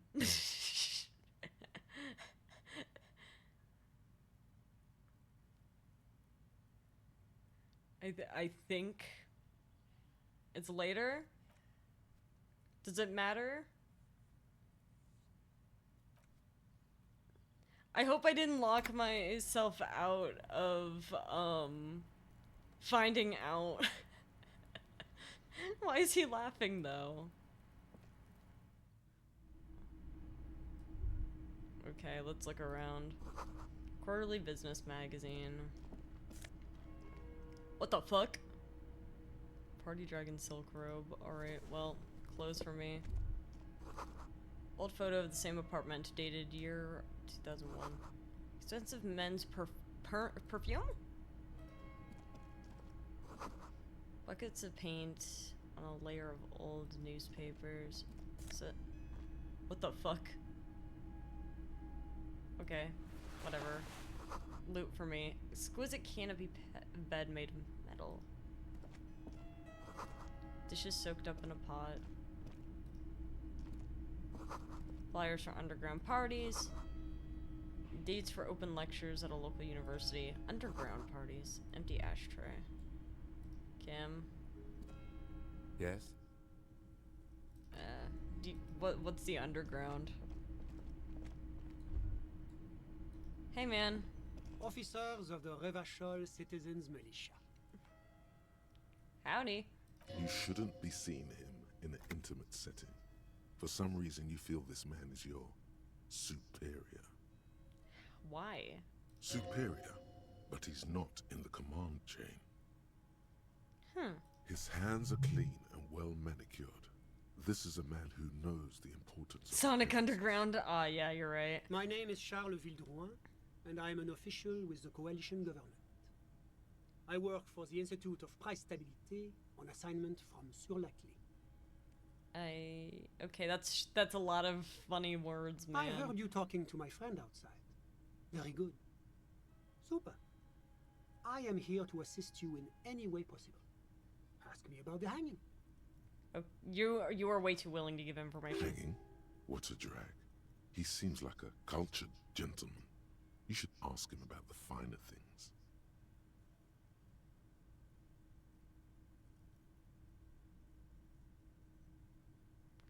I have to inquire about the canopy. Oh yes, my friend has a great eye for these things. He refuses to tell me where it came from. It's a mystery. I believe they call this type of frame industrial. It's very comfy. You are very willing to give away information. It's almost scary. That's really all I can tell you about it. But I somehow feel like you have more. The lieutenant takes out his notebook and nods to you to proceed. Anyway, you actually witnessed the lynching? I'm sorry to say I did, officer. This might be the break room. Start from the beginning if you don't mind. Officer, it's very difficult to describe what I saw that night. It was so surreal to me, like in a play. Well, do your best. He holds out his hands and blossoms his fingers, like a drama teacher setting the scene. What do you mean, like in a play? It's a bit strange. It was just so strange. I could barely comprehend what was happening. Well, I imagine witnessing a murder is kind of crazy. I was on the balcony when it happened, getting some fresh air. I remember that first they came in, carrying what looked like a body. And then I saw all the surrounding windows go dead, one by one. Huh? That's when I understood. I should not be seeing this. Ooh, I see. Sounds like the victim was unconscious, or at least incapacitated. Well done, detective. Who were they? Can you describe them? I couldn't see their faces well, and there were quite a few of them. But they were very loud and very Martinez. Why'd you say it like that? Let's just say that the laboring classes can get rather expressive with their profanities. How many of them were there? I couldn't tell you exactly. Less than 10. Maybe 8? 8 footprints. The lieutenant sends you a sharp look at the mention of that number. Any of them huge, like 200 kilograms? That's a giant you're describing. No, they were all quite human, as far as I could tell. Well, what happened next? I went back inside. Oh, well, nice. Were you able to see anything from inside? Officer, the yard was pitch black. There was nothing to see, but I could still hear their voices. They were threatening to kill that poor man. Threatening? So he was still alive when they brought him out there. Were they men, women? All men, I presume. But again, I couldn't see very clearly. Except the lady driver. But we are fairly certain the lady driver was present. Are you sure at least one of them wasn't a woman? It's possible, officer, but I cannot say with certainty. It was very dark, you must remember. What ethnicity were they? I believe they were mostly white, though I believe I saw 2 Aeropagites among them. And I am quite certain that one spoke with a Mesk accent. What happened next? Well, that's the strangest part, officer. Nothing happened. It was oddly quiet for a public lynching. What do you mean nothing happened? They literally lynched somebody. Eventually, their shouts died down, and that was all. There were no gunshots, no celebratory shouts, no anything.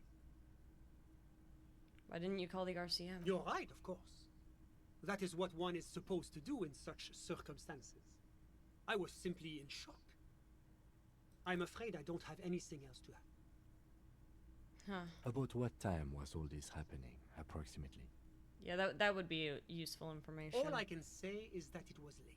So let me get this straight. You didn't actually witness the hanging itself, did you? No, I didn't see the corpse until the following day. Ah. Those are all my questions. Thanks for your time. Of course. Anything I can do to assist the RCM. So, what's an official like you doing in Martinez? I feel like he's giving us extra info, but some of it feels so out there. It feels like someone that wants to say he witnessed the murder, but then actually doesn't really have much to tell you. What's an official like you doing in Martinez? The coalition is only looking out for the price stability. Inflation is a killer, like a heart disease blocking the normal circulation of the economy. It must be controlled. The economy impacts the entire international community, which is why it requires international... Bro is a murder bandwagoner. I mean, a lot of heart was too in Phoenix, right? Dang, that was a crazy voice crack.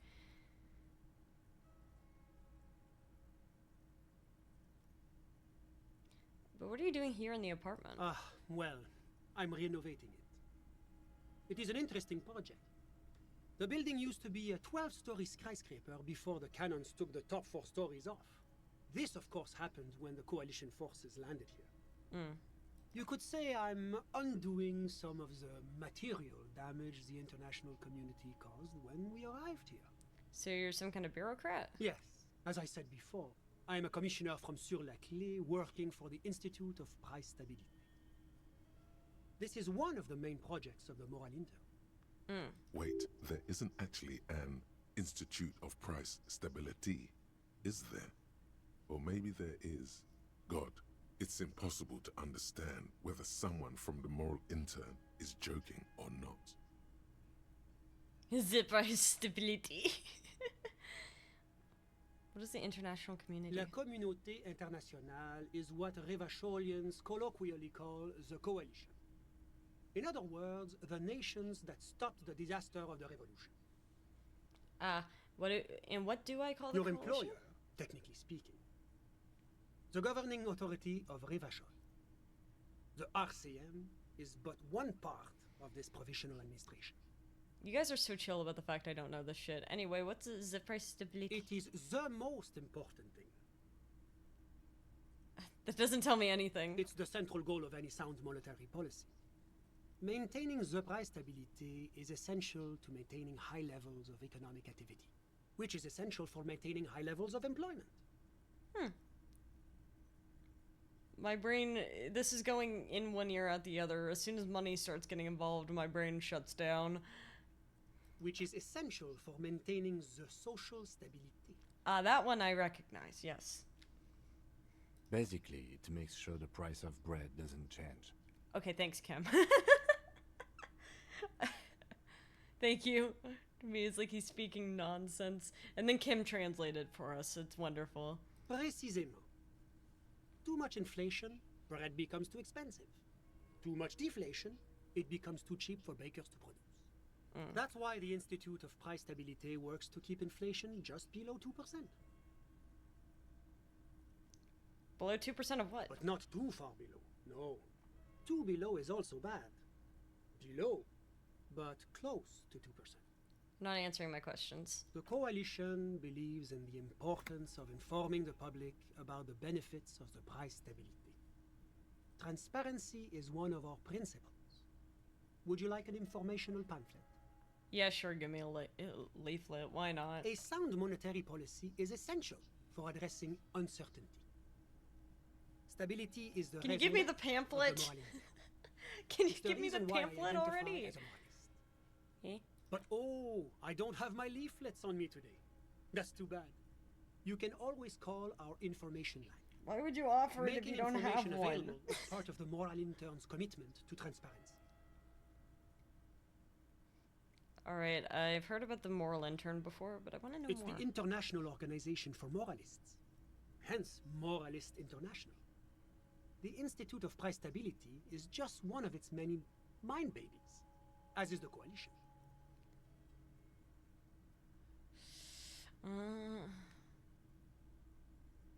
What I'm hearing is we're moral intern bitches.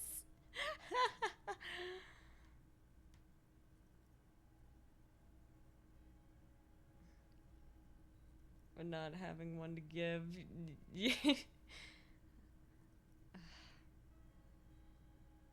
So we're actually working for moral intern? Doesn't sound terrible. There are more nefarious powers to work for than the moral intern. Are you a moralist? But of course. Am I a moralist? Why? Because moralists believe in a normal, stable world governed by democratic values. Lieutenant, are you a moralist? Am I one? Are you a moralist? Me? You've managed to catch the lieutenant off guard, but only for a moment. He quickly recomposes himself. This has nothing to do with the murder. I'm a lieutenant of the RCM, dedicated to maintaining law and order in Ravachol. A very moralist answer. I don't think he wants to Lieutenant identify. is practiced in the art of putting on a show for one's superiors.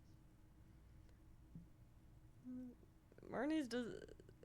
What's a normal, stable world? The Occident is part of the normal world. Oranje, sur la clé. Yeah, but Martinez doesn't seem very normal or stable to me. Martinez? No.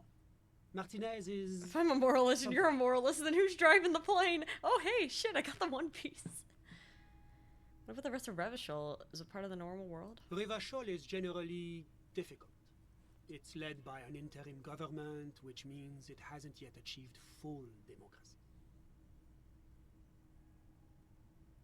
But they are working towards it. You're all doing very well here, relatively speaking.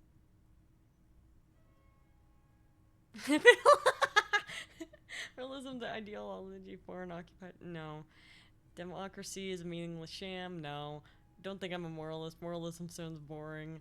I want more action.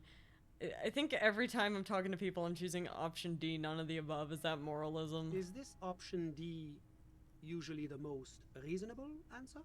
It's usually the most boring one. It's everything is either else is super extreme. I'm living with a bunch of lunatics. Sounds like you're a moralist indeed, my friend. Welcome. Shit.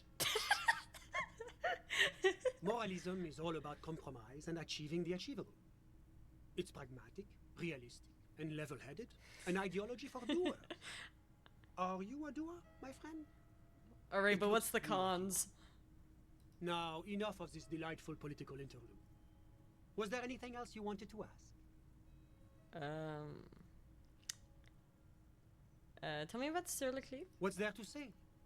Sur-la-Clef is a modern, urbanized country that measures very high on the Human Development and Freedom Index. Mostly, though, it's known as the executive heart of EPIS. I read that as EPIS. Moreover, it is a great sponsor of less emerged countries. Revachol is only one of its many darlings whose progress it supports and cherishes. Revachol is not a darling.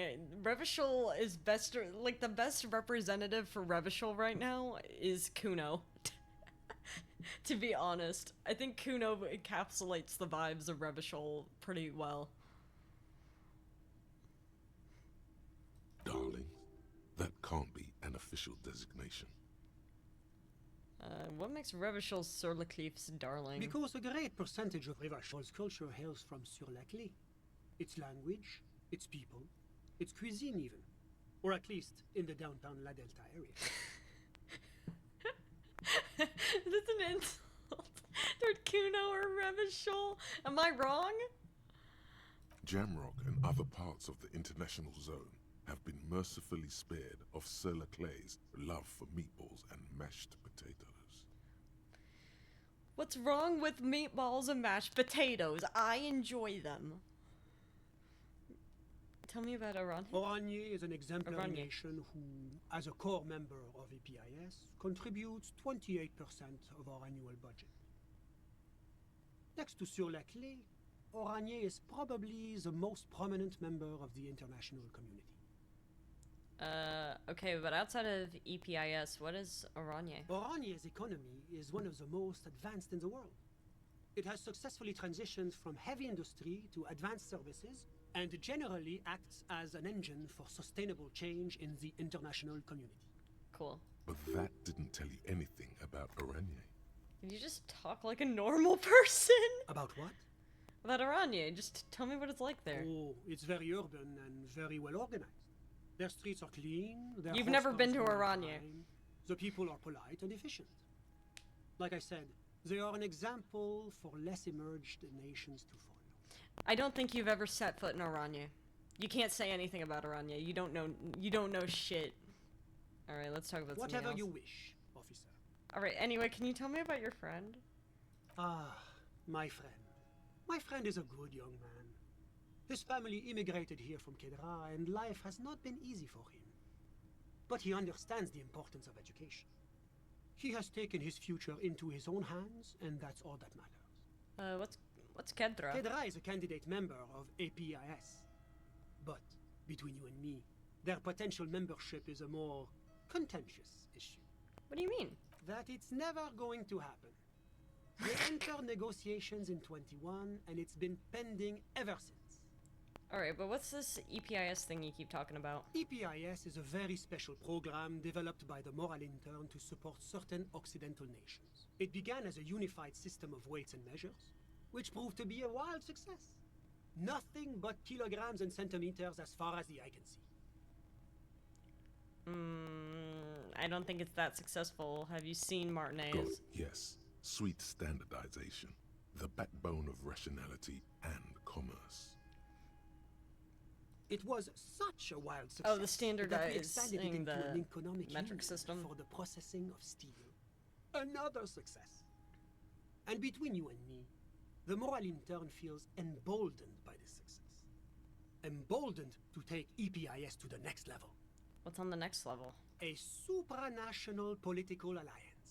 The United States of... No, we can't bring back the US. Is it going to be like this place? A little crinkly? Just started. Uh-oh, fuck.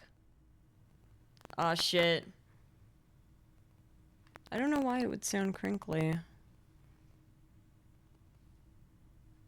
I wonder if it's just getting tired. Hold on. I don't know if I did anything. Is that any better? Sleepy Mike? Yeah, I might just be tired. Is it gonna be like this place here? Unfortunately not. Aw, shit. I don't know why it's crinkly. I don't understand what crinkly means either. So I don't know what the problem is. I'm sorry. Gonna be like this place here? You mean Revachol? Static when I speak. It's going to have transparent democracy. Oh shit, what kind of static? Can you still understand me? Or is it like really weird? Is it like really weird? Okay, cool. Transparent democracy. Is Revachol going to be part of the EPIS? It's one day going to be a candidate member of EPIS, sure. But you don't seem convinced. Hydrate? Sounds good. Except that candidate members never become full members, do they? Didn't you say that candidate members never become real members? No. Candidate members do become members. Why do we even have the whole system in place if they don't? Give the mic some water. Time and evaluation. I don't know what's wrong with it. But we were talking about my friend here, not politics. How'd you two become friends? How did any of us become friends? Bad things happening on the Insulindian Insula. Oil platforms ablaze in the night. Civil wars lasting for years. Finally, the international community is forced to step in. What are you talking about? No one becomes friends that way. Au contraire.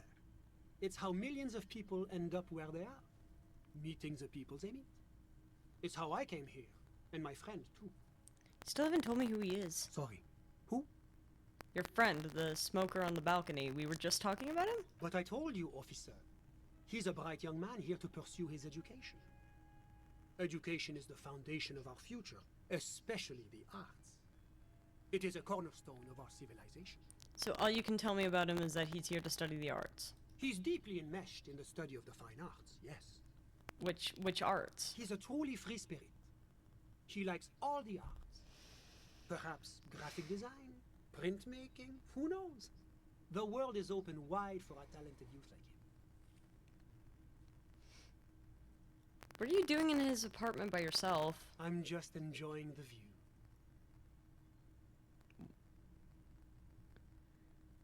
Isn't it rude for your friend to leave you alone like this? We're old friends. Nothing's taboo between us. He comes and goes. I'm sure you'll see him around. He's very active. Alright, whatever. I'm all ears, officer. That's all I got all I need. Moment, officer. Do you have everything you need from me? I'm afraid we won't have the chance to speak again once you leave. Why can't we talk later? It's against diplomatic best practices for an official in my position to be discussing murders with local militiamen. And I'm pressed for time. After you leave, I should be leaving as well. Something's weird about that. That's not the real reason he's so apprehensive. Men in his position shouldn't be seen loitering around in underprivileged young men's apartments in the middle of the night. Now I'm really feeling like that dog.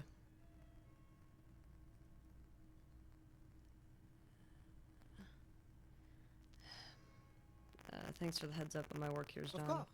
I'm glad I could help. Cool.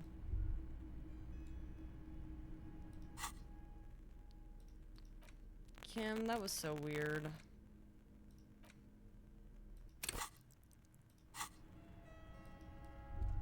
Let's go.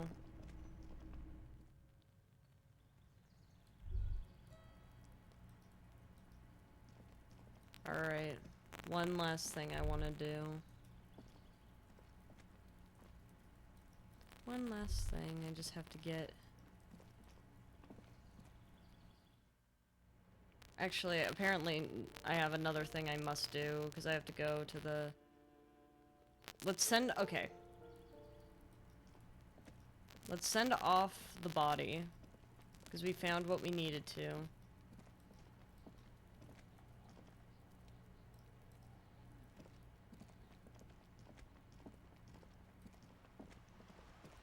We found what we had to find.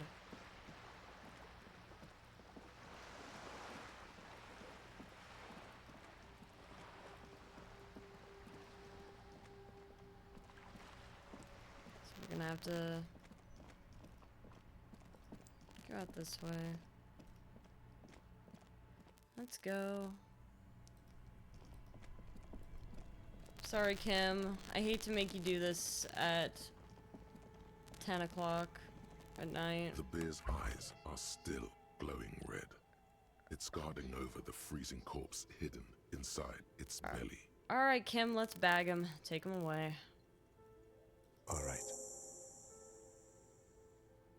Takes out a shiny black body bag and starts pulling the plastic over the dead man's face. There go those beautiful enamel boots. May they rest in processing. As it should be. Oh well, in another lifetime. I will need a little help carrying him. You take the hands, I'll take the legs.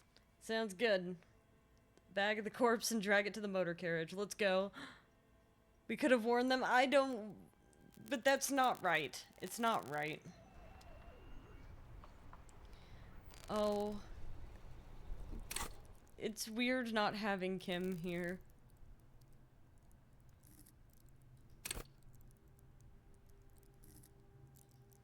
I don't like not having Kim here. Well, we can now wash off.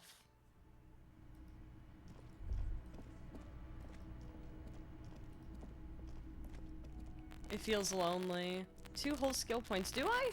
2 of them? Oh, I do. Oh, I can finally throw things into... into different...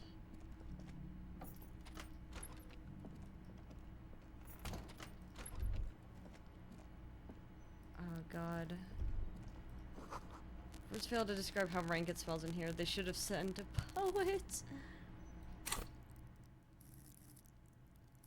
Can I... Did I pass the encyclopedia check? A mirror hangs on the bathroom wall. In it, your face, adorned with the expression.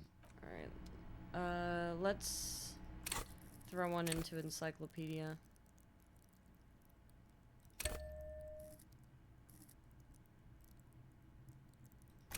It's about time we actually had another intelligence one. On the bathroom wall. In it, your face. Can we try? With the expression. If not, it's fine. Like the rest of you, it comes from a bad place. We tried. Anyway, bath. Take a bath. This is not the cleanest bathtub in the world, but it's cleaner than you are right now. Take a bath. Ah, that soap scum smell. It smells like life, at least compared to you. I want to live forever with the corpse smell, memento mori and stuff. Okay, run itself with a bubble bath. Slowly fills with water. The water beckons. Alright. Undress, close your eyes, and submerge. The water is only lukewarm. I hope we don't get... I hope we do not get... amniotic fluid.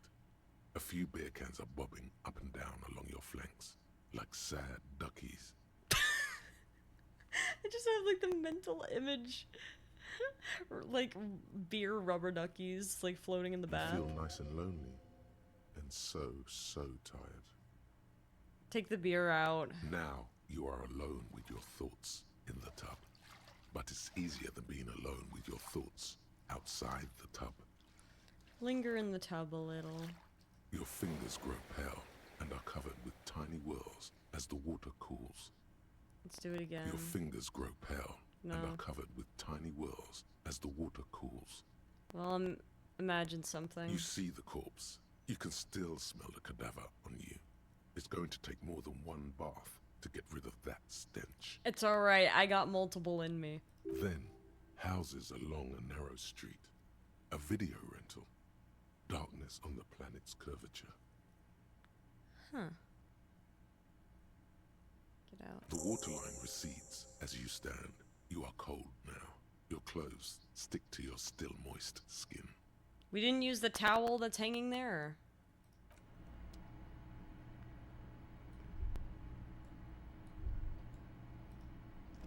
Oh, wait, we could pick up the bottles in our room. I didn't realize we could do that.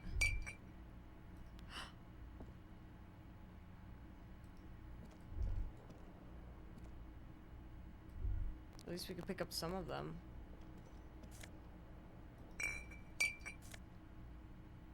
Aw, we could get so much money from all this.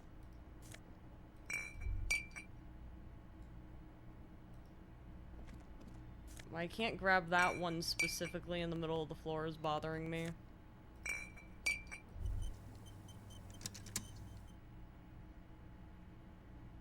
There's like a few that I really want to grab and it's bothering me that I can't grab it. The bed is still cold from the broken window and not too inviting. But Our it's very yours. first beer. You've earned it. Go to sleep. I wonder if we're gonna get another fun dream sequence. Still cold from the wind blowing in from the broken window. The mattress creaks as you close your eyes and try your hardest to fall asleep. Yeah, I did kind of stick my hand up a dead guy's like face. That is a little awkward. Here we are again, my broken bud. The waves are coming, carrying you away. But you can't go. No. You have to stay. Always half aware of yourself. Why did you call me Broken Bird? You're not cooperating, brother man. Why? It's your disgusting body. Even through your sleep, you feel a vague discomfort suffusing it. Your belly and your sides are unpleasantly tender. You wish you could curl up into a fetal ball of safety. But you cannot. Because of the pain. Yeah. That pain in your right side is your enlarged liver, by the way. As for your kidneys, you've really been compounding the damage lately. Where's that plus nothingness? I'm an artist and liver damage is my art. I think I need medical attention.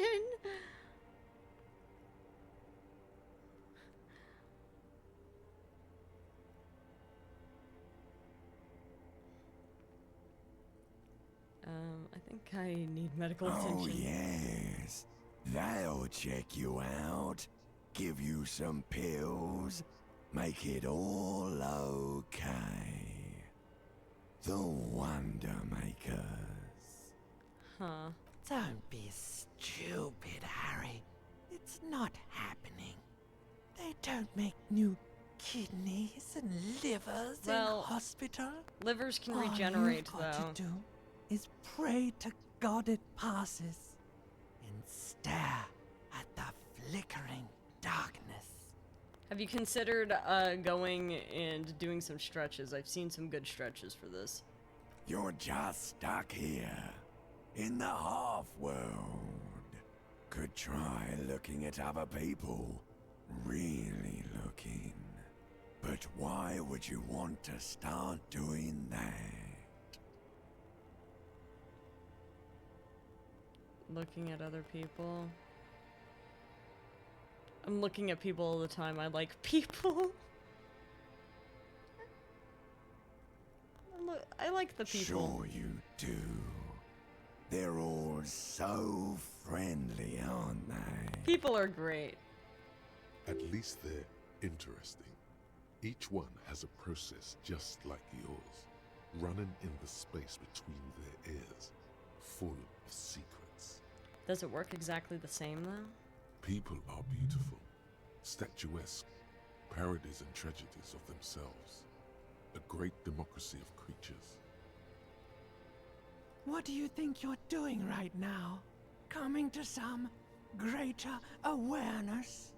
Look at all these lights, blinking in and out of existence. Thoughts! You're just pretending that you're asleep, even to yourself, while the world goes on without you.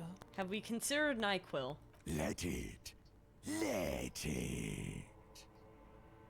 But it never We did seems so good, to let though. you go, does it? Time to rise and wipe that shining sweat off as best you can. Gather your bearings. Rock and roll. Ah, yeah. We can rock and roll, I believe.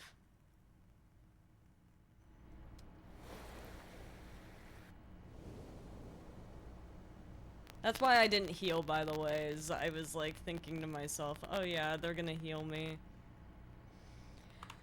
But with that being said, it has definitely been